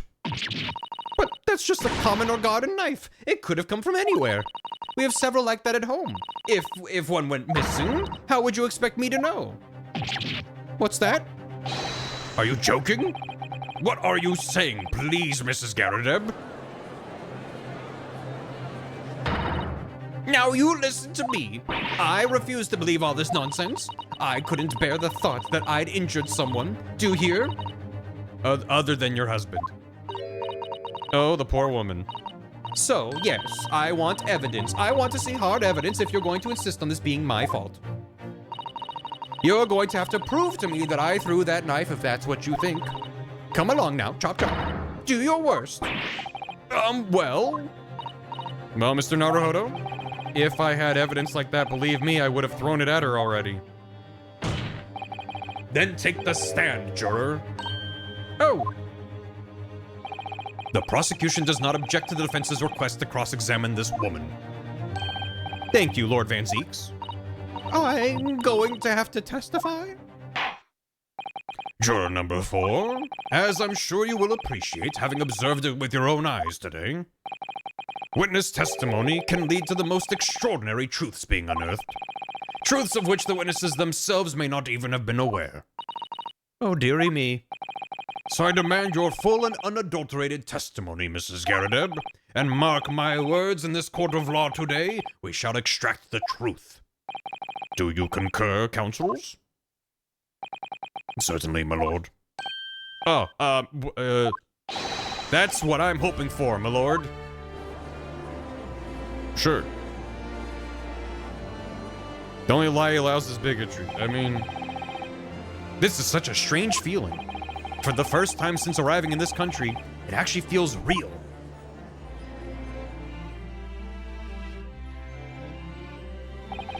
I'm here, in the Old Bailey, and I'm a lawyer. What a nightmare. Witness, state your name and occupation. Oh, yes, my name is Joan Garadeb, and I'm a juror and such like. Sounds like even she doesn't know if she's a housewife or a maid or what anymore. What is your occupation? I'm juror number 4. The court has decided your testimony is required in order to clarify matters in this case. Do you understand, madam? Yes, my lord. You will tell the court everything that took place in your household on the evening in question. And I warn you, do not attempt to hide the truth. Oh, dearie me. Chin up, Joni. Nothing to worry about now. There he is. Oh, I didn't know you were here, John. Yeah, his cheek healed up. Wasn't only you in the room that day, old thing, was it? Rather think I ought to testify as well, don't you? Look at her eyes. But what about your knee, dear? Don't you worry about that. Hardly notice it. I'm not the sort of chap to leave a comrade to face disciplinary action alone. Oh, John. I presume you are Mr. John Garadeb? The Straits, too. That's what this case is. Yes, sir. Former second lieutenant of the 3rd Regiment of the 4th Northumberland Fusiliers, sir. Seen my fair share of action and now living quiet life, as it were. The quiet life? Were you not engaged in an incendiary battle with your spouse on the day in question? Well, yes, quite. I am, in some way, I guess, relieved that prying into their personal affairs has indeed become important for the case. As much as it would be funny if the bit was Holmes saying, yeah, we can look into them, but it might not be anything, and then it's not. It's like, well, I guess. I believe this may represent a first in the proud history of the British court. Calling a juror to the witness stand is unprecedented. However, the court will hear your testimony now, juror number 4, and that of your husband. You will recount clearly and concisely the events in your home at the time of the incident in question. Sir, at once. Yes, sir. Holmes is an asshole. I mean, yeah, I can't refute that. The Battle of Garadeb. On the day you're referring to, the wife and I did have a bit of a skirmish. Can't recall the reason now. Knocked a candlestick over and set fire to the carpet. Soon had it out, though, and got the window open. Meanwhile, I was picking up whatever I could find to throw at him. Plenty of knives around our place. Can't say I'd notice if 1 or 2 went missing, I'm afraid. If that bally thing in the victim's back really was one of ours, you'll have a job proving it, I think. Oh, that's it? Oh. It sounds as though it was quite the battlefield in your household that evening. Although an entirely one-sided assault, it seems. The enemy caught us on the hop, sir. Had no choice but to dig in and take defensive measures. To be honest, if the enemy had kept shelling us for another minute, we'd have been toast. Of course, a veteran such as myself is only too aware that on every battlefield, you're just a gnat's whisker from death at any moment. Are we still talking about a marital quarrel here? Well, I must say I'm dubious that this testimony will shed any light on the origins of this jackknife. In combat, one's focus narrows, such that surroundings are barely noticed. These witnesses may not be able to offer anything more than they have testified already. This may be a dead end. Van Zeeks may well be right. Well, whatever the chances, we only have this last cross-examination to uncover the truth, Mr. Naruhodo. I'm afraid so. Very well, counsel. Begin your cross-examination. I'll do my best.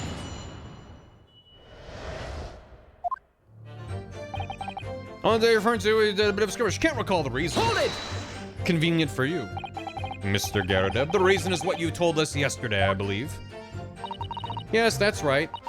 If I remember correctly, it all started because of a note that was tucked into the pages of a book belonging to Mr. Garrideb. I don't think we have to talk about the reason why. That seems like a step too far. A rather passionate note, in fact. But Mrs. Garrideb found the note, discovering her husband's little secret. And she gave him a mighty number of slaps across the face for it, too. What a sordid state of affairs. Hell on earth. I say, when a chap says he can't recall such things, it's common decency not to track it all up. That's what I actually agree with him. And besides, half of it was wide off the mark anyway. A likely story. These waters run very deep. And what transpired next after these multiple blows to the face? Ooh, drama. Grab the popcorn, knocked your candlestick over and set fire to the carpet. Hold it! And then open the window. I don't know what's fine with that. Oh, it's fine with lots of things. And the fire was also spread to some items of furniture, didn't it? Thanks, Ashbourne. If it wasn't relevant, it'd be believable in the game warning you probably wouldn't make sense being out of place. But would result in the deductions being unsatisfying. Exactly, it would be unsatisfying. They would have to play up it being a joke very decisively. So, yeah. I am glad that it had narrative purpose, but yes. Point taken. Also, yeah, Alafunk Man, it mentioned Dilk again, which I'll allow it. I'll allow it. There you go. Thank you. Stop it. The bookcase in my armchair. Oops. Stop saying Dilk. I have to approve it every time. Stop it. Stop it. My bookcase, my armchair, anything of mine, really. Just so happens there was some bathwater around that evening, so I sloshed that about to put it out. A most precarious situation you put yourself in. I'm not permitting it. There's a bunch of Dilks going through the chat. I'm not, forget about it. Ours is a 3-story townhouse on the west side of the street, where the water main isn't connected yet. Have to draw water from a public water pump during the day if you need any, you see. Don't worry about it. I just don't stop. The lodgers are always moaning that they can't get any water at night. Great. Thank you, chat. Thank you. I'm just gonna put my hand up here so I don't perceive. Although that little mustached Japanese man buys water in bottles, I believe. Bottle of water? The defendant, Mr. Natsume, you mean? Yes, he receives a stipend for his studies, you know, from his home country. Can you imagine being able to brew a pot of tea at all hours? He's obviously very well off. Have you actually seen the state of the man? I believe he uses all of his income to buy books. Thanks for the hydrate. Well, anyway, the point is I was able to douse the fire with water, fortunately enough. Meanwhile, I was picking up whatever I could find to throw at him. Hold it! Even though the room was on fire. As far as I was concerned at the time, it was more important to extinguish my anger than the flames. When a woman wants to throw, she must throw. Or else she will perish. That is most certainly not true of a Susato takedown, Mr. Naruhodo. How did she know I was thinking that? So, please cast your mind back and try to remember. Was a knife among the items you threw at your husband that day? She spoke while drinking. She's just that good. In all honesty, I don't recall. But I feel I must point out that I'm no monster. Let me see. Some bread, a cabbage, garlic, a towel, and a sponge. By Jupiter. A napkin? It was really only soft items I was throwing, and I was really most restrained. The majority of them barely hit John. He is my husband, after all. I see, Mrs. Garrideb. Your thoughtfulness and consideration for your spouse is apparent. What about you, Mr. Garrideb? Do you remember what your wife threw at you? Well, I recall The Lion's Pride, of course. Jolly good book. Only just purchased it, too. And a jolly good book for burning, it seems. But it was a dashed awful scene on the battlefield, I can tell you. Flames everywhere, smoke billowing, couldn't see a bally thing, really. I dare say I wouldn't even have noticed the knife bouncing off the old bounce. I don't think they tend to bounce, actually.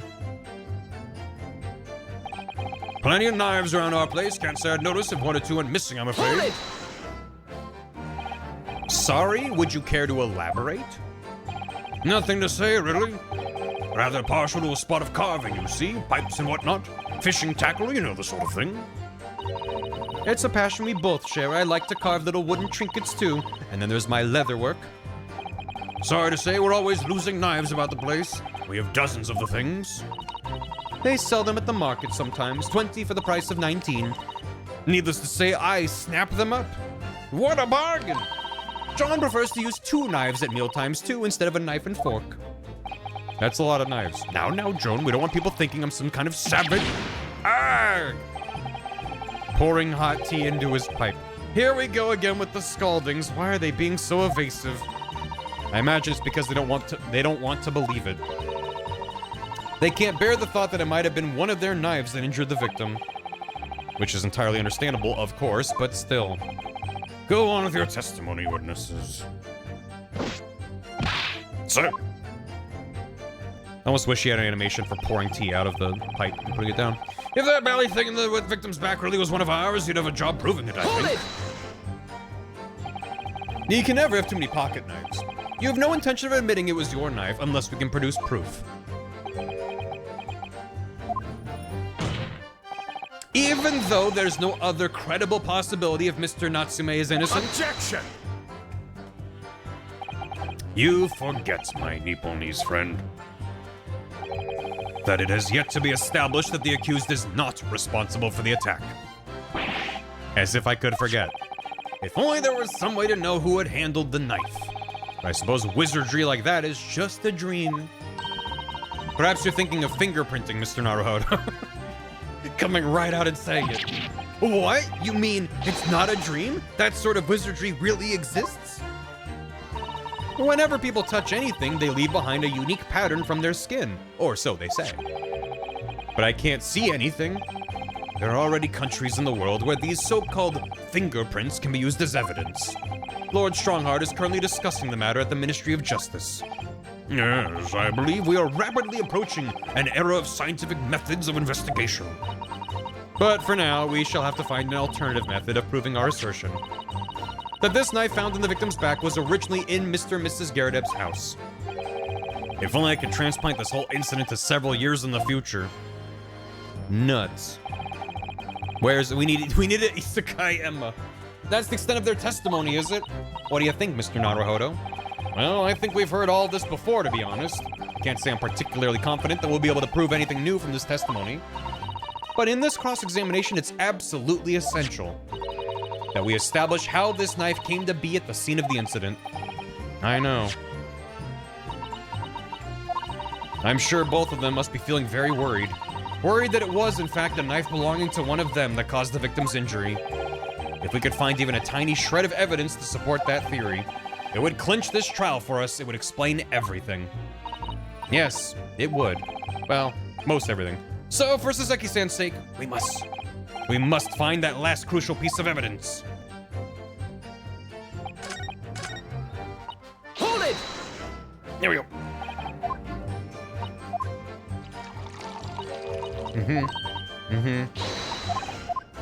Is he upset about the napkin? Which part of what she said was he upset about? Fine. A napkin! Jupiter napkin! Do you have something to add, sir? Mr. Garradeb. Don't shoot. Sorry, I beg your pardon. Did your wife's remark just now bring something to mind? Nothing of any significance, no. Just that the barrage of projectiles the old thing launched in my direction was somewhat more solid than she implies. Books, bricks, and the fire poker, I seem to recall. Ouch. And the woman's aim is uncanny. She landed a direct hit with every volley. Good grief, woman. We're not at home now. This is a court of law. Oh, dearie me. Ever so sorry, dear. What's she even doing with a teapot in here? Honestly, John, I would never have thrown such things at you, obviously. Well, take a look at this, then. How do you suppose that happened, Your pipe, sir? Had this thing in my hand as usual at the time of the onslaught. Knocked it clean out with one of her soft projectiles, she did, yes. And when I went to pick the thing up, it was broken in two. I'd like to see a sponge do that sort of damage. I see. Your pipe was broken. The pipes are broken? It would never have been sent flying unless it was hit by something pretty solid. Anyway, I've managed to bandage the thing up for now. You are one to exaggerate, aren't you, dear? Gaslighting was very common back in that time. I wonder what we should make of this account. It could be important. The pipes are broken. The defense believes Mr. Garrideb's remarks just now to be of great significance. Objection! She's just girl bossing. This war veteran's words only tell us one thing. Betray a fiery wife, and pipes as well as hearts may be broken. Sentimental wisdom, perhaps, but hardly worthy of adding to the formal testimony. Indeed, common sense, one might say. Might one? In that case, would you at least permit us to examine the pipe, sir? Well, I don't see why not. Oh, dearie me. There you go again, trying to ingratiate yourself with a young lady. Very well, the court will accept the gentleman's pipe as evidence. I hope I didn't speak out of turn, Mr. Naruhodo. I was just feeling rather disappointed for you that your request was turned down. No, it's fine. Thanks to Suzato-san, we have some new evidence to work with. We should examine it carefully. Apparently fell to the floor during a domestic dispute he had with his wife and broke. God damn it. Ugh, when it's just that stupid, I just don't know what to do. I just don't know what to do. It looks to be in a sorry state with that bandage around it, doesn't it? But for some reason, it feels slightly ominous to me, like it's trying to shout out a warning. Probably because it's the same blue as Mr. Garrideb's dressing gown. I suppose it must have considerable sentimental value to Mr. Garrideb, given that he's gone to the trouble of repairing it like this. Either that or he can't afford to replace it. Well, there's nothing else of note to look at, so... guess it's a dead end. He's smoking shards. Delicious. It's good for the lungs. Something just twinkled inside the chamber of the pipe there. I saw it. Something's stuck in there, I think. Let's turn it over and give it a shake. What's this? A tiny fragment of metal. It looks like the tip of a blade, or something. The tip of a blade? Surely it couldn't be. Oh, but it is. Oh, but it is. Just full of tea. Sloshes out. This is the tiny piece of metal we found in the chamber of Mr. Garrideb's pipe. It looks like the tip of a blade or something. I really hope, because the tip broke off, and it's not like a blade with the tip off couldn't puncture, but like it wouldn't do as good a job. So I really hope it just fell into the woman's coat, didn't break the skin, or just did so very, very, very, very mildly. But then she passed out and has been in hospital for days because of, you know, there's just like, oh my gosh, a woman. She's in hysterics. We must keep her in hospital. Tie her down. And she's like, I'm fine. Leave me the fuck alone. Looks like a blade or something. It's my comfort blade tip. Hi, Shiv. Yeah, that's what's going on. Have I reached peak stupid? Kind of. The tip of a blade. Is something wrong, Mr. Naruhodo? I don't really know. Probably pneumonia. There's just something bothering me, but I can't quite put my finger on what it is. Perhaps in that case, it would be wise to examine some of the other pieces of evidence again. No, I know what it is. I know what it is. So, how do I present this? Where do I present this? Thank you for that rebuttal, Mr. Garrideb. Now if we could return to the crux of the matter. The next game is peak stupid? Oh, good. There's always higher stupids to climb. What can you tell the court about the knife used to attack the victim? Missing. Right. Yeah. Good job proving it, I think. What about this? Objection! Mr. Garrideb, could I ask you to take a good look at this, please? You can ask, but I can't see a bally thing. You can't. Used to call me Dead-Eyed Deb back in the regiment, of course, but that was some time ago now. Even when I'm trying to enjoy a large print book by the fire these days. I struggle to tell a buh from a duh and a puh from a quah, to be honest.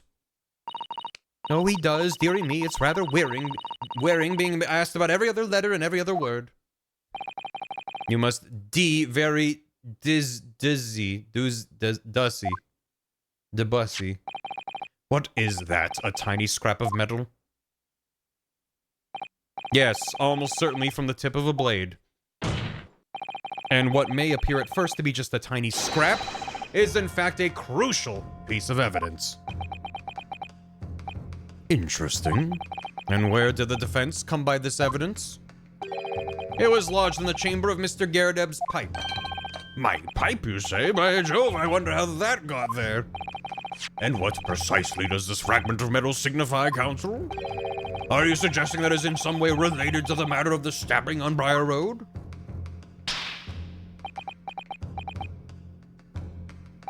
I am. What? When put together with another piece of evidence already in the court record, I believe this tiny fragment of metal will unravel the whole truth of this case, my lord.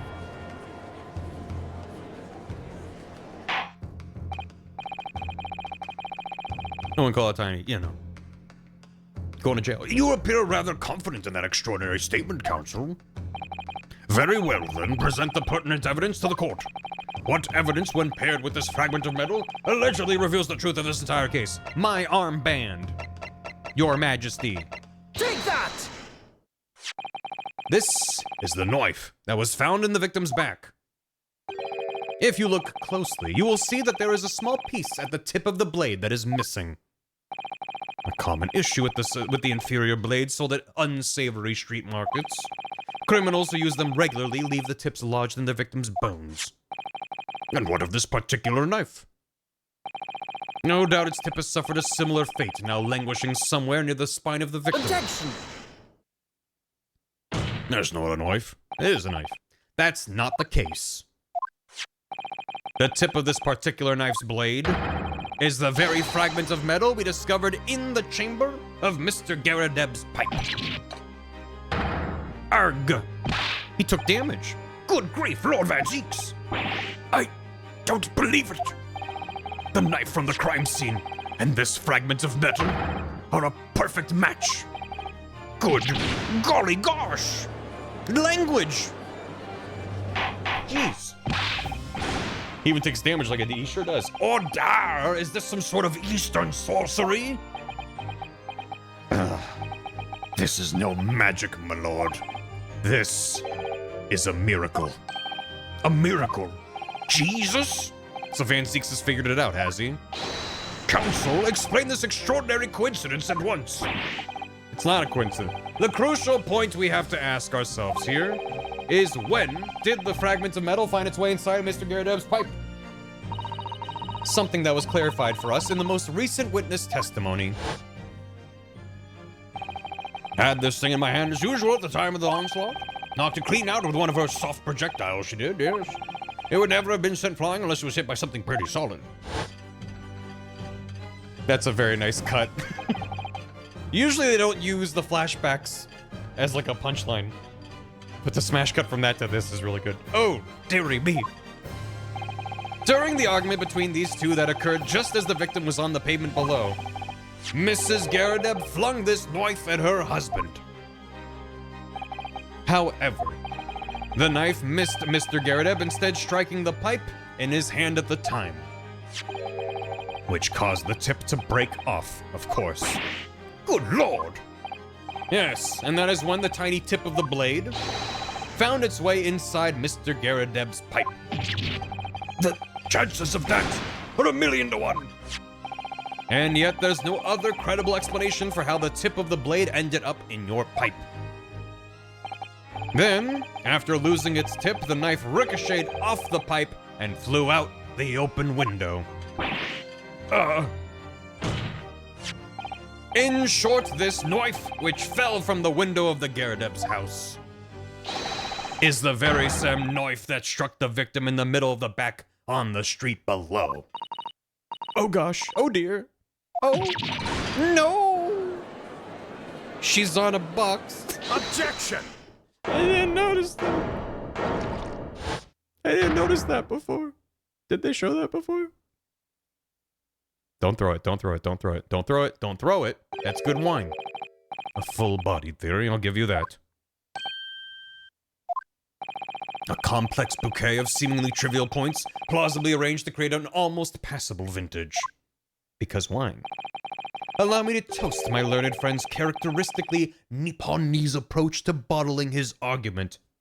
In what way? Sorry. But after all, it is just a theory. The bottle, I fear, is corked. Because you see... God, not the foot.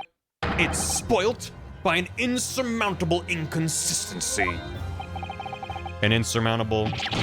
What? Lord Van Zeeks, explain yourself and your food. What is this inconsistency you claim to have identified? An inconsistency of the simplest nature, my lord. The victim was found with the knife planted in the middle of her back. Yes, in her. Ah. Oh, bam. That's right, you silly little man. I actually have a theory for this. Now, Joe, old thing, what are you getting so excited about?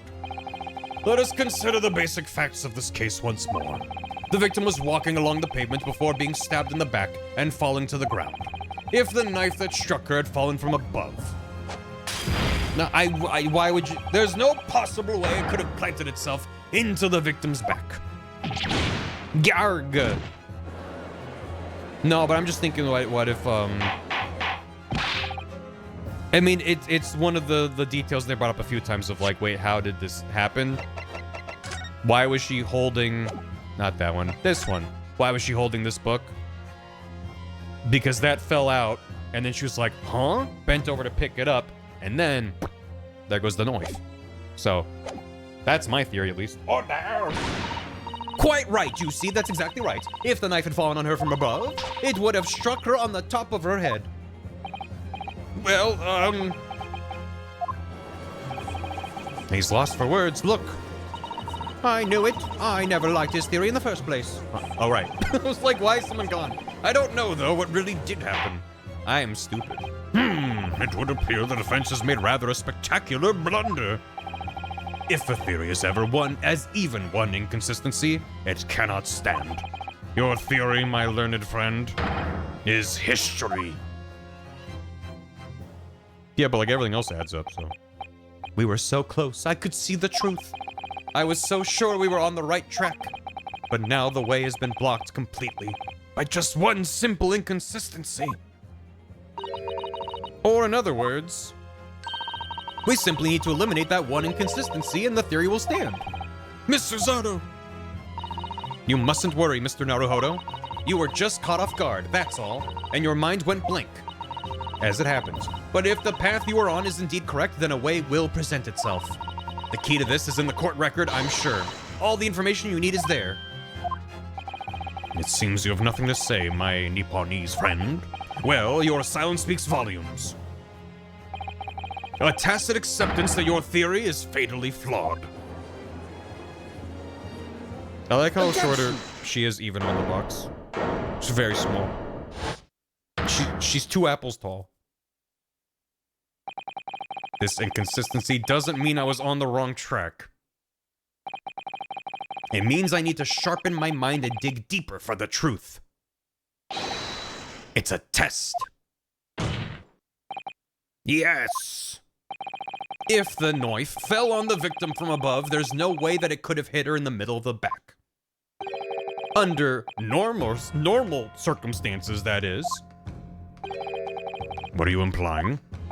Counsel? There is a piece of evidence in the court record that can explain this inconsistency. That can explain how the knife that fell from above could have pierced the victim's back. We already have the answer. Goodness! Utter madness! Surely this must be the last time. Counsel, present the evidence of which you speak. This is the last inconsistency, the final piece in the puzzle. If I can successfully make sense of this, the truth will be laid bare at last. The evidence that explains how the falling knife became lodged in the victim's back is this. Take that! This, the 4th book found at the scene. This is the final piece of evidence the defense will present.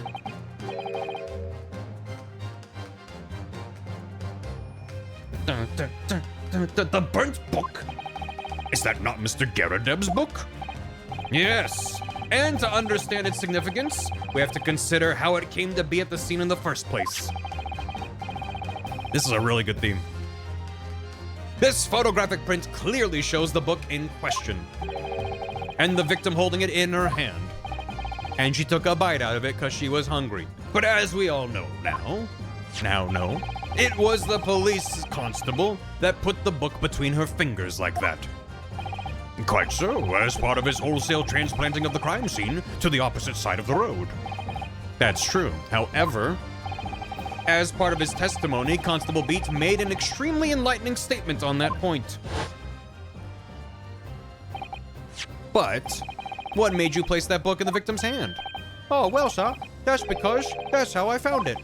When we first ran over to the scene, the victim was already holding the book. So, when I moved everything, I made sure it was still in her hand. In other words, the victim had already picked the book up of her own volition.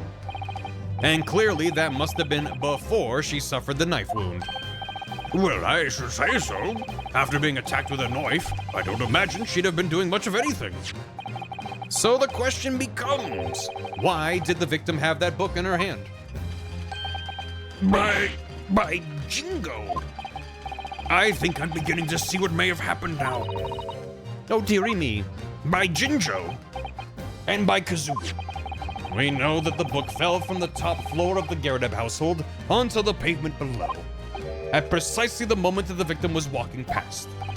Yes, at exactly that moment, the young woman was walking along the street in the light fog, when all of a sudden, a book fell right in front of her. The book I threw. Yes, Mrs. Garadeb, and what do you think the woman did? What would you do if you were walking along and suddenly a book landed in front of you on the pavement? I would probably look up. I would probably look up rather than look down. Where did a book come from? I really can't imagine it, but I suppose she might have reached down. Oh no! And picked the book up. Oh no! What a good pose. Oh my god. A book. What the hell? It's Big Top all over again. Okay, God. Pick it up. Yes! That is exactly what the woman in fact did. She picked up the book. Oh. Oh heavens. And when the woman reached down to pick the fallen book up, what position would her back have been in? No, don't, no. Please don't. Please don't have like just a giant knife up here. Facing the sky, completely and utterly defenseless. Then, in the very next moment, while the woman was still bent over, picking up the book, no.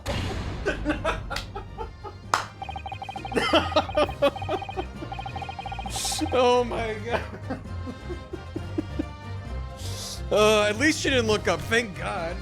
If it was me, I would have been like, huh? Very different ending there. Oh my god. Peter Griffin death pose. Fucking got her. Next object fell from the room above the jackknife straight into the middle of her back. Poor girl, I agree. Oops. And at that same time, walking by chance directly behind Miss Green, was the defendant, Mr. Soseki Natsume. Also, this has been cleared up for a long time now, but I'm really glad that we had an entire red herring of one of the jurors also falling down that same night, also wearing a green coat of similar build. Masterful red herring. Big fan. Well, I never. It appeared to Mr. Natsume that the woman simply collapsed on the floor. In the dark and the fog, he didn't see the knife falling on her from above. A green herring. And from the other direction, the constable and his wife saw no one but the victim and her apparent attacker. So there never was a real culprit to run from the scene in the first place. I mean, arguably Joan, but no, this was nothing more than a series of unlikely events that culminated in an unfortunate accident. And that is the real truth behind this case.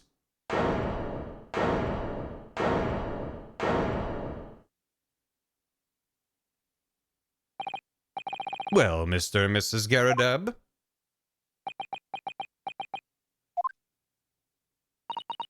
The very first time you showed me that knife, I had my suspicions.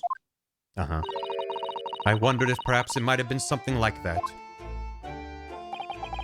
There, old bean. Poor Mrs. Garadeb. At least no one died? Of course, I never meant for anything of the sort to happen, but it was all my fault, wasn't it?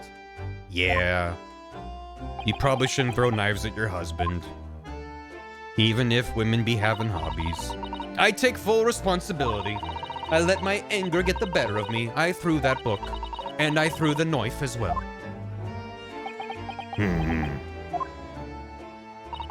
John, dear. It's all right. I know. Oh, no. I'm ever so sorry. Truly. I'm sorry. And then she falls on top of a knife. Oh.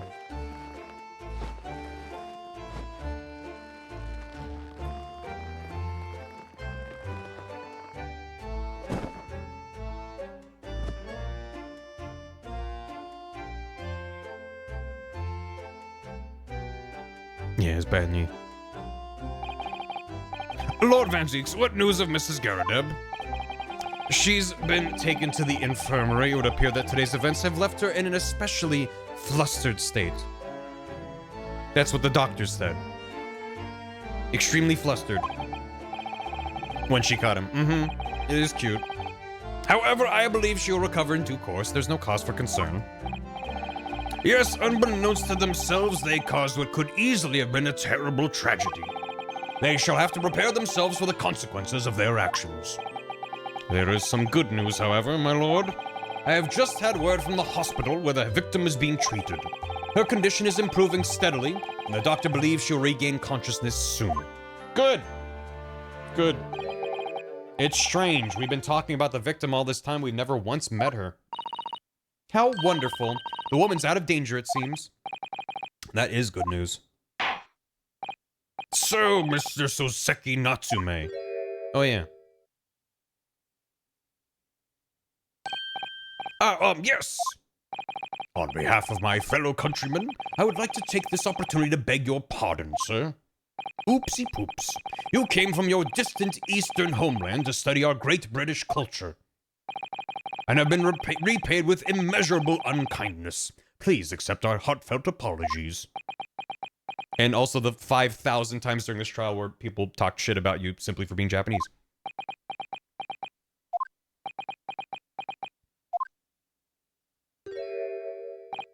No, it is me who should be begging your pardon. Oh no, Mr. Natsume.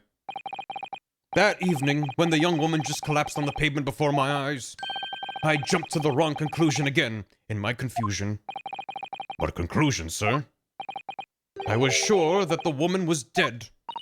Yes, Constable Beat said the same thing, didn't he? He thought she'd been killed too. I suppose she must have looked completely lifeless.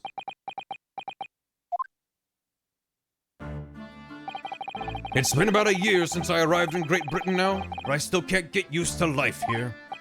I can't relax. I'm sure there are evil spirits lurking in the fog, like they're haunting me. Poor Soseki-san. His imagination really has got the better of him. Yeah, poor man. I agree. So when it happened, I thought the young woman had been taken by the fog spirits. I should never have dropped my books like that and run away. I should have called for help, for a doctor, for the police. Instead, I've managed to create a rift in the relationship of trust between our two empires. And for that, I am truly sorry. The thing is, I don't think anything would have played out differently if he'd stayed there and called for the police. They would have been like, well, you just didn't leave the scene of the crime. So, I understand where he's coming from. I'm just saying I don't think it materially would have impacted the case. One could indeed say that some sort of mischievous spirit has been at work here, I think. One that created a chain of unfortunate mishaps. We were befooled by this spirit and led to false conclusions. But thanks to Lord Van Zieks and other guy, that chain has now been broken and the spirit exorcised. I heartily commend you both. Oh. Now then, ladies and gentlemen of the jury. Yes, my lord. In concluding this trial, I must ask one last time for your decisions regarding the defendant's culpability. Are you ready to present your findings to the court? As the foreman of this jury, I can assure you we've reached a fair and just conclusion. I do declare the truth can be extremely cruel at times. Well, I didn't suspect the woman next to me, that's for sure. Sitting in for the old bean while she's out of action, you know, but I know what her decision would be. That's how juries work, right? You can just tag out. Does this mean I'll finally be able to get out of here and start work? Well, it's about time. I say I have a corker of a story to tell the grandchildren when I get home, won't I? Very well, ladies and gentlemen of the jury. I hereby demand your final decisions. Mr. Foreman. Not guilty. Not guilty. Not guilty. Not guilty. Not guilty. Not guilty.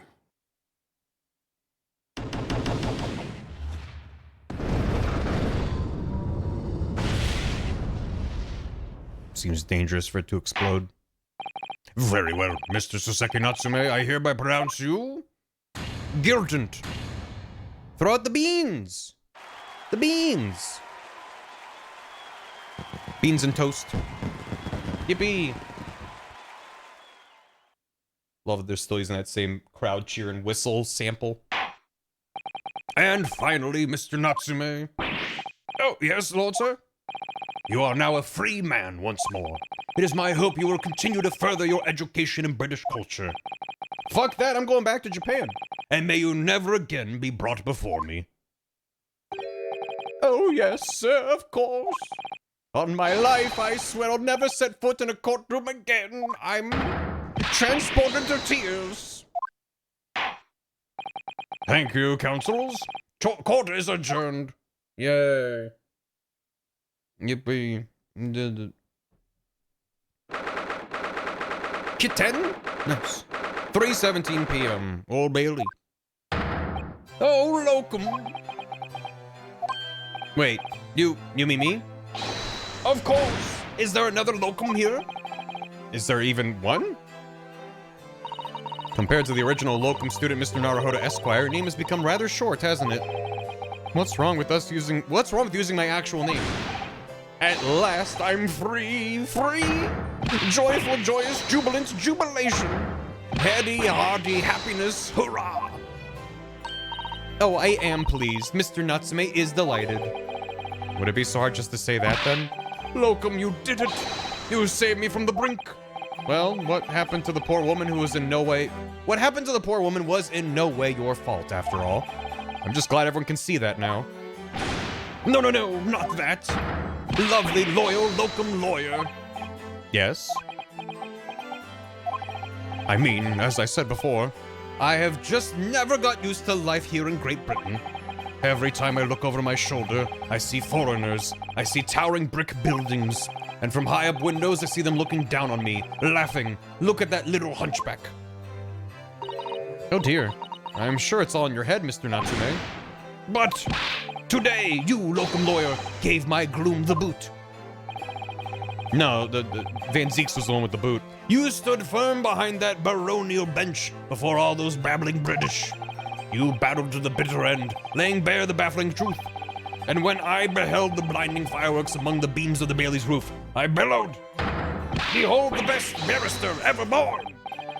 That's very flattering, and we're very pleased for you. This has given me a wonderful anecdote to recount to my old friends back in Japan. Oh, an anecdote? Is that what's to become of all my hard work? There you are, my dear fellows. Oh. I apologize for keeping you waiting. I rose late this morning. It's 3 p.m. Oh, Mr. Sholmes, what a pleasure to see you. How did he get in here? I see I'm here not a moment too soon. A disaster has been averted, I'm glad to say. Oh. The trial shall begin presently, Mr. Naruhodo, and I wish you the very best of luck. It's just finished. What? No, then my haste was in vain. It's you, Herlock Sholmes. Oh? Have we met, sir? This is Mr. Natsume, the man you had arrested, Mr. Sholmes. Ah, I see. I failed to recognize you at first. Our previous encounters have taken place in the gloom, either of your bleak lodgings or that prison cell. I simply couldn't place that curious face in the light. Charming. This is all your fault, Hairlock Sholmes. You're the reason I had to go through this terrible ordeal. I'm going to give you a piece of my mind. My apologies, sir, but I assure you, I have placed you now. You're the fellow who abandoned that poor young lady and ran off, are you not? Had she been taken to hospital more urgently,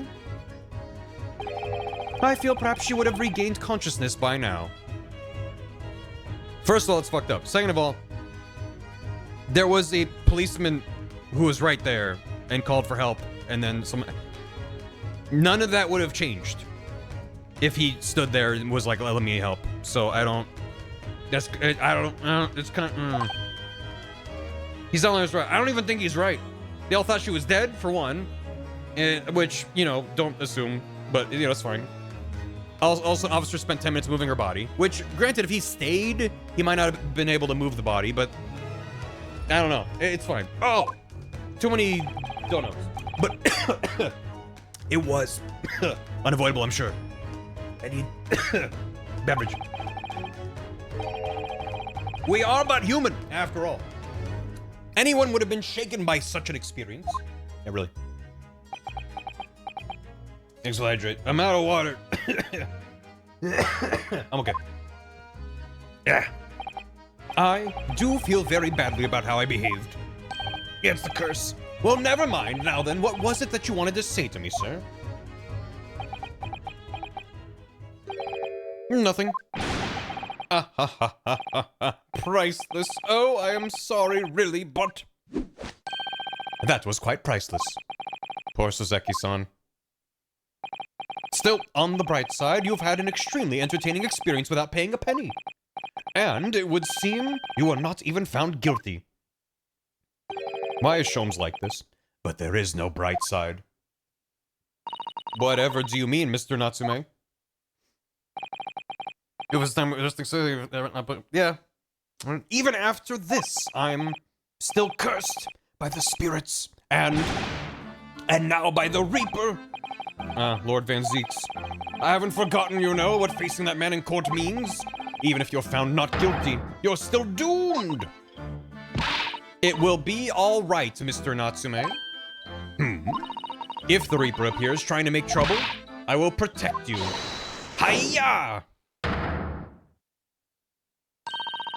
With a perfectly executed Suzato takedown. Much as I like being turned on my head, a bit of warning might be nice next time, Miss Suzato. I'm gonna take a nap real quick. No, don't take a nap. I'm just gonna take a little nap. Boy, I hit my head real hard. I'm just gonna take a quick little nap. Mr. Natsume, what do you intend to do now? You mentioned something about recounting your experiences to your friends back in Japan.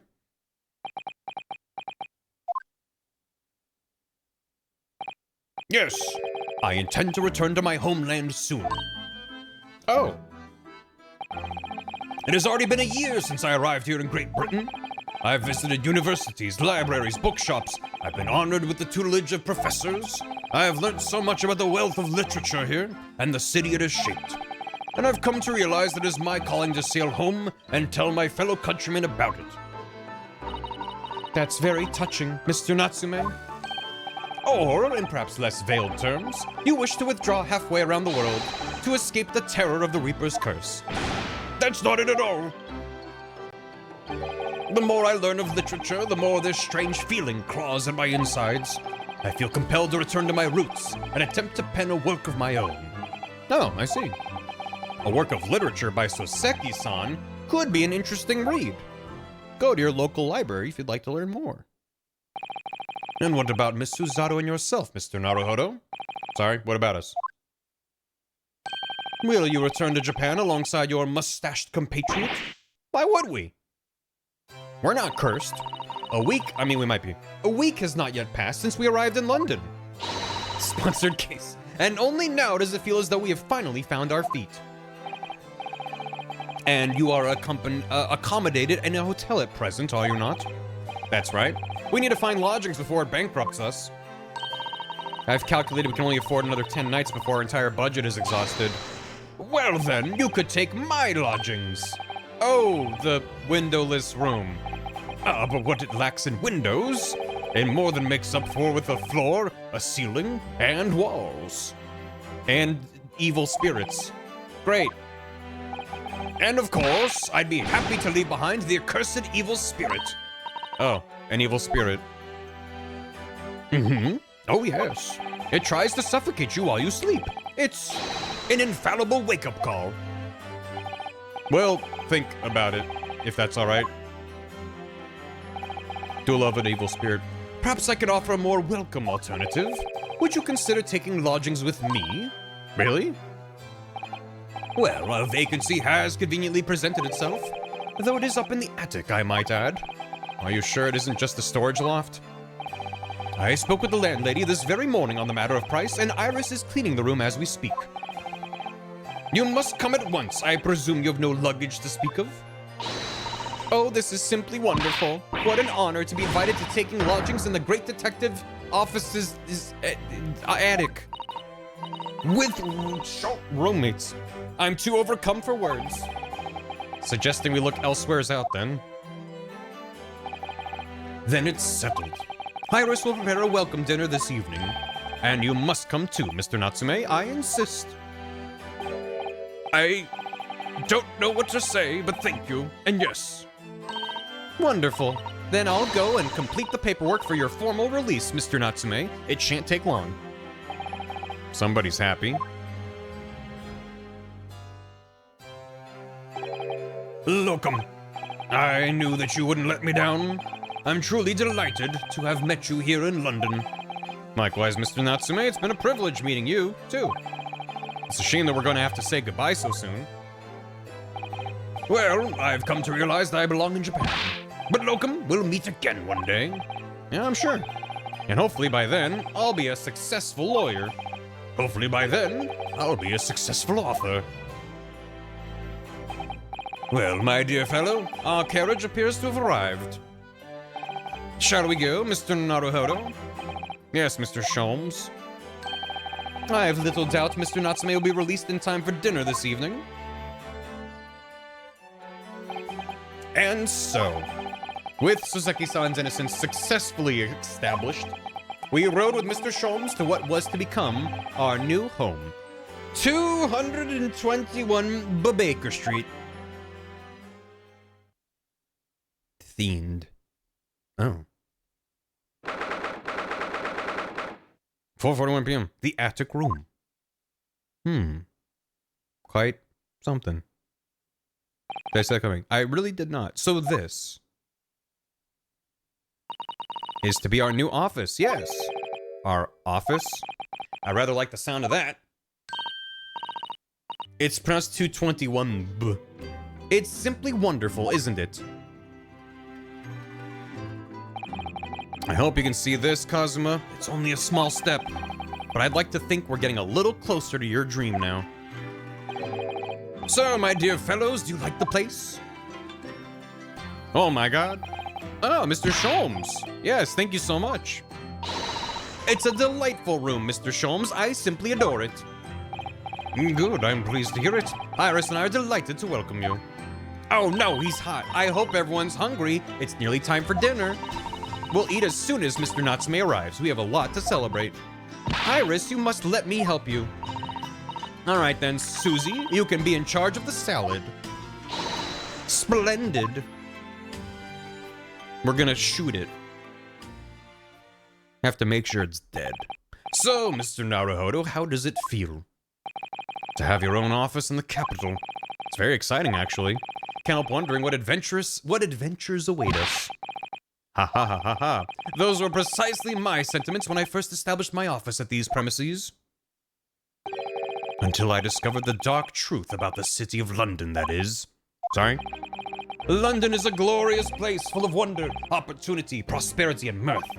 But the brightest of lights casts the darkest of shadows. Shadows? What do you mean? This is a picture of a hedgehog. Commit it to your memory. I believe you're well aware of the murkiness that lies behind London's facade already. So, once again, Mr. Naruhodo. Welcome to London. The perfect life form. Not the lizard, the other guy. Of course, at the time, I had no idea of the significance of those words Mr. Sholmes so casually spoke. But it wasn't long before my turn came to lift the facade and see the true depth of the murk that lay behind it. End. Case 4, am I right? Yippee. Yippee. Case 5 is very long. Good. I should hope so. We'll pick it up next time, I think. Yeah, that's a good stopping point. Next time, The Hound of the Baskervilles. Oh, well, neat. The adventure of the unspeakable story. You must not speak of it. A hound it was, not such a hound as any mortal's ever seen. Its eyes glowed with a smoldering glare. The whole of its ox-sized body was outlined in white-hot flames. Well, next time, The Hound of the Baskervilles. How about that? Thanks for hanging out. They stole that name from the BBC Sherlock. They stole that name from Stephen Moffat. What the hell? Yeah, we never saw Shakespeare Guy. I feel like he has to show up next case, right? There has to be. They would not have created NPCs with such ridiculous designs just to be like, and they never showed up again. So, can I spoil when he shows up? No. We'll get to it. But yeah, he wishes he does. Who doesn't? So we'll come back to this. Thank you for hanging in chat and stuff. I also noticed with this game that they don't seem to do the thing that they have usually done in other Ace Attorney games, where you finish the case, you're back in the defendant's chambers, and it's like, wow, we did it. And they're like, but there's this one thing I just can't stop thinking about. And then they give you that one present evidence thing. And I kind of liked that. I feel like I'm missing it, is kind of my point. Like, I don't mind them changing up the formula. Like, I don't want them to include things just because that's how they've always done it. But there's always a cute little button on top of the case to be like, yeah, but how did he really feel? And you're like, remember this evidence? And they're like, oh yeah, it kind of like brings it together. Is that just a case 5 thing? I feel like it was most cases, but I mean, it's still well done. If I didn't really think about it, I don't really miss it, so. You try to take out something and everything breaks? That was the Shakespeare Guy. He used a load bearing. They tried to remove him from the case, and the game wouldn't run. It would just crash. Yeah. Yeah, it is. I thought it was more. Gives a more centralized story across the case than the war episode case. That's true. I still think that even, thank you, in those previous cases where we've brought things up, those sometimes are cases that have connections between them. So, anyway. They got to a nunnery. So let me wrap it up. But that was a lot of fun. I'm glad I remembered enough from the investigation that I wasn't completely stumped. And most times in this trial where I was like, what the hell do they want me to do? The game would just interject with like, oh, can I say something? And then it'd be like, here's the obvious thing you need to know. Which is kind of fun. It makes me feel better about myself because there have been many cases in the past where I'm just sitting here like, what do they want? I've not even just like, I don't know what evidence to present on which line, but I know what the goal is. Sometimes I'm just completely have no idea what they want. And that hasn't really been the case with this game, which is nice, so. Sholmes? We can take a look. No promises, of course, but I'm always happy to take a look. Herlock, fight! No, that's pretty good. Yeah, that's pretty fun. Sure. I mean, these are emotes I might remove once I'm done playing the guy. But it's got a good silhouette. Here, I'll refresh the chat. See how this goes, because last time we refreshed this, it took like 10 minutes to reload. Nope, that's quick. Good. Yeah, let him fight. Yeah, get him. Put up your dukes. Let him go. Alright, Omega caught up. Omega Platinum, thanks for 31 months. Popping and resub, popping out, because I haven't played these yet. Less than 3, enjoy. I hope you enjoy these games when you get to it, and if you watch these VODs, I hope you enjoy the VODs. Appreciate it. Smash thanks for 100 bits. JC Profit, thanks for 100 bits. Dave Kaiser, thanks for 74 months. Super excited to see these games off to catch the VODs. Hope things have been appropriately insane. They've been pretty good. Other than a few random little details and things, the cases have felt like pretty logical. There hasn't been a ton of just completely random moon logic moments, with like very notable exceptions, of course. But I don't know. I feel like the cases in this game have been very solid so far. So he punches other stuff. No, they're punching. Zek Rule, thanks for 83 bits. Thank you. Amphi, thanks for 100 bits. Yeah, Hitman Gang cross progression. I need to look into that, but I'm excited. Took them long enoug. I saw there was like a minor kerfuffle where IOI announced the PC specs for the 007 game that they're releasing soon, like in a few months, and they like were like, "Oops, that was the wrong minimum spec," and they released an updated version, and it was like, okay, we'll see how that launch goes. I'm curious how that game goes. Reb with the raid earlier. I hope it was a good stream. Tina, thanks for soup. The Riz, Your Honor. Gregson's my favorite detective. And also, Tina wanted to mention that there is a content warning for threatening suicide in case 5. So, if everything in this game up to the point has been fine, but that is of concern to you, you might want to tread with caution around case 5. Ozul, thanks for 50 bits. Women be murdered, am I right, fellas? God forbid a woman throw knives at her husband over a miscommunication. Ozul, also, thank you for a bunch of bits. Do you think the janitor just dies a little inside whenever he hears today is going to be a feature of Van Zeke's trial? He gets the big bucket. There's an odd detail in Japanese. Patricia and Rolly's names are backwards. Patricia's name's Rolla, and Rolly's named Patrick. Not sure why they swapped the names. Keeps the whole patrol theming of their combined names. I don't know why, and maybe it's just that... Yeah, I don't know. Because Pat is kind of a gender-neutral name, depending on what it's short for. So they could have made it work either way. I don't know. They might have had a reason. Maybe just in the flowing of the... The other thing I think of is when they have the bits where it's like, oh, Pat, oh, Rolly. That's like, in that order, would help you put 2 and 2 together, maybe. Of like, oh, Pat, Trolley. Roll isn't really an English name. I mean, they could make it work, right? But being like, oh, Pat, oh, Rolly. That maybe is enough reason to be like, okay, her name is Pat, his name is Rolly. So, I don't know. Or whatever it was. Yeah, same on the cat, thanks for 100 bits. Better flowers like a rose than flowers for Algernon. Rose for me, thank you. Ashborn Phoenix, thanks for 100 bits. If the deduction with them wasn't relevant, it would be believable in the game warning you before and wouldn't make it feel too out of place. It would be a result in the deduction that's an unsatisfying narrative dead end. Yeah, I talked about that a little bit. So I think I'd be okay with that entire sequence in the investigation being a dead end. Again, if they were really clear that the punchline was like, and that was a waste of time, and then the investigation went elsewhere. I think even then I'd be like, that's annoying, but I think there's a way to make that work as a joke. But I am glad that it typically, Ace Attorney's pretty good about that. Typically Shutakumi and the other writers in the series, they typically do a good job of making the red herrings pretty clear, and the random things that seem to not really matter come back in a way where you're like, okay, it came around full circle. Also, Ozil said you might be wondering what happened to Shakespeare and Popeye. The rumor has that they got thee to a nunnery. And Randy Mounds, thanks for 96 bits. Case 4 was admittedly no real fault of the case itself, like pulling teeth for me when I first played it. I figured out basically everything the twist with a knife and inadvertently where Olive Green was stabbed. One Sholmes was monkey barring on the window. I was actually super confused about where the body was because I had no idea if it was even a twist. I just already connected those dots hours before, so thanks for that, Sholmes. That's crazy.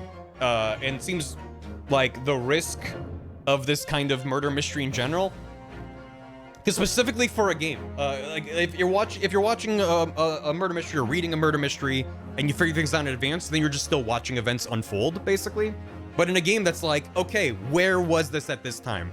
What's the right question to present? If you figured things out too early, you have to then compartmentalize that and focus on what am I supposed to know at this moment? And again, it requires understanding I'm not supposed to know this. So I can understand that being really confusing. I didn't figure out the truth until like 2 steps ahead of the game, not 100 steps. When Sholmes was in the window, I was just mad because the camera pans over and he's just up in that window. And I'm just baffled and annoyed by that. I'm not thinking, oh, what if it fell straight down from there? That's like a step in logic I wasn't really at, so it's fun.